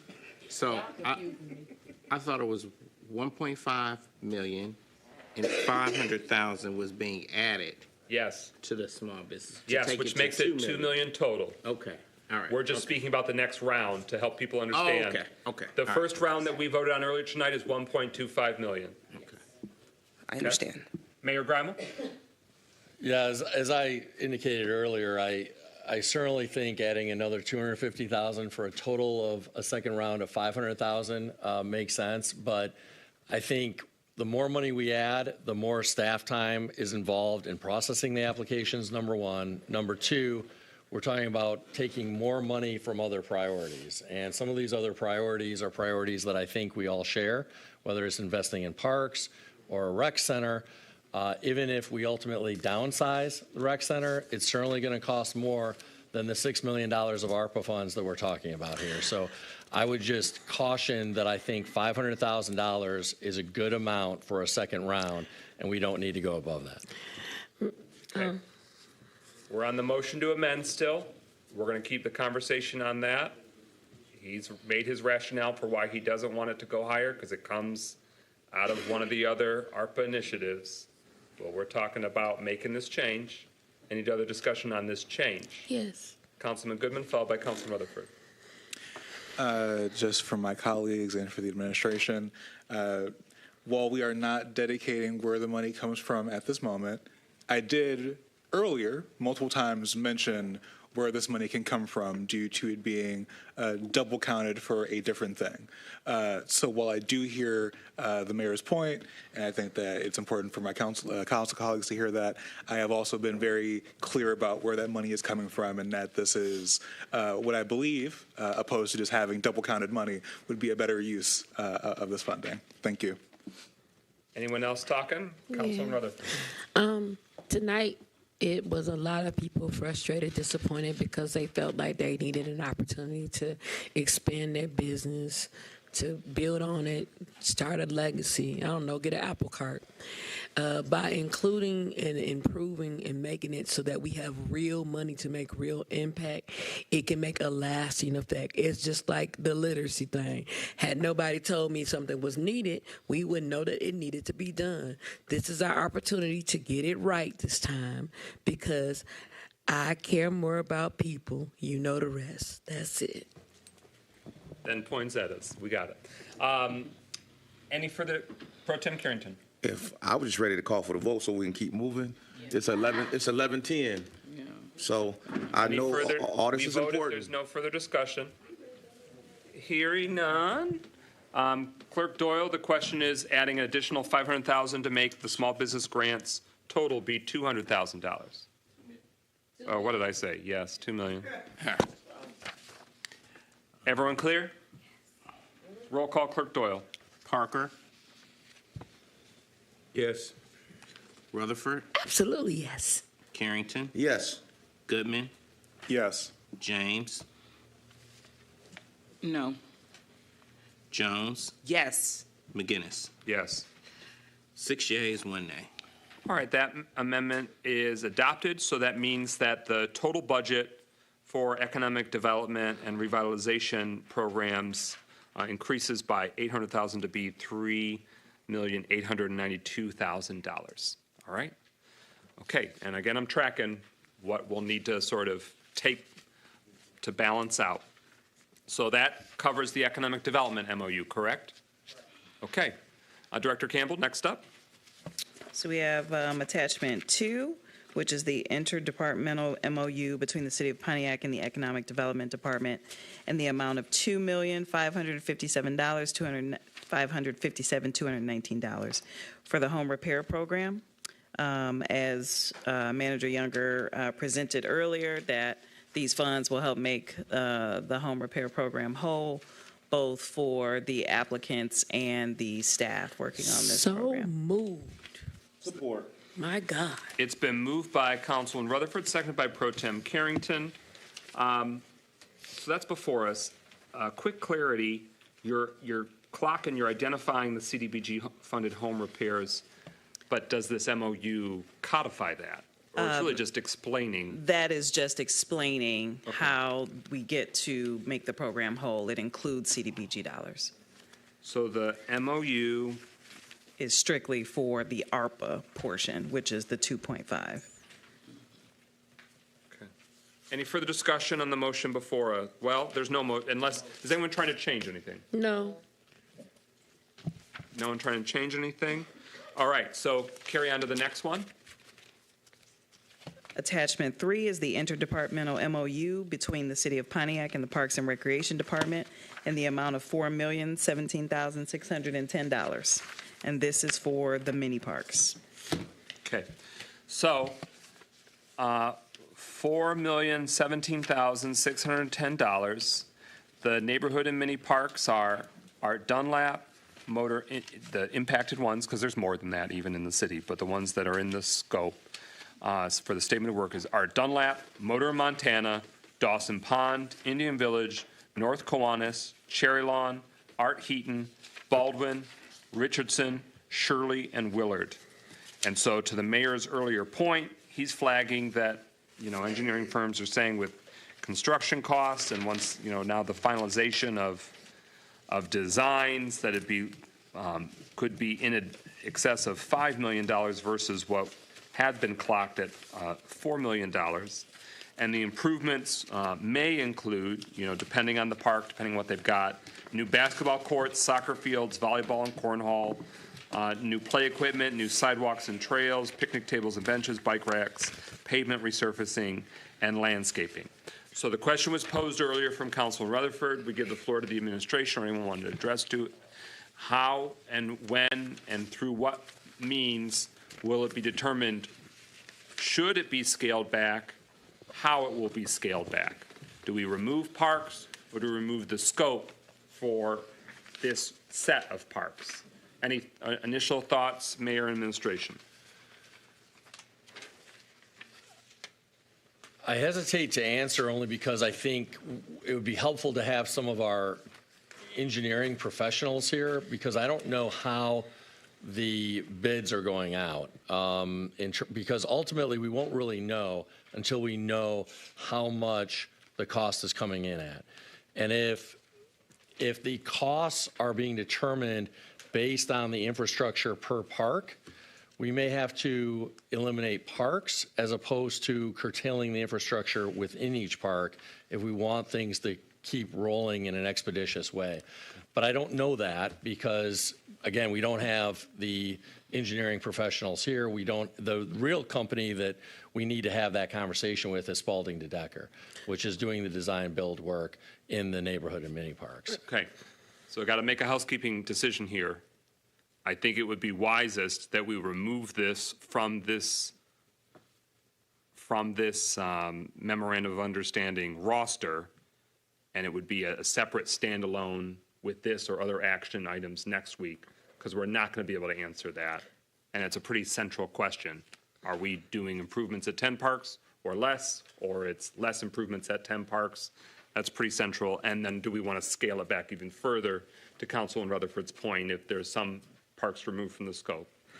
Are you going to advocate for it, or are you asking for clarification? I want to ask the person who I asked before I did this a question, who's here. Okay. Mr. Torrance, if you can come up here real quick. Because again, it's 11:16, and I'm know, trying but to if I don't postpone this ask, till next week. I'm not trying. I want to get it on the record because I'm asking this question. Has any RFQ? What's the name of it called? RFQs. Have they been put out yet? No, we went over the final designs and information of that today.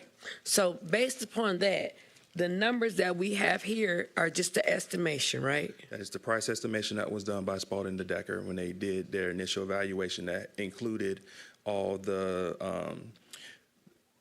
information gathering at the parks and those things. So what'd you go over today? Was it just designs, or was it price No, tags? the actual RFQ we went over today, piece by piece, to put it up in open.gov. Oh, meaning to make it live? To make it not live. to receive back? No. Okay.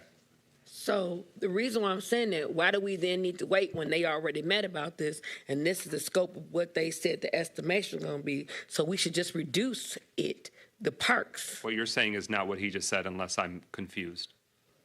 No. Explain to me what happened today.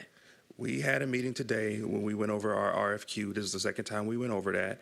We're getting ready to post it live to accept the bids, because we still have to go through that procedure, that process. The plan is to go through that process and keep it up for 31 full days. And then it would take one envelope. We open up the envelope, we go through the contract, and then we make a decision if we're going to go with that bid right then and there. If we do not, we seal it back up, we pick up the next one, and we do the same thing again. So we went through the official language of that RFQ today for the second time, so it's ready to be posted.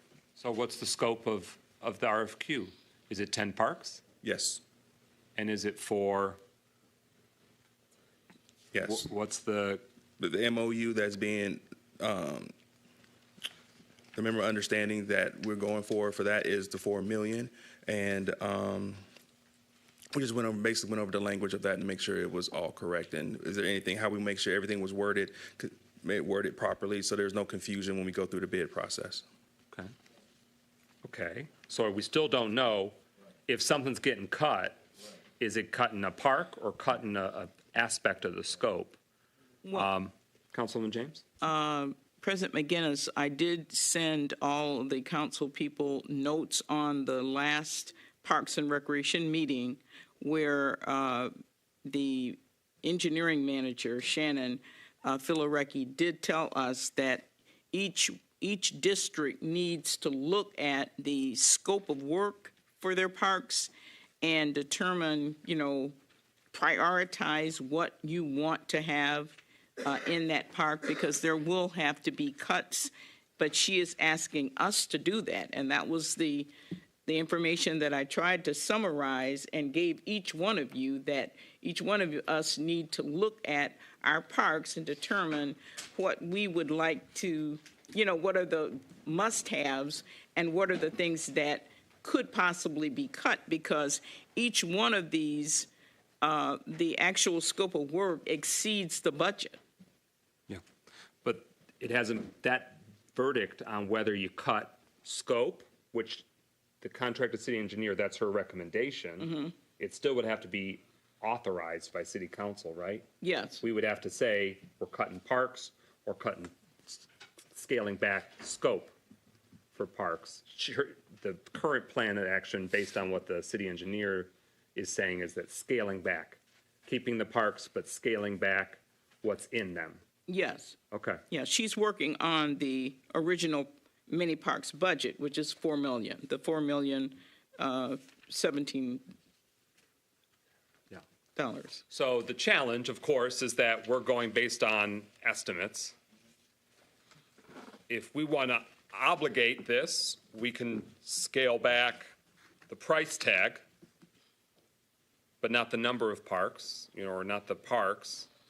But as Councilwoman Rutherford's flagging, she would be interested in removing one of those parks and then correspondingly dialing back the amount of an estimated amount of one park, because we still don't know what's the scaled back price all in of Motor Montana, just like we don't know the exact final price for any of these. Yeah. Am I factoring right, Councilwoman James, followed by Mayor Grimo? Well, with respect to our Dunlap Park, that park, in order to do the full design plan, it probably would take both of these amounts, the amount that's set aside for Art Dunlap as well as Motor Montana, because Art Dunlap, that's the $400,000 is not enough to do that full plan. And I was under the impression that Councilman Rutherford wanted to see the full plan implemented, and for that to happen, she's going to have to make some decisions about that. But again, it has to be a full council vote, ultimately, right? Councilman Rutherford. Okay. Our Dunlap has been my priority. We have 4 parks in District 1. We gave money to Maddie's Park under the impression that we had enough money for our Dunlap and the other parks. So now to the administration, I want to be clear before I go where I'm about to go. Are y'all now telling me that if I reduce Motor Montana to do right by other programs, our Dunlap is not going to be fully developed the way we want it? I just want to know, because that's going to decide how I vote about this Maddie Park. Because we're not going to play with our Dunlap. So I want a yes or no. Are you telling me that our Dunlap is not going to be done the way it's supposed to be done? When y'all told us that the $400,000 we giving to Maddie's Park, wouldn't that affect? In this instance, the call is us. Right. And the call has not been made by us yet. And at 11:24 at night, I don't think we have the sufficient time or information to make the informed call yet. We're not. So I don't think that we are in a position to be able to vote for, shouldn't we So let's remove- postpone it for a week, but I make the motion to postpone it for a week, but I would like to be very clear. If we postpone this, we need to postpone Maddie's, because if it comes down to Maddie and Art, it's going to be Art for me. That is an option. We already are going to pull it from the consent agenda. So it's not postponing the whole MOU. We have to vote to remove the neighborhood and mini parks whole cloth, the $4,017,610, sort of making it be a standalone, because it's too complex. I make the motion to be remove in it. this. Support. Mayor Grant, I heard it, but next on the speakers list was the mayor. Yeah, I think for the reasons the council president has said, postponing it makes sense. These obviously are interlinked, though, with some other areas, because what we're really talking about is reducing the funding in, I think, where the conversation is going. I know it hasn't been a formal motion, but is reducing the funding for the neighborhood and mini parks to increase funding in other areas. And because those are interconnected, if we're going to postpone the one, I think it makes sense to postpone the other MOU so that a holistic decision can be made about how to move funding around. I think that is a terrible idea. I mean, we are talking about 10 parks, and I know that a few have been verbalized, but there are multiple parks here. We have to make a comprehensive decision about neighborhood and mini parks, and do we want to further kick the can on tens of millions of on all of it because this isn't ironed out yet. Again, these conversations were had many, many months ago, and we're just here at this, still conceptual, trying to figure it out. So I get that you want to try and protect the whole enchilada, but there's a possibility that a park in District 7 will get either removed or reduced. A park in District 6 will get removed or reduced. A park in District 2, a park in District 3. I am clear-eyed about that, but we cannot spend the next few hours to figure that out, and we're still guessing because we have to check with some other outside entities, including Spalding to Decker, including the city engineer. Well, if I could. Go for it. So the only question we're deciding tonight is the amount of dollars allocated towards neighborhood and mini parks. Yes. And there's no reason to postpone that unless we think that we may or may not reduce it by a certain amount. And that is directly connected, I think, based on what I hear council saying, to how much we increase other areas or whether we take funding from other sources to increase the other areas. So it doesn't make any sense to postpone just the neighborhood and mini parks in isolation, because by then, if we vote on everything else, we'll know how much we're spending on neighborhood and mini parks, and we'll be predetermined based on how much we're spending on the other categories. So at that point, you might as well vote on neighborhood and mini parks tonight, too, is my point. At 11, about 20 minutes ago, I flagged that I want to postpone this because it's obviously not ready for prime time for us to be able to make a decision, an intelligent, informed, and thorough decision. Yes, the likelihood is that if this is removed, this and another large category, the Youth Recreation Center, may be dialed back by a certain dollar amount based on what we are increasing or expanding in other categories. Yes, that is a very likely possibility, and we'll know that more once we get through the other items. And my point is that here we are 3 years later. This ain't ready for us to make a full, intelligent decision, so we need a few more hours, a few more days that we're not going to get out of Father Time tonight. So I am saying, as it was moved and seconded, I forget who moved and who seconded. Councilman Rutherford moved and Councilman James seconded that we remove the, what did I say? Oh, I'm so sorry. In this Department of Parks and Recreation, we are removing this from this memorandum of understanding multiples. We are setting it aside so that way next week we know with more clarity what's the dollar amount we're going to dedicate to neighborhood and mini parks, which parks, and which scope, and if we are at least clear-eyed about when those decisions will be made or how it's clarified, we'll have a better perspective on when we're voting next week. And do I want to wait another week and put it closer to the finish line? No, but I don't want to allow this to hold up the whole rest of the picture. Councilman James.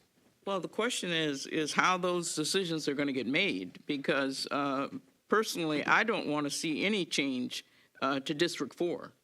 And so how are we going to make decisions? Because, you know, I personally support sticking with the plan we came up with years ago, and we all agreed to how much money we were going to put into our neighborhood and our mini parks. These parks have not seen any change, most of them in 60 years. So I support sticking with this original plan. And I would like to know who's going to make these decisions on what parks are going to be cut, because I don't want to see any changes in District 4. Again, it is 11:30 at night. These are major questions. We are not going to sort them out tonight. We have to have a clear roadmap forward. Councilwoman James is saying that she wants to stick with, so she would be opposing removing of this. My contention is that our game plan's already been blown up. One, by Father Time, And two, by the fact that construction costs have gone up by 20%, and now they're saying what had been 10 of these improvements was going to cost 4, now it's probably 5. And so our original game plan is already not sustainable. We have to figure out what's the new game plan, and I would like to know that before I'm voting and asking my colleagues to vote on it, so that it doesn't have to be all finalized, but we need to have a lot more clarity on which parks are in, which parks are out, if any are in or out, or if there is the scope. And that would, to Councilwoman James's question, have to be a collective council decision. It won't be me unilaterally, it won't be any of us unilaterally, it won't be the mayor or the department director unilaterally. We have to have full buy-in, eyes wide open. I just want to ask a question. Okay. It's just Question means more time. Nope. This is just 3 years ago, Madam McKinney-Hatchie was not in the scope. 3 years ago, 2 years ago, wasn't in scope because we weren't supposed to have to give the money to it. It was an organization called the Pontiac Community Foundation. They did not do that, and so you guys put it into the scope. So we have to be realistic and tell the truth. Everybody's going to have to make painful sacrifices because it's no longer in the scope. That's all I was going to say. So not a question, just a statement. Okay. That's it. Pro Tem? Scoping. Well, I understand what everybody's saying at the table, but I definitely don't want to see any money come out the rec center, so I just want to put that out there. If that's what we plan to cut from, then it's going to really blow up the whole table because we're going to have some tough decisions next week. So the rec center is for me, we had a meeting, a retreat. The recreation center was at the top of everybody's list. Well, almost everybody's list, but that's a very important thing to this city and to our youth. And we need to keep that in the forefront of our thoughts as we make these decisions and cuts. Order. Yes, the first priority of the City Council in the year 2025 is resolving the retiree benefits unresolved matter. But further discussion on the idea of, for tonight, removing this from the memorandums before us. Mayor Greimel. I don't want to sound like a broken record, but I do just want to say, Council, by various amendments, as I understand it, has increased spending in other categories by $850,000, if my math is correct. $500,000 for small businesses, $300,000 for workforce development, and $50,000 for the Pontiac Creative Arts Center. That $850,000 has to come from somewhere, and I think the only opportunities are, I may be forgetting one or two, but Youth Rec Center or the parks. So I just want to be clear what we're talking about. And once everything is approved tonight, other than one category, well, it's coming out of that category, clearly. That's just the math of it. Yes. Okay, Councilwoman James? Well, one of the areas that we had designated is this $325,000 gateway signs. It was said that we wanted to pull this out of ARPA funds being used for that. So that was one of the monies and the double booking of the Hatchet Park versus the youth recreation. So those are in addition to what the mayor has said. And we may, of course, have to make other decisions as we're working through this. Mayor Greimel. My understanding was that the $325,000 from the gateway signs was the source for the homeless shelter and Central Multicultural La Familia and the Kappa Center. Yeah. That's where the math works out. But of Right. course, it's all, a cut is a cut is a cut if a cut is made.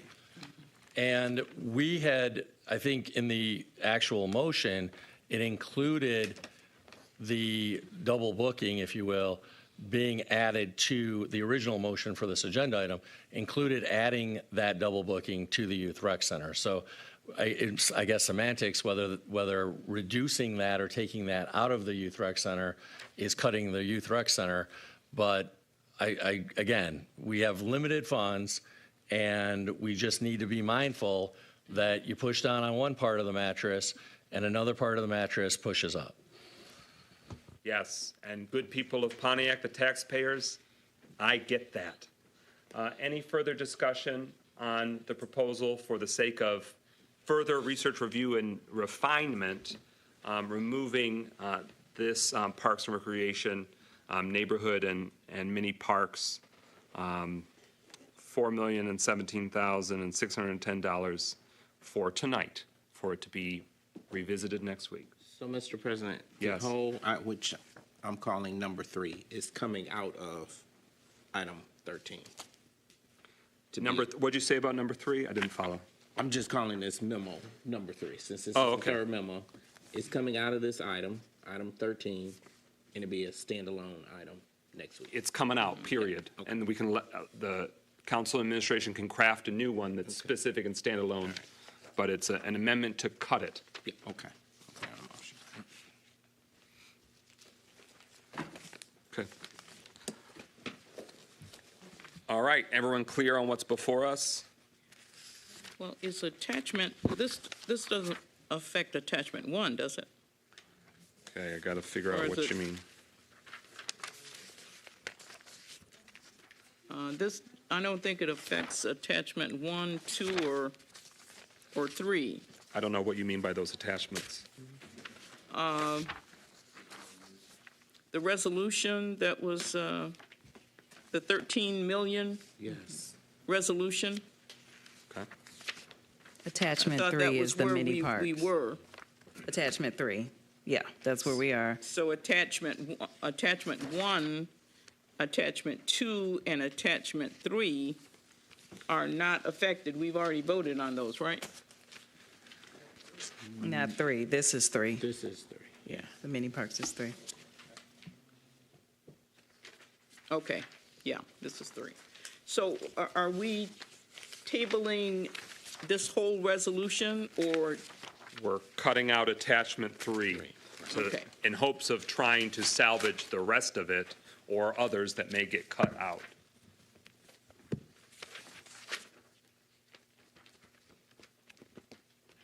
Everyone clear?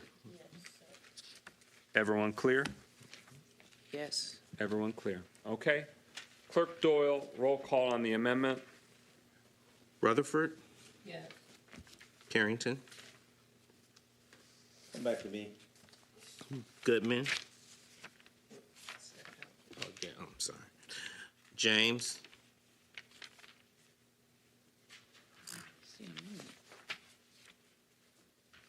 What is the amendment? I'm sorry. It's removing the neighborhood and mini parks from tonight's equation. Yes.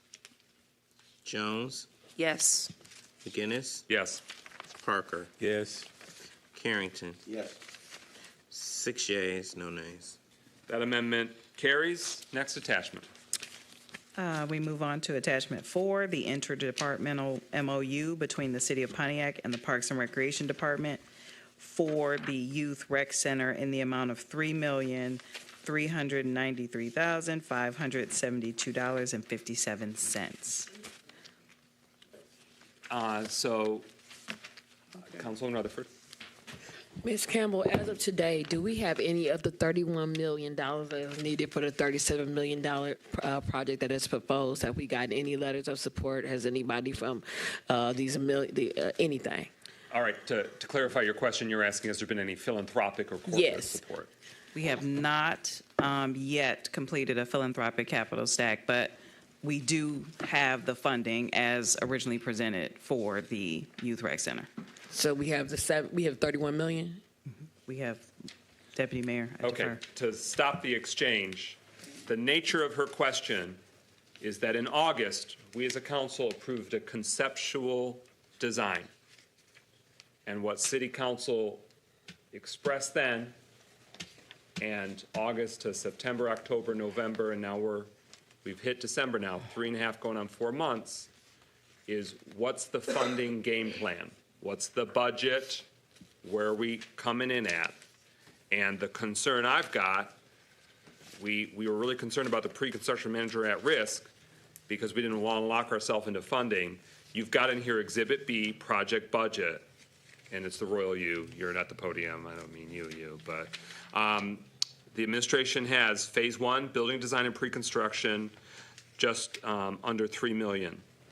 Phase 2, construction, $31.6 million. Phase 3, post-construction, $5.8 million. So that's Again, more for illustration, but it gives me great pause for us to codify an exact budget, which means an exact scope, without, in my estimation, having a fully defined and fleshed out roadmap for how it will be funded. So, Councilman Rutherford, you first had the floor. I interjected to make sure, you know, to tag team on that question with you. So to the administration, do we have the $31 million in the bank to build this youth center? Mayor Grundle. The short answer is we have virtually all of it, as we indicated and outlined in August. We have actually more than that in terms of cash on hand, but what we've indicated is that we may need to borrow some additional money and repay it at $1 million a year out of our general fund in order to really make this work with some other capital improvement priorities. But we outlined back in August how even without any philanthropic support, we can make this work. And the deputy mayor outlined that very clearly. He can speak in additional detail to it. But without any philanthropic support, we can make this work. And we outlined that very clearly to City Council in August. The other thing that I would say is, because I understand the Council President's point, the goal is not to lock us into that specific budget. That was the budget that was effectively approved by Council when Council approved the design. But the point here is just to obligate the additional funds. I don't think that the exhibit, which is really just by illustration based on the concept design that was approved by Council back in August, that's not what this is doing. This isn't locking us into that. What it's doing is obligating the $3.3 million roughly of additional ARPA funds. That's what this motion and resolution would effectively do. It's not about locking us in any more than Council already affirmed back in August by selecting the one concept design. President, I just need a clarity. You were shown that we have $31 million to pay for this? Because I believe in August that we was told we was going to have to do, what's that word they use? Bonds? Yeah. Borrowing. No. Order. No. I let you talk. You said bonds. So to the president, because you see everything. We don't get to see it. You seen $31 million? So I am trying to contain my frustration so I don't cause further pain to us and our timeline. But the mayor of Pontiac just said, by us deciding on a conceptual design, we have effectively agreed to a budget. And I categorically object to that implication or inference that we've already decided. You've just made that transition of that implication. That wasn't my intent. Okay, thank you for clarifying that, because again, as the fiduciaries of the city of Pontiac, the city council is making financial decisions and funding commitments, and we want to make sure that we're adequately allowing that window of opportunity to make the best decision when it's that time. The budget under this memorandum says project budget. And I'm up for tweaking it in terms of how it's phrased. It could say conceptual budget. I don't want to screw up in terms of the obligation, but I do not want to, a year or 16 months from now, this or a future mayor to say, well, the city council, look at Exhibit B, you said how much you're willing to mortgage the taxpayers of Pontiac for a project before we have finalized the pricing. So we agree. Since August, as outlined as it may have been and as nice as the administration feels that outline was, more detail and more meat on the bone in terms of how it will be paid and the exact funding pathway has not been materialized. In fact, we had the hopes and a promise of a finance director. They came and went. And in the 2 weeks plus that they were here, they sounded the alarm and said that we need more day-to-day functions so that way we can even be eligible to get an updated credit rating for municipal bonding. And that's why, since August, there's more reservation and more concern, and yet we have not gotten more granularity and more substantial pathway for how it'll exactly be funded and financed. So, when it comes to obligating, I am up for obligating a set because we're obviously going to have a youth recreation center that has a final cost. And we want to be able to bake into whatever the funding picture will be, ARPA funding. But it just makes it harder to get to there to yes, because in the 4 months since, there's been more instability with financial operations and less clarity for how this will be affordable, how we can afford this with the other important obligations. I am open to other funding opportunities in terms of financing, bonding, that kind of using the cash flow of the city, but it just is a very large decision when there is less clarity. I have less clarity than I had in August. Ms. Pro Tem, Mayor, well, for a first time, Councilwoman Jones. So Pro Tem, Councilwoman Jones, then Mayor. I think you guys make some great points, and I'm definitely, when it comes to the project budget, that we should say conceptual project budget so we can move forward, and that doesn't lock us in. Yes. To Director Campbell, do you think that fusses with obligation eligibility in terms of the nature of the language within the exhibits for the budget at this stage? I feel like it will definitely meet the guidelines, but of course I will double check it with EMY. Okay. Councilwoman Jones? Okay, so on 11/25 at the District 2 meeting, it was stated that right now we have $27 million from several different sources for the Youth Rec Center, and at that time it was proposed that bonds would be sought for the remainder, although we are not currently in a position for that. So that is where my confusion comes in, because today we have $31 million seeking an extra, money from the ARPA dollars. So I just wanted to clarify that. It was said, and I wrote it down. I was only under the impression that we only have $27 million from several different funds. Okay. Mayor Graham? I think Councilwoman Jones has accurately summarized what I said at the District 2 meeting, which is the amount of cash on hand plus the ability to borrow, which is synonymous with bonding. But more to the point tonight, I just wanted to voice my strong agreement with the Council President and President Pro Tem Carrington that the intent here is not to lock us into a budget.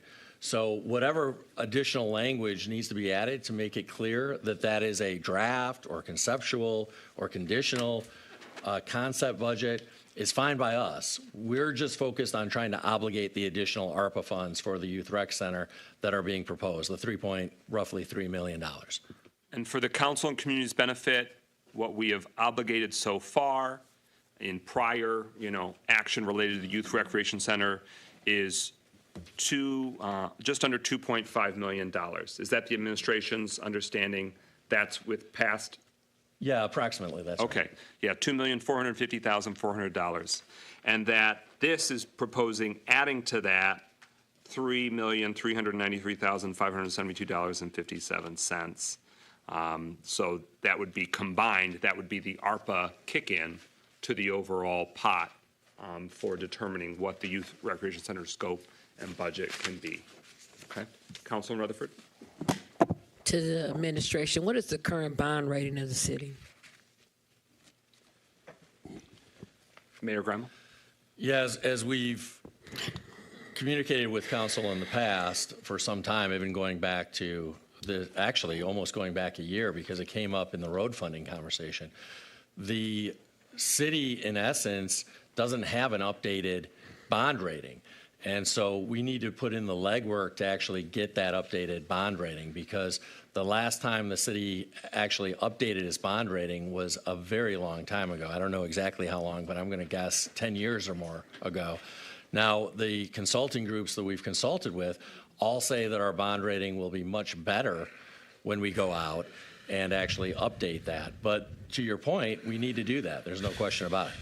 So I brought that up because in August, and I'm saying it on the floor, we do not have the funds to pay for this youth center.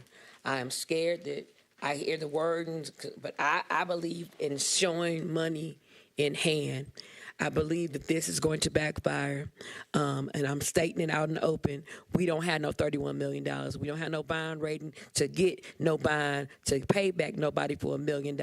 We are actually operating per the last financial director, and I could read it to you, from a deficit. So I don't know what we doing, because we operating on a wing and a prayer, and we ain't got a check signed by no bomber group. We ain't got no money from the community foundation. And what are we doing? And that's what I want to ask to the council and the president pro tem. I don't even feel comfortable voting for giving them anything, because we ain't got no proof that we got anything to pay for. That's the truth. That's what she said. Now, y'all can get out here and say something different, but that woman's told us there's no direct, clear pathway for us to pay for this youth center. So if she told us that, and you guys know that, what are we doing? What are we Because that's what she said. To that very valid point, then the alternative becomes a scaled down youth recreation center is more viable in terms of financing it and funding it. This will determine what's the ARPA piece of the puzzle. We know what the previous council set aside and has been earning interest, over $3 million. We know what we kicked in already from ARPA, almost $2.5 million. What's in this overall proposal right now is $3.393 million. The question to council is, do you want to scale that back? Do you want it to be where it's at? To clarify with director and mayor, the double booking of one of the parks, the Hatchet Park, and the Youth Recreation Center, I want to make sure I got that right. Where is the actual, the human error? So the 3.393,572 and 57 cents includes the 459,000 that was double booked. So it includes that number already. Okay, so the 3.393 already has the sort of course correction of the 459,000. Okay. All right. Is there a motion to amend but hold on, let me make sure, I want you to make sure you want it moved first. That's okay. For the Exhibit B project budget, to change that heading to be conceptual project, or the project conceptual budget. Support. It's been moved by Councilman Rutherford, seconded by Pro Tem Carrington, and in the coming days, Director Campbell with Ernst & Young will work to see if there's any course correction needed on that front, or further refinement that's needed. Everyone clear on that? Changing the heading could be small, but I don't want to come back to bite the taxpayers or the council in the future. Adding the word conceptual between project and budget in Exhibit B of this current memorandum of understanding before us about the Youth Recreation Center. Hearing no further discussion, roll call. Clerk Doyle on that amendment. Carrington, Yes. Goodman, Yes. James, Yes. Jones, Yes. McGinnis, Yes. Parker, Yes. Rutherford. Oh, yeah. 7 yeas, no nays. Okay, that motion carries, so that wording has been tweaked. The Councilman Goodman's with us right now. We had asked moments ago, you were talking about the 459,000 in the double booking. What they've stated is that it's right now, it's already in the 3.393 million figure. So if you were hoping to dial that double booking and make that be a source to offset the small business grant program expansion or any other addition, but that's the one that you identified it with, then that would require a proposed amendment reducing the Youth Recreation Center by some amount, or then it just means a bigger price tag or a bigger chunk that'll get bitten out of neighborhood and mini parks, which is already being scaled back potentially in terms of scope or number of parks. but I just want to make sure everyone's clear-eyed on that, about that double booking. Any thoughts?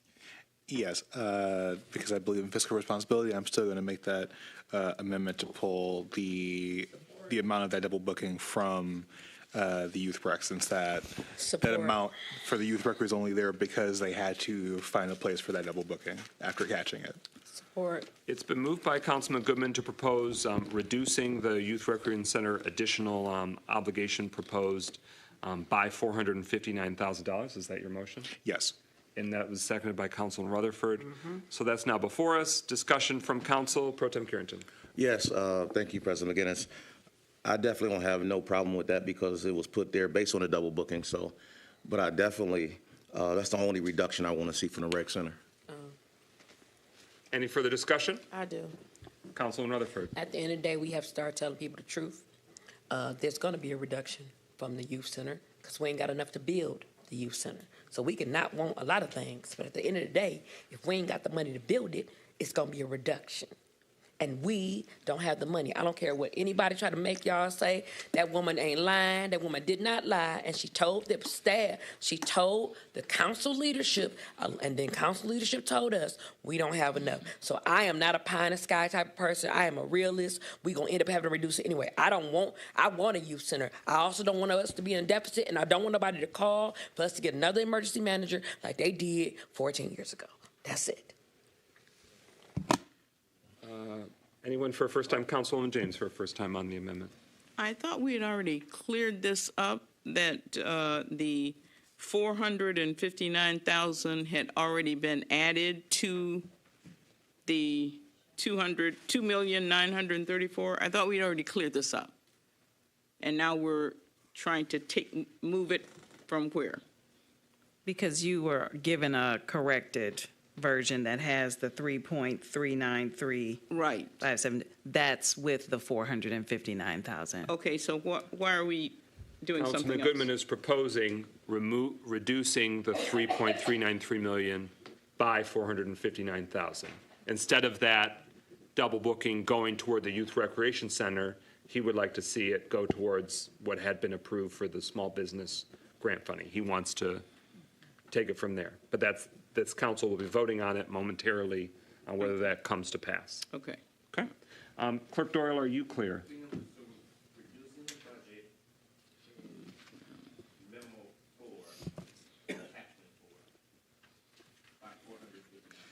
Well, the attachment 4 has the amount without the 459,000, I think. At least the memorandum of agreement part, right? Right. So it's actually, that's a great point. I mean, based on what's in here, it's already not in there. We don't have to reduce it further. But this is the decision of, is the council wanting to add the 459,000 to that? That's not exactly the motion, but, all right, let me look at this. Memorandum here. Thank you for flagging that, Clerk Doyle. So what we have before us in the memorandum is the non-double booked amount of the 2.934 million. And so technically, your amendment is not necessary because this is just an informational attachment. This isn't part of the memorandum and the itinerary, correct? Yes. This is basically like a presentation. So they've corrected the presentation, but the original memorandum doesn't have the 459,000 baked into it yet. It was just very late to insert that, so. Yeah. Change was. So yes, sir. So for my own understanding, so technically the memorandum that we have in our packet, not including this, technically does not have the mistake of the double booking. No, the additions that I gave you that have highlights, that has it. But Right. that was not in the original attachment. But to Council President's point, technically the amendment is not necessary at this moment because it has not actually been added in. Had we not been making this adjustment, we would have to be making an increase actually at this moment. Yeah. So yeah, I don't know how we want to go about. You can withdraw your amendment. Do you withdraw it? Yes, I withdraw. Is the second withdrawing? Was it Councilman Rutherford? Yes. Do you withdraw your second? Okay, so that amendment has gone away, but it's up to council if somebody wants to see if there's an appetite to add more to the Youth Recreation Center, and obviously that would be reduced elsewhere. Is there a motion? Okay, so I think that's clear on the only change we made is to language on budget-related items for the Youth Recreation Center concept. All right, next set.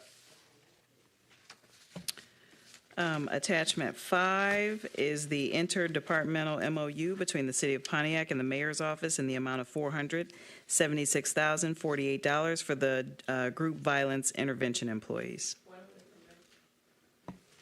Okay, let me get to where it's at. Okay. First, speaking on this section, Councilman Rutherford. When we voted on this originally, Bless you. I'm confused. How have they been working if this hasn't been voted on? Because So to Brian Jarzinski's point earlier, that they are working, they do have contracts, and it's obligated. This MOU obligates the full projected amount for their salaries and benefits, particularly in the event that the staff changes, if that is helpful. Okay, and then my follow-up question is, the breakdown for, we know how much the salary is, so what about, how much are we paying for the training of these individuals? Not going over to the sheriff's office and having a meeting, the actual training that we told they were gonna get. Have we started that at all? I want to flag that these are excellent questions, but unless it's going to determine whether we want to obligate or not, we can make this front and center Okay, for an cool. upcoming council meeting, because those All are right. excellent questions. We need to know more about Project Ceasefire, the implementation, the staff. Can I make a motion to postpone this for a week? All right. I hope no one seconds that, because I was trying to move things along, but. Of course you were. So I'm going to now keep the speakers list going. Councilman Rutherford has asked questions. Anything else before we keep going with the speakers list, Councilwoman? No, you just did what you did. Go ahead. Yeah, because it's 12:05. Okay, so we're talking about GVI. The mayor was next, then Councilwoman James. I'll pass. Councilwoman James? I'd like to call for the vote. There is no vote unless you're trying to remove it. Okay, We're just we're not voting on each one of these? Unless no. We'll vote on the full thing with the changes incorporated to the best of our ability.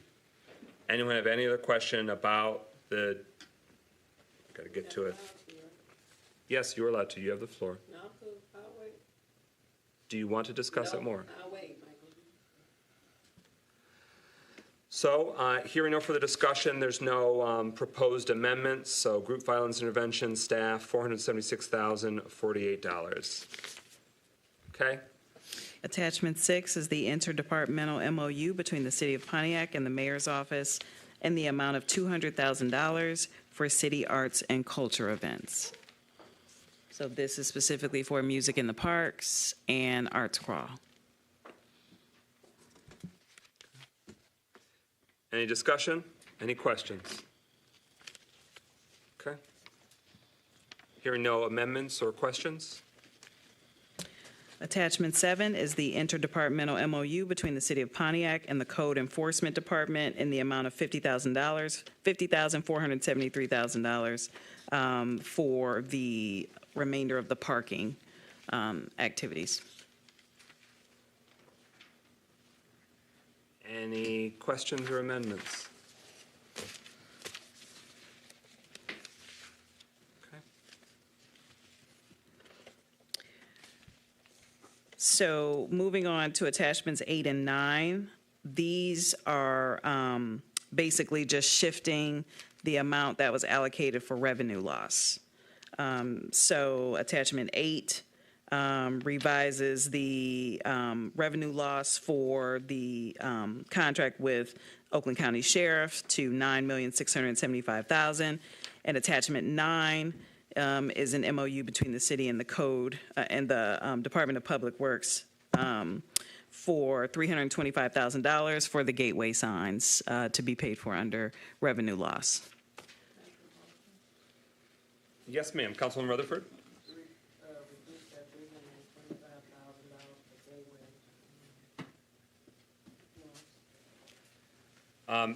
Reduce or to remove? Remove. So it's been moved by Second. Councilman Rutherford and seconded by Councilman Jones to remove the gateway signage. Director Campbell, is that able to be surgically sliced? If it is removed, then the revenue loss will, for the Oakland County Sheriff, will go to 10 million. Okay. So it's to remove the 325,000 and increase to 10 million.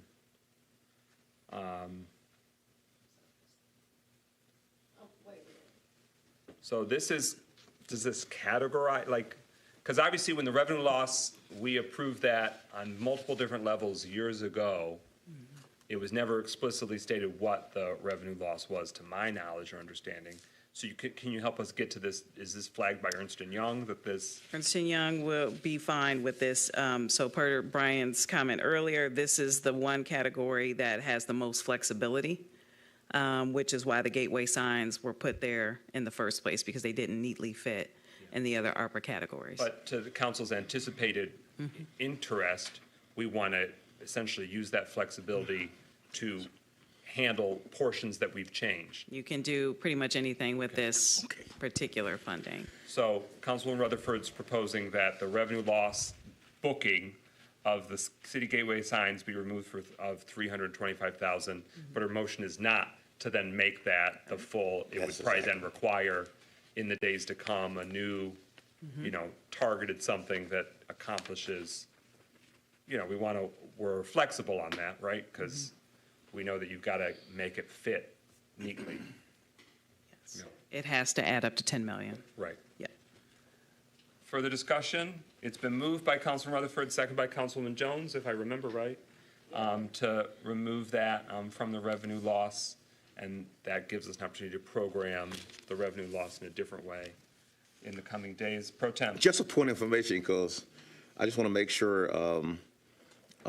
when she continues to say that it has to equal up to 10 million, she's saying that we need to come back later and then remove it out of that 10 million? And I'm getting.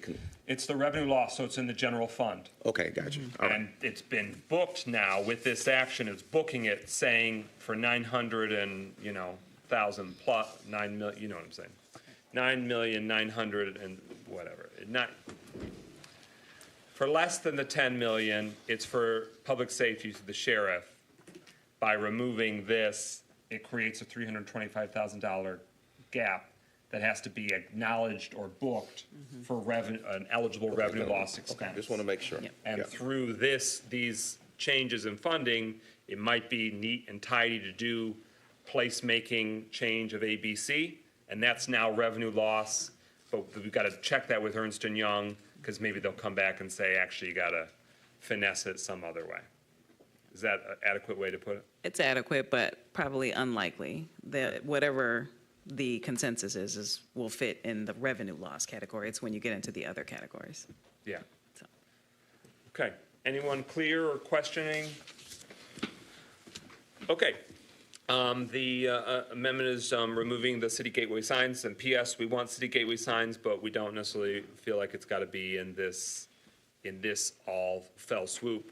We can get more detail and figure out how to phase it in or how it would supposed to be done, because this is, to us, prospective. We do not have a specific plan, turnkey, that's been presented to City Council yet, and that's that. Further discussion on, yes, ma'am, Councilwoman James. Can we just reallocate the 325 to the workforce development that we had agreed to add an additional?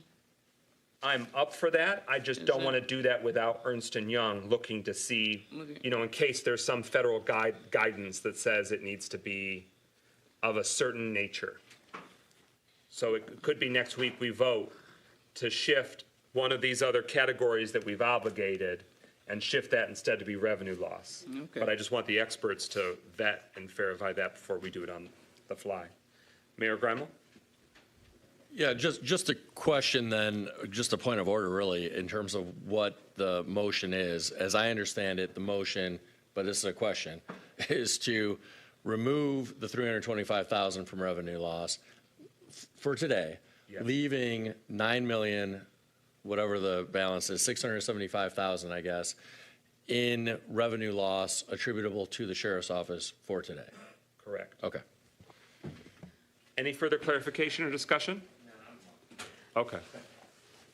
I thought we were removing the gateway signs. Correct.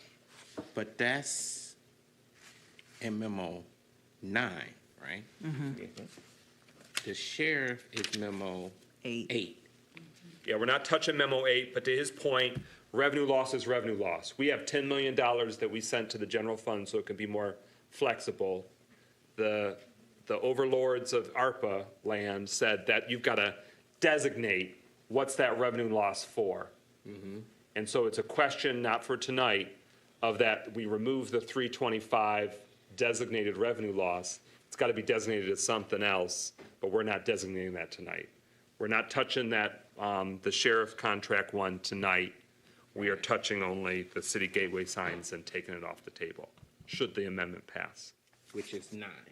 I don't have those numbers in front of me, but yes. Okay. But wait a minute, isn't she saying that if we do remove the 325, that we will have to make attachment 8, 10, an even 10 million? So was her that when initial we rec- vote on the full amount, the 13 million, that it'll all add up? That was her initial recommendation, but as the conversation unfolded further, we have anticipated flexibility that it can be maybe the placemaking 325 or the small business 325. We got to figure out what Ernst & Young says qualifies as appropriate revenue loss. So next week, we'll have to take an action to codify or designate what the revenue loss of $325,000 is designated for. Okay, that's still. My recommendation would be to propose whatever you want to use it for so that Ernst & Young can do their research, but I'm pretty sure whatever it's going to be, it will fit. That's just my recommendation. Further discussion on the motion, which zeroes out the gateway signage revenue loss. Again, there's still questions to answer on that, but on that action, hearing nothing further, Clerk Doyle on the proposed amendment. James, Yes. Jones, Yes. McGinnis, Yes. Parker, Yes. Rutherford, Yes. Carrington, Yes. Goodman. Yes. 7 yeas, no nays. Okay. Does that get us through the memorandums for It tonight? does. Okay, so what I want to know is that that's the memorandum, but in the resolution, there's attachment 3, interdepartmental memorandums, names these. By our motion, Clerk Doyle and Director Campbell, have we sufficiently moved those amendments where it removes those attachment references from the resolution? So I have removing attachment 9 permanently, and I have removing attachment 3 for later discussion. And then attachments 1 and 4 have revisions that are necessary. Actually, 4 don't in this version for us. Right. Because it doesn't book. Right. But to your point, for attachment 2, economic development, we increased that by $800,000. So that's now, But until we've identified where it's coming from, we can't approve wherever we think it might come from until it's been decided, because then the MOU has to be redone. okay, so for the purposes of tonight, we What I- can yeah, what I bring have that as a back, go- the $800,000? We have to figure out the $800,000. So if you move it to next week, that's fine, but between now and next week, we have to figure out where it's coming from. And for tonight's purposes, wherever you think it might come from, you would have to move that to next week until you firmly decided on that. Okay. You're going to have to help me work through that. Yes. Because So if you know the 800,000 is coming from mini parks, then you would just vote on those together. So, and the MOUs have to be amended accordingly. If you know it's coming from the rec center, same thing. But for now, I think I heard you say earlier, you wanted to have that discussion later about where it's actually coming from. So I'm saying wherever you. And is that because there is money already in those specific GL numbers? It's because the MOU, we wouldn't pass an MOU if it's going to change. Okay. Yeah. So if there's going to be a reduction for $800,000 anywhere, we wouldn't pass that one tonight. Okay. Well, obviously what's identified as the, well, that's tricky because obviously the three. So what I have as yeses, or at least there were no concerns, is attachment 2, which is home repair. Attachment 5, which is, well, GVI, there were no concerns, but it sounds like there wasn't going to be a vote on it tonight. Attachment 6, which is arts and culture events. And attachment 7, which is the parking. So those seem to be the ones that did not have any additional. What's weird is that it doesn't even identify attachment 1 in the rundown. Oh, it should. Attachment 1 is economic development.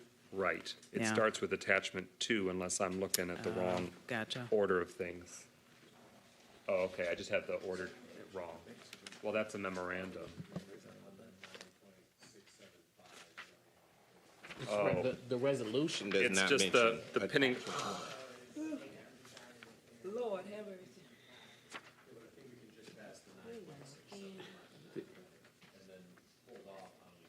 The resolution makes no mention of it. Yeah, that's the memorandum. So the resolution before us is resolution to request approval to obligate $13,327,922.57 from the City of Pontiac's U.S. Treasury State and Local Fiscal Recovery Funds.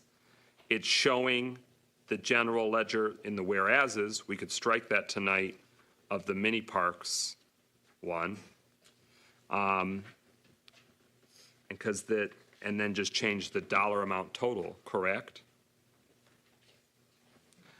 But to your point, attachment 1 with the additions that you're making, you're saying that the memorandum there may not be able to be viable to be voted on tonight without explicitly identifying the GL number? Not so much the GL number, but if we adopt that and anything changes, meaning if we come together next week and this week you've agreed on 800,000, but no one can agree on where it's going to come from, and then there's some negotiation there and that drops to 750, it then makes this MOU invalid because that 800's not moving there. So my recommendation would be until there's a firm decision on where the 800 is coming from, not to move forward with the economic development MOU. All right, that's a choice. I don't necessarily agree with that because we've already identified neighborhood and mini parks as one aspect and the $459,000 double booking as another. So You have, so you have 800,000 that you need for attachment 1 for the economic development initiatives. Then you need 325 for the additional grants, I believe that. That was placemaking. Yes, for placemaking. But that's not under this MOU. It's not, but it's got to come from somewhere. So whether it's going to be the revenue loss, the 325, but that's the thing, until all of those things are firmly identified. And then you need 50,000 for the Pontiac Creative Arts Center. So if it's coming from, for example, if you know it's coming from mini parks, then you can vote on mini parks. Just take the 800 out of it and vote on mini parks. But if you don't know that for sure, so we know, yes, you have 459 that you've taken out of the rec center. You've agreed to take that, but that doesn't fulfill your whole 800,000 needed for this particular MOU. So until you've identified a full 800,000 somewhere, that's all I'm saying is that, you can pass it, But you can't go back on that once you pass it. So, Thank you for that recommendation. yes. Council Pro Tem. Yes, let's get this done tonight.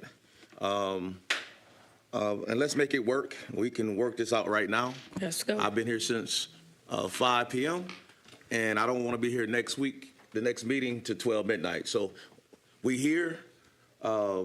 Let's get it done so we can move this. So, President McGinnis, you sit in that seat. Let's lead and let's get this done. Okay? All right, so to that point, if it needs to be apples to apples, if that's what I'm hearing from one council member, they want to do apples to apples, all of it tonight. Yep. Is that what you're saying? Yes. Councilman Rutherford, where are you at? Let's get it done. It's gonna be painful, but I'd rather do it now and be done and over with, and fix it later. What we can fix later, let's just do it now. Councilwoman Jones? Support. Councilwoman James? Yes. Councilman Parker?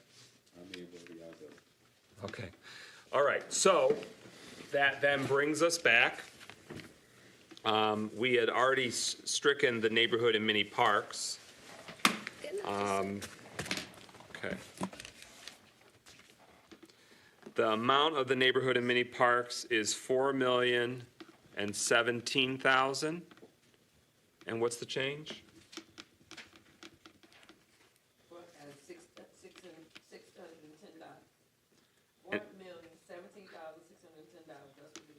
Any change? Nope, no change. Okay, $4,017,610, just to notate that one. There is setting aside placemaking of adding the $325,000 that was voted on. But there is, if I set that aside, anticipating revenue loss, addressing that, that brings us to $500,000 plus $300,000 plus $50,000 of $850,000 that has to come out of somewhere, but minus $459,000. That's Does what that I sound have. right? Yep. So, what's my Verizon calculator tell me that is? Okay. 850 minus 459 is 391,000 remaining. That has to be filled, plus the asterisk of 325,000 for placemaking that we have done, okay? Correct. Yep. So, your recommendation is that if we know that we want to slice $391,000 off neighborhood and mini parks, and that's the ox that gets gored, now's the time to do that potentially. I would just add to your earlier point to also keep in mind that it's been said that those costs may increase in general. So you can cut from the existing number, but that we've agreed that that existing number might not be real anymore. It might be more than that. So I say that and to that's say. why I didn't want to finalize it tonight, so that way we could have a fuller understanding of what administratively, how that will be administered. But the interest now is to decide tonight, so we will decide tonight that those painful points will still have to come. And we're all being clear-eyed about that. Neighborhood and mini parks, even if this doesn't decrease, neighborhood and mini parks are going to have some painful conversations going forward, period. Yes. In terms of scope, scale, price, and exact parks. So that's not being determined tonight. But we have to collectively, as a council, working with the administration, figure out when and how those painful decisions will be made. Okay.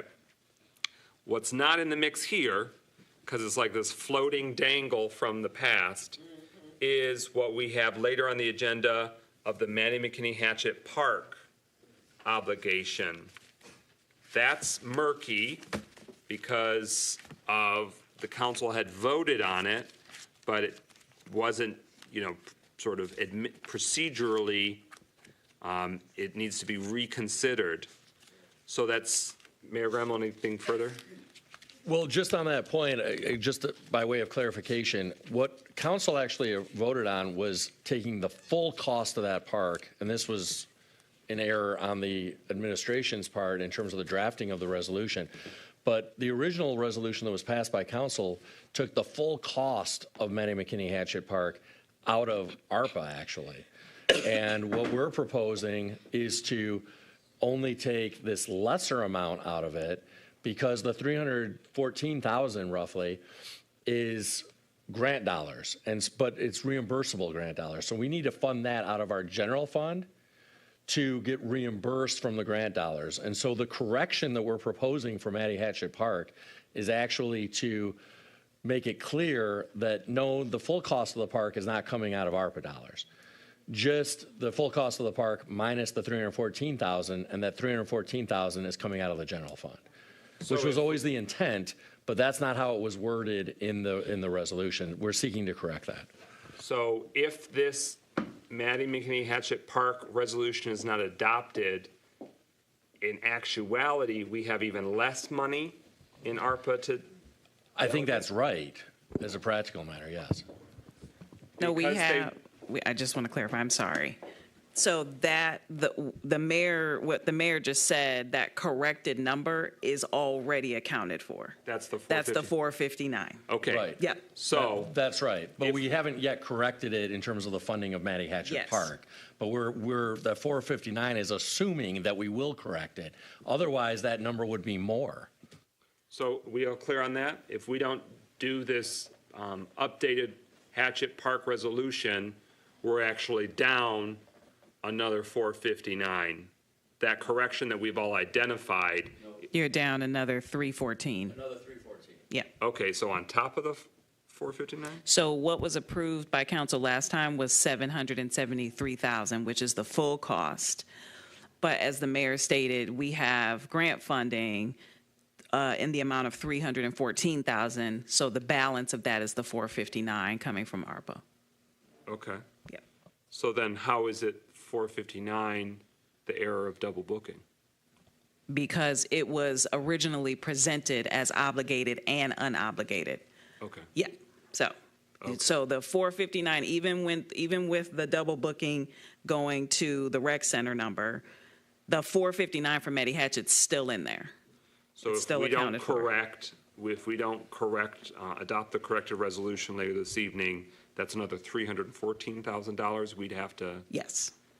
Or be almost frittered away because it's essentially not true ARPA eligible funding, right? Paying back or sort of balancing out grant funding. Yeah. Mayor? Well. Yeah, so the problem is we would be getting, in theory, we would be spending ARPA dollars now and getting reimbursed from these outside grants. But then the question is, how do you account for that with ARPA? And you can't really. And that's why it needs to be corrected. And just by way of clarity, we did send a corrected resolution, or tried to send a corrected resolution to the clerk's office, and it was sent. We have evidence of that.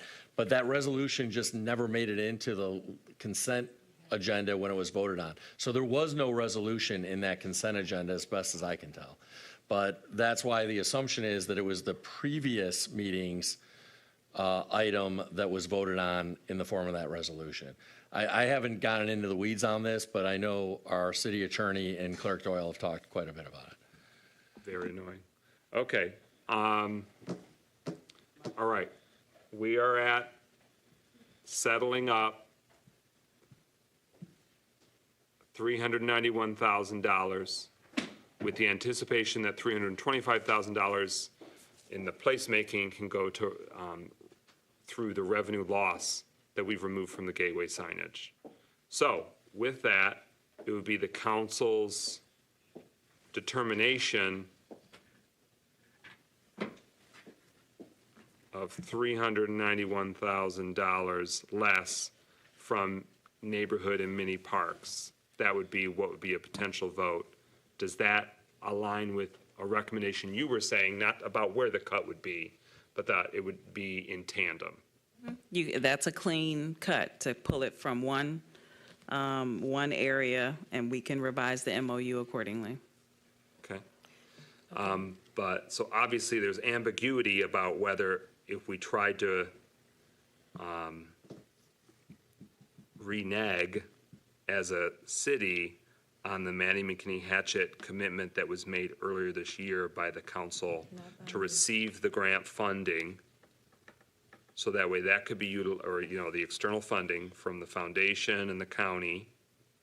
And then we kick in a portion, which is $459,000, right? Yes, right. Okay.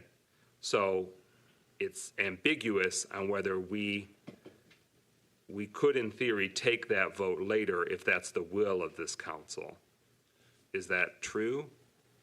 Yeah, I think obviously council could vote no on the resolution later. That alone, the Matty Hatchet resolution later, that alone wouldn't renege on the project. That would require some sort of new resolution to say we're not entering into a construction contract at all, after all. Because as we stand here today, council authorized a construction contract, but paying the full cost of that construction contract out of ARPA. What's on the consent agenda today would reduce the amount of ARPA funds being used, cover the balance with general fund dollars that would be reimbursed by the grants. Okay. So all we're doing is creating a time bomb for the general fund instead of ARPA. Okay. Councilman Rutherford? When you are voted up here to do tough decisions, I didn't vote for the 6-0. I wasn't here when y'all did the vote for that, for McKinney Hatchet. So I've always been questionable about why we're spending this amount of money on this part. But hearing the needs of the people have to supersede the needs of others wanting to do this. It's not, because this is the issue.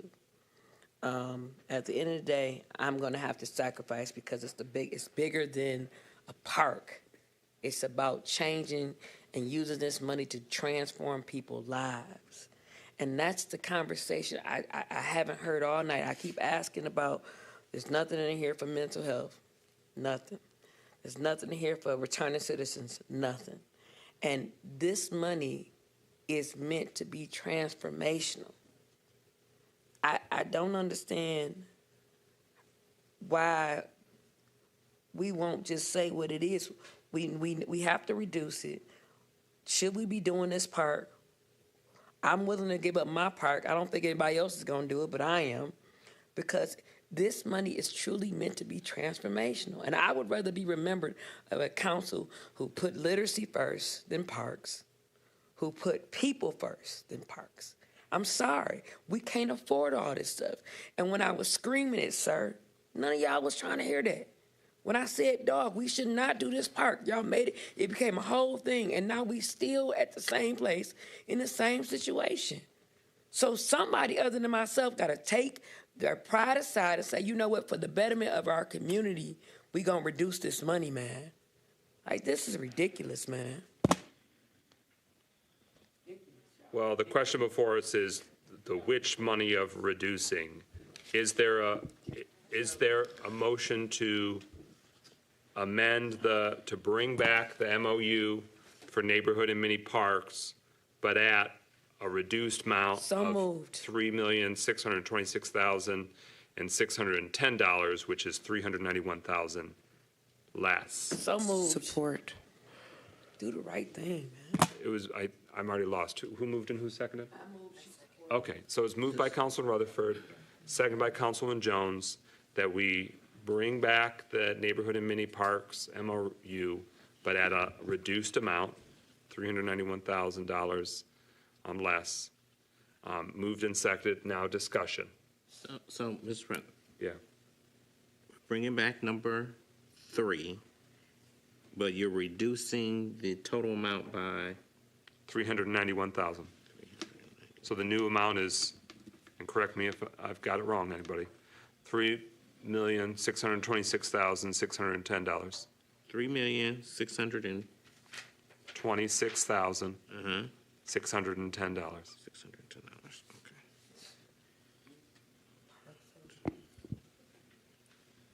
Okay. Pro Tem. Yes, I have no problem with that. Let's get it done. And the thing is that I just want to say this for the record. I was one of the first people that said we was trying to do too much. So the thing is that we are trying to do too much, but we have to make it work because we're here at this date. So getting Matty Hatchett Park is a park for the whole city. So I'm willing to forgo some things with the 6th district when it comes to a couple of other parks. So let's move this forward. Let's get it done so we can go to sleep by 2 o'clock this morning. Okay? Point of information. Yeah. What is he willing to do? Which part? I don't know. I will look at that at the later date because we ain't got to make that decision now. I'm just making sure on the record. Right now we need to reduce something. Okay. So that's what I'm saying is that we need to reduce something so we can stop all this back and forth at 1 o'clock. So President Pro Tem, I only asked, sir, because I'd like for stuff to be put on the floor. Yes. So that's why I asked. So I'm willing to reduce something in the 6. So thank you. I can talk about that at a later date when we get to that point when it comes to those parks. So what motion do I need to make? Or they already made a motion. No, the motion's live. Yes. And yes, I already am clear-eyed that the neighborhood and mini parks in the 7th district, we're already not doing all of them. We're doing some of them, and now we're obviously going to have to scale back the improvements at those some of them. And so I am obviously openly and unequivocally clear-eyed that I recognize that will mean that the 7th district neighborhood and mini parks are up for negotiation. Okay. Moved and seconded. That brings back the neighborhood and mini park improvement MOU, but at that reduced amount. Any further discussion? So, so as far as the resolution, attachment 3, if this motion is passed, would read the interdepartmental MOU, in the amount of $3,626,610 for mini parks design. Are we including general ledger accounts or? I look to the Grants and Philanthropy Director to help us understand. The GLs, once the parks, because how it's listed, there's a GL for every park. So we can make the correction once the parks have been agreed upon in terms of what will be cut So or for not. the MOU, it's still a valid GL numbers. Yeah. Thank you for flagging that, though, Clerk Doyle. I guess I thought that the things, right? Yes, but the GL is not on the MOU. It's in the memo. So the MOU is the document for Treasury, and the GLs are not on there. Okay. Yeah. So it doesn't matter whether they're on the resolution or not. Yeah, we can correct it here. But for the MOU, for the purposes of the MOU, the sum of the funds that we're obligating is the 3.6 million. And then we'll have to make the increase in the other areas. So that's attachment 1. And for the placemaking, which is not a part of this MOU, the 50,000 for the Creative Arts Center.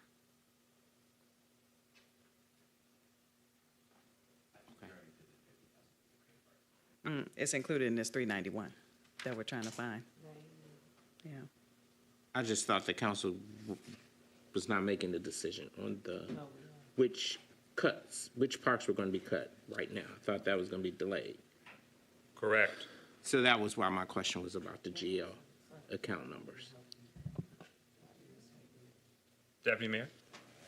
Thank you, Council President. So, Mr. Clerk, the GL numbers that are on there, there is not a specific amount in each GL at this time. Those are the GLs that the funds will be drawn from. Okay. So, yeah, so even though we're reducing the total number, we're just reducing the total number that will eventually be drawn from those GLs. We're not assigning an exact number to any GL tonight. Okay. Okay. So, with that, is everyone clear on the amendment before us? Neighborhood and mini, but at the reduced amount. Okay. Everyone's clear. Roll call Clerk Doyle on that proposed amendment. Jones, Yes. McGinnis, Yes. Parker, Yes.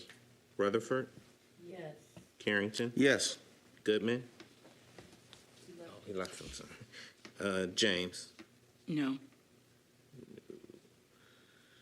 5 yeas, 1 nay. Okay. That amendment carries. The clarity I need is, do we have to change by $50,000 the total amount of the resolution? Because we've reduced from the neighborhood and mini parks $850,000, but like you said, that $50,000 to reconcile the Creative Arts Center.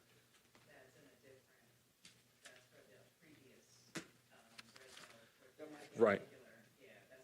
Your resolution's not on. I'm so sorry. That would address a previous resolution presented by Economic Development. Right, but it says, now therefore be it resolved, the Pontiac City Council hereby authorizes the city to obligate the remaining $13 million. Oh, yes. Yes. So yes. I want to reduce that amount by $50,000. $50,000, yes, So sir. the amount is correct. 13,327, 922.5. Mr. President, Yes, point of order. yes. It's a question really for the grants director, but I know you said, Director Campbell, that each of the 10 mini parks had its own GL number, if I'm understanding. Oh, not the 10 mini parks. I'm sorry. I'm sorry. Because I only see 7 GLs. so- Yes, they're in 7 GLs, so it's Okay. not 10 mini parks. There must be some. Oh, each district. There That we makes go. perfect I'm sense. sorry, Okay. the No, district. that all makes perfect sense now. Got it. All right, that has been cleared, but per our understanding, we need a motion to amend the now therefore be it resolved to reduce by $50,000 for a new So moved. of $13,277,922.57. Support. Moved by Councilman Rutherford, who seconded? Support. Jones. Councilwoman Jones. Rutherford. Clerk Doyle, are you clear on the amendment?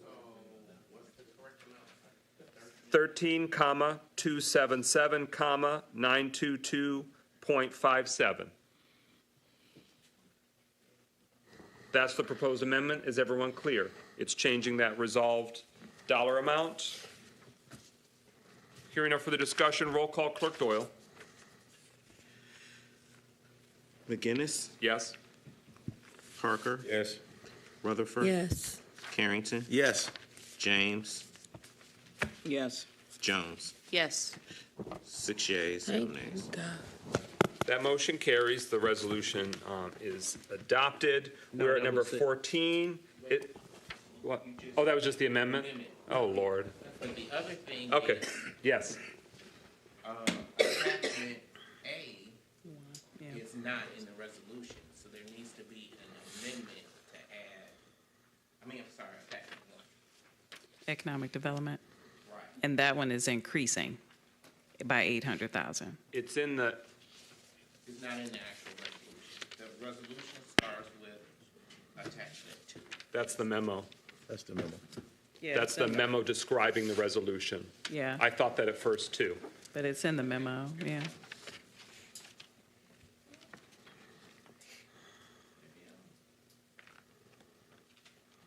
Oh, so it's only an amount. There is no reference to the attachments. It's only, the changes we made were to the attached memos directly, but when it's all in the wash with the resolution, it's just a difference of $50,000.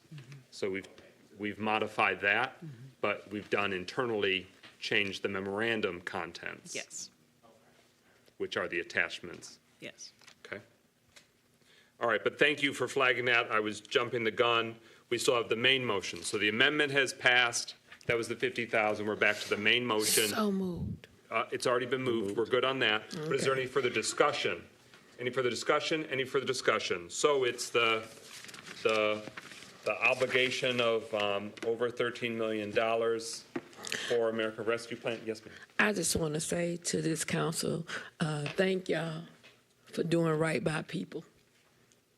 I really do mean that, because I was going to give y'all hell if y'all wouldn't.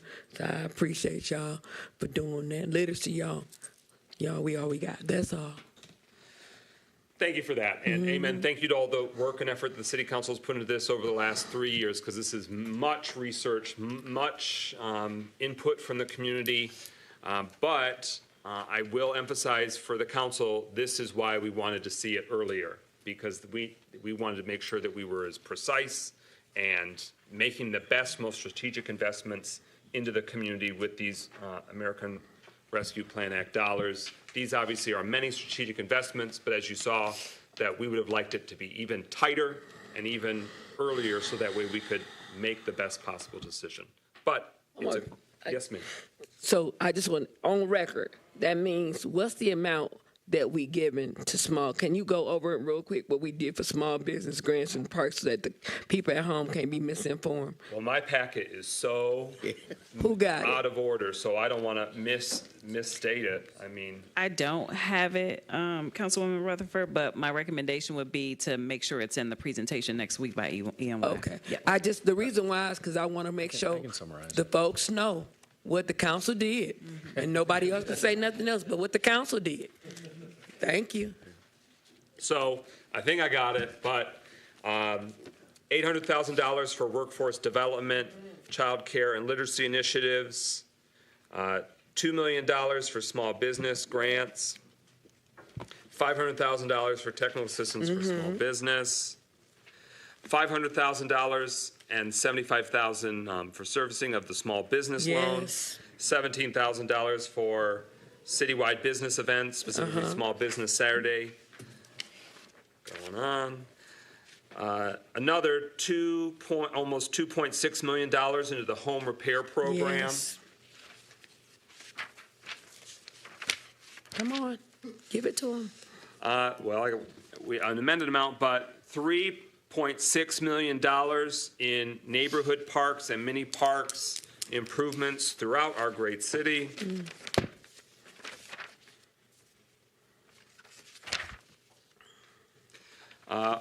Just under $3 million in additional youth recreation center investment, adding to the previous obligation, and codifying the appropriate bulk of the revenue loss to satisfy the $10 million, or nearly all of the $10 million. So that's tonight's action. That's what the motion is before us. And earlier tonight, we handled more specific items that don't require memorandums of understanding. The chipper, the art center, the history museum, all those different things, the affordable housing, the... First-time home buyer program. Well, that's not in this vote, but yes, she's eager for it. Yes, is everyone clear on what the motion is before us? That's, thank you for asking for that recap, Councilwoman. Hearing nothing further, roll call Clerk Doyle on adoption of the resolution as amended. James, Yes. Jones, Yes. McGinnis, Yes. Parker, Yes. Rutherford, Yes. Carrington. Yes. 6 yeas, no nays. That's a big deal. That's a big deal. And we acknowledge that there might be some final, action that we need to take next week that, just helps, codify or clarify any of these items. We'll blaze through these final items. Number 14, is there a motion to adopt the resolution requesting City Council to approve 2 new staff positions for the Grants and So Planning moved. Department? Support. This is a CDBG administrator and the administrative assistant to the department's director. It was, I'm sorry, moved or seconded? I moved it. Moved by Rutherford, seconded by Carrington. It's a big deal, and we've kind of glossed over it, but through this council and this administration, we have brought the administration of our community development block grant dollars in-house again at long last. And this is an important step in that process to sort of handle the function of that. Anything you want to elaborate further on with this request? Yes, so I hope to have our agreement no later than the 17th, the meeting on the 17th for approval I have a from question. HUD. This position will be paid from the grant directly. The administrative assistant position will not be funded by CDBG, but by existing funds in our department's budget because we are reducing our grant writer position and adding the administrative assistant, so it doesn't require a budget amendment. Councilman I Rutherford. wanted to make an amendment because on one of the positions, it says 55,000, and what other administrative assistants are making 60,000 here. So why wouldn't we make this a $60,000 position when there's several other people making 60,000 in the same position? Any thoughts, administration, staff? Well, I think it's I guess I'm not sure. I'm not sure what you're referencing. So I'm referring, you have an administrative position that pays 45 to 55,000, but the average administration, because I served in that capacity, they making 60,000, and you guys did a wage study, and that was allocated up where you allocated for everybody else. And I don't think that this amount shows what you guys allocated for administrative assistance. So I'm just simply asking, can it be increased by 5,000? I do believe you still would have that in your budget because of the position that you were changing, Ms. Campbell. Would that be correct? Well, what before us is a resolution. I don't think that's what we're voting on. I know that's attached. Order. What before us is a resolution requesting approval of the 2 additional staff positions. Now, therefore, be it resolved, the grants and philanthropy budget for the fiscal year is hereby amended to include the addition of 2 new staff positions. Be it further resolved that the city is authorized to take all necessary actions to implement this resolution. Okay, that's weird because we have a different process for a budget amendment. I don't think that's exactly the action you're requesting. You're asking for the authority to create them, right? Yes. Okay, so that needs to be changed. So is there anything further from the administration on that?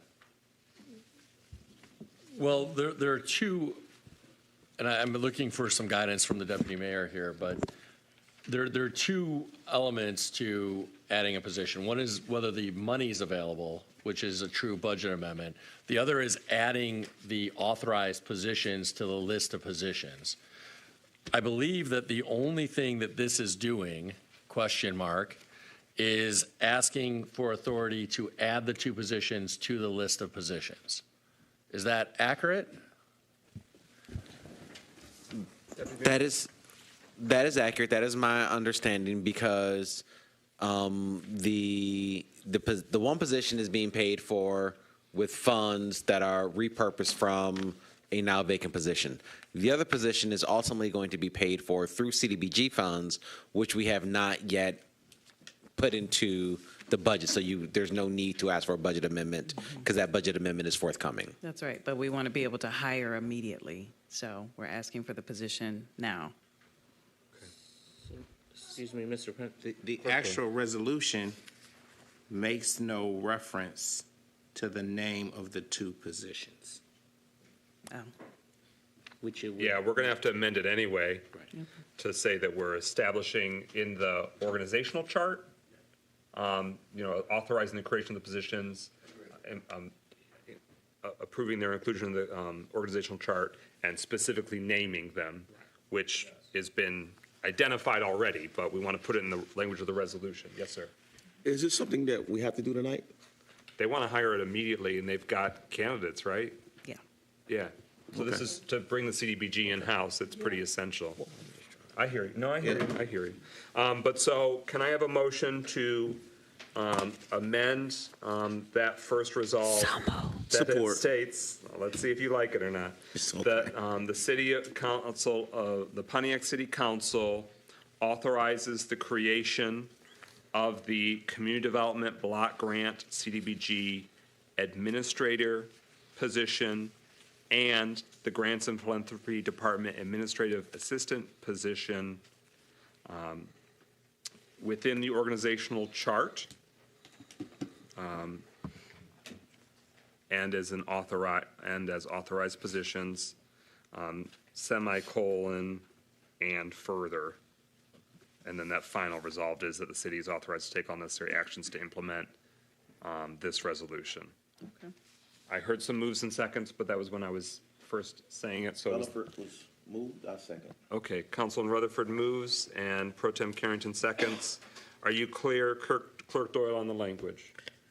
I am. Okay.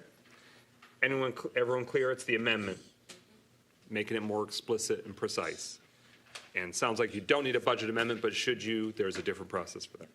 Okay, hearing no further discussion, roll call on the amendment. Clerk Doyle. Rutherford, Yes. Carrington, Yes. James, Yes. Jones, Yes. McGinnis, Yes. Parker. Yes. Thank you all. 6 yeas, no nays. That motion carries. The resolution is adopted. Now we are at number 15.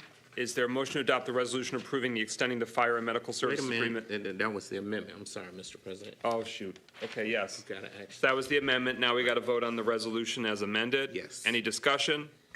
Hearing none, roll call. Clerk Doyle on the resolution as amended. Parker, Yes. Rutherford, Yes. Carrington, Yes. James, Yes. Jones, Yes. McGinnis. Yes. 6 yeas, no nays. Okay, that motion carries. We're now at number 15. Is there a motion to adopt the resolution? moved.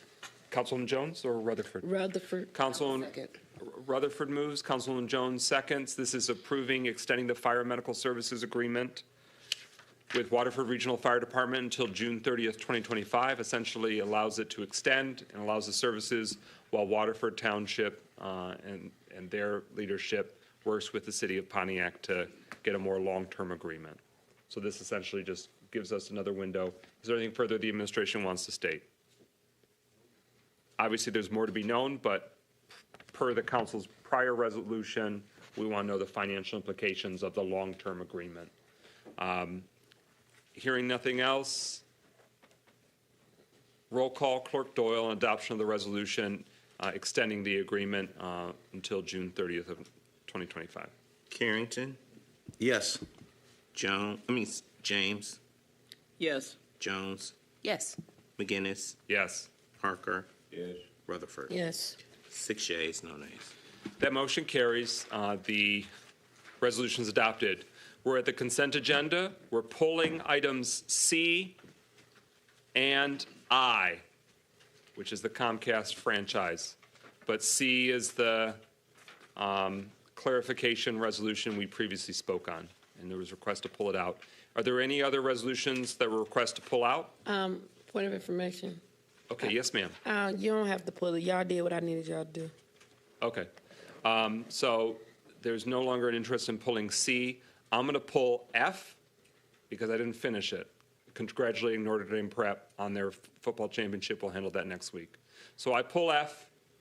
It's been asked that we pull I to comply with the law gods. But so that leaves in the consent agenda. Is there a motion to approve it? So moved. Support. Moved by Councilman Rutherford, second by Pro Tem. It includes the November 19th meeting minutes, scheduling a special closed session, a special meeting of the City Council next Tuesday at 5 p.m. So that way, again, like this week, we handle the legal closed session beforehand and not slow down the meeting. C, resolution that clarifies and confirms the granting the bid award to DMC Consultants, Inc., and to execute the agreement for the Manny McKinney Hatchet Park construction improvements. D, resolution honoring the life and service of Portia Fields Anderson. E, resolution renaming the walking paths at Murphy Park in honor of Portia Fields Anderson. G, resolution accepting $25,000 grant award from CN Railroad and America in Bloom for the Ground Up Grant program. H, resolution for the City Council to approve the mayor, deputy mayor to execute the Clark White joint venture, pre-construction and construction manager, revised resolution, so that way we can get more exact prices on the Youth Recreation Center proposal. That's what's in the consent agenda. Everyone clear? Point of information. Yes, ma'am. Just want to make sure that it doesn't obligate us to that $31 million price tag. Heck no. It's, I wrote that explicitly into the resolution. Oh, $31 The financial impact is $21,000 for their Yes. services of of providing those And estimates. just so I make sure, can't nothing be added or taken away once we vote on this, right? It cannot be added or taken away. Can't be no, magic wand, angel dust. No, anything. no, Okay. not with the force of law. Thank I mean, you. angel dust can be still floating, but Don't not worry about with it. a council vote. Hearing no further discussion or another request to pull, roll call Clerk Doyle on the consent agenda. James, Yes. Jones, Yes. McGinnis, Yes. Parker, Yes. Rutherford, Yeah. Carrington. Yes. 6 yeas, no nays. Okay. So again, we're not going to do anything on the Notre Dame Prep one. We'll handle that in consent agenda in the future. But what's set aside now, which we'll take up now, is the second reading of the Comcast franchise, so that way the city still gets franchise renewal benefits. City attorney, it's very time sensitive. There's only a limited window per the state law. So she's here to answer questions. We've reviewed it quite a few times. Anything else you want us to know? To make sure that you ask for public comment on this agenda item Okay. under the new city charter. Okay. Is there a motion for adoption of an ordinance granting the Comcast 10-year? Support. Moved by Councilman Rutherford, second by Councilman Jones. Are there any requests for public comment on the Comcast franchise agreement proposal? Are there any requests for public comment? Any requests for public comment? An opportunity was asked 3 times, no takers. So that concludes the public comment on the Comcast 10-year franchise renewal agreement. City Attorney, anything further? This would complete the process, and as far as the city is concerned, we will have a 10-year agreement with Comcast based on tonight's adoption, if you so choose. Okay. Again, this is allowing them in the right of way, allowing their franchise to continue, but most importantly, it allows the maximum, what we can benefit from. Because if we didn't do this, they could still be operating, but we just wouldn't get the PEG fees or the franchise fees, perhaps, right? Or is that an oversimplification? We would still get our franchise fee. The PEG fee would be something that we wouldn't be able to take. Okay. So we'd be getting less money for the operation of Comcast to continue. Sure. Okay. Any further discussion? Hearing none, roll call Clerk Doyle on adoption of an ordinance granting Comcast that 10-year franchise renewal agreement. James, Yes. Jones, Yes. McGinnis, Yes. Parker, Yes. Rutherford, Yes. Carrington. Yes. 6 yeas, no nays. That motion carries. That ordinance is adopted. Thank you, Attorney Gurley, for all your work on that. Thank you. All right. Very quickly, we're at discussions. A heads up, there will no longer be a General Motors public hearing next week because they have withdrawn their request for an industrial facilities tax at the moment, but they hope to be able to revisit that once their internal production decisions are addressed. So I just want to make sure the clerk is working for an updated notice to go out that will no longer be on the agenda next week. Any other discussion on that? Okay. 17, restoration of retiree benefit status update. The City Council will have a closed session. That'll be the focus next week, so we get updates from attorneys on that matter. Is there any other information, Mayor Gremmel, that you can provide the council and community on retiree benefit status update?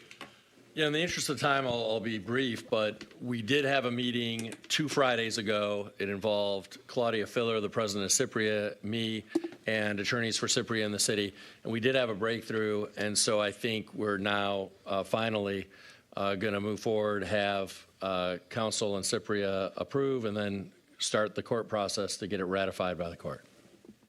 Okay. Any other discussion? Councilman Rutherford. Once again, we lost another retiree. This week it was Portia Fields Anderson. So to the retirees, as I do every week until y'all get y'all money, I want to publicly apologize.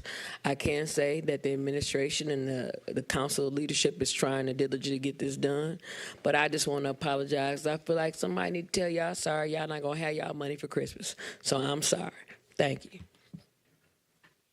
Further discussion? We'll return this conversation next week, too. All right. 18, Finance Department reorganization status update. For time, we don't have to go into it, but At the beginning of the meeting, I identified the resolutions. We are still wanting information and responses on a number of those. We consider it an all-hands-on-deck matter, a very concerning matter about the continued leadership vacuum with the city's finance department and making sure that the operations are firing on all cylinders. Is there any further discussion that we need to say tonight? Okay, we'll revisit that next week. For the sake of time, that's what communications are. It's written. Next week, Tuesday at 6 p.m. is the next council meeting. Closing comments and communication. Mayor Greimel. Point of order, question mark. What'd I forget? Well, I think you had requested that we vote on the HRC contract tonight. Oh, yeah. Thank you. Is there a motion to suspend the rules? Support. To take up a resolution not on the agenda, moved by Councilman Rutherford, seconded by Pro Tem Carrington. Is there a motion to adopt the resolution requesting approval to hire Hubble, Roth, and Clark to conduct an assessment and feasibility study for the potential purchase of a property exempt from disclosure under the Freedom of Information Act? It's been moved by Councilwoman Rutherford. Is there a second? Support. Seconded by Councilwoman Jones. Any discussion? Timeline when they'll be done.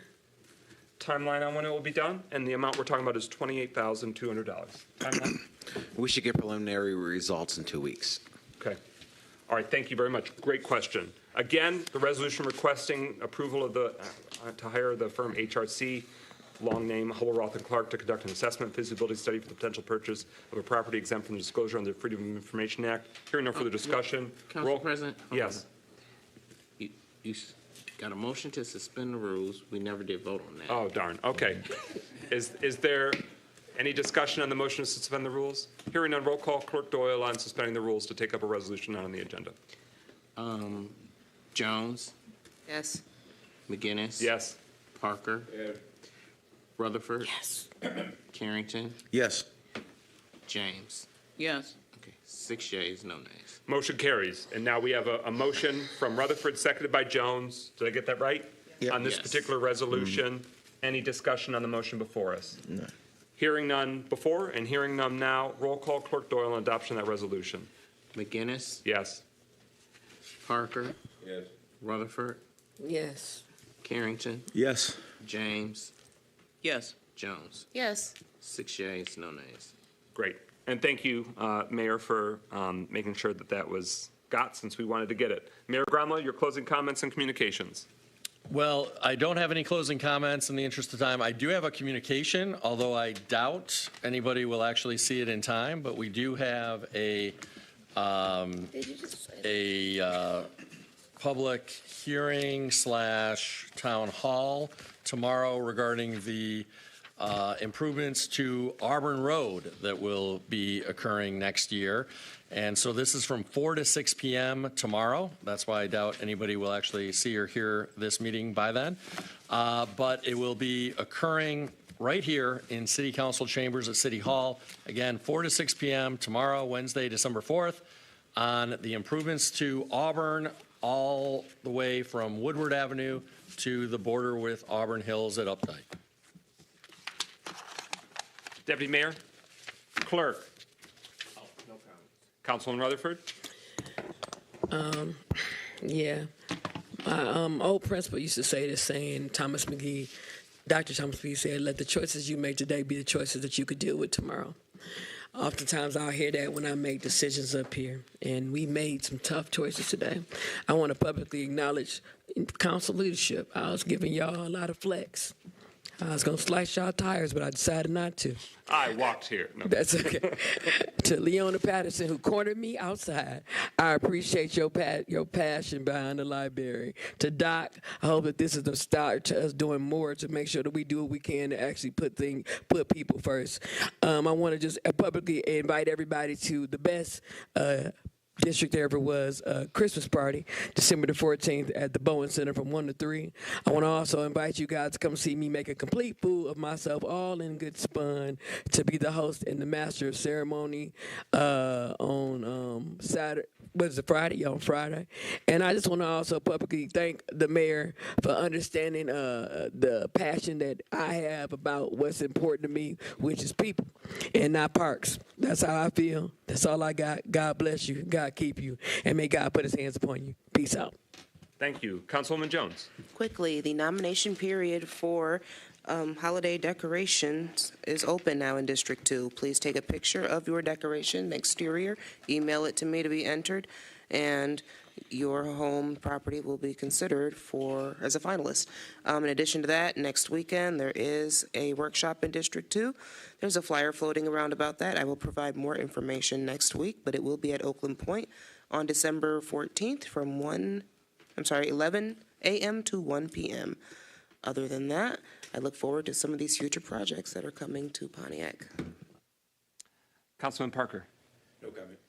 Councilwoman James. Just that not having a financial manager, a financial director in our city is creating huge havoc and problems for us. I think it is the number one issue that this council and administration needs to address. Amen. Thank you. Pro Tem? Yes, just very quickly, I'd just like to thank this council for your dedication tonight. It takes a lot to sit in these seats, a lot of sacrifice, your personal time, for your families, your children. So tonight, thank you for standing up for the city of Pontiac and its residents. We done this, and I'm extremely happy tonight. And good night. Thank you. Thank you. And to that point, Councilwoman Jones's daughter's birthday was today, and she spent her. It was yesterday. Oh, technically It's yesterday. 1:12. So, but I want to thank you for sacrificing your family time, your daughter's time. I want to give a shout out to those that are still in the audience. Ms. Leona Patterson, Dr. Ashlyn Curry, and Joy Dockham. Very impressive. This is, I think, our record now for the longest and latest council meeting we've had. And on top of that, we had a special meeting ahead of this for the closed session. Thank God we didn't try and wait for the closed session at the end of the night. Yes, Mayor Graham. Just, if I could, a point of privilege, forgive me, but in my haste to get out of here, I was too brief in my closing comments. I do just want to thank council for the collaborative approach tonight on the ARPA funds and also the perseverance sticking it out so late to wrap this up, or mostly wrap it up. I don't know if we have one outstanding item for next week, but I just wanted to thank council for their hard work on this. Thank you. Yes, thank you to the City Council for your hard work and the hard decisions tonight. But as these conversations indicated, there's so much more to still come. We got to make sure all the money gets spent now. We got to make sure that these decisions, these final decisions still get made. Some of these new programs get stood up and is done in a timely manner. But we'll work to keep on that. Councilman Rutherford claims that District 1 is the greatest district. Well, District 7 is the last district, meaning this is the last year, the last 13 months there will ever be a District 7 for the foreseeable future. So let's end with style, end with a big crowd. Please join us for this year's final meeting of the District 7, the East Side community. It's our holiday gathering this coming Monday, December 9th, 7 to 9 p.m. at Prospect Missionary Church at the corner of Prospect and Sanford on the East Side. All are welcome. Again, the holiday gathering and December meeting of the District 7 East Side community is this coming Monday, December 9th. Please join us. Again, we got 1 year left, so let's end in style with District 7, which in my estimation is the greatest, but I don't have another 6 hours to debate that. So with that, is there a motion to adjourn this evening's meeting? So moved. Support. It's been moved by Councilman Rutherford, seconded by Councilwoman Jones that we adjourn this evening's meeting. Hearing no discussion, roll call, Clerk Doyle. Carrington, Yes. James, Yes. Jones, Yes. McGinnis, Yes. Parker, Yes. Rutherford. Yeah. 6 yeas. All right, the meeting is adjourned at 1:14 a.m.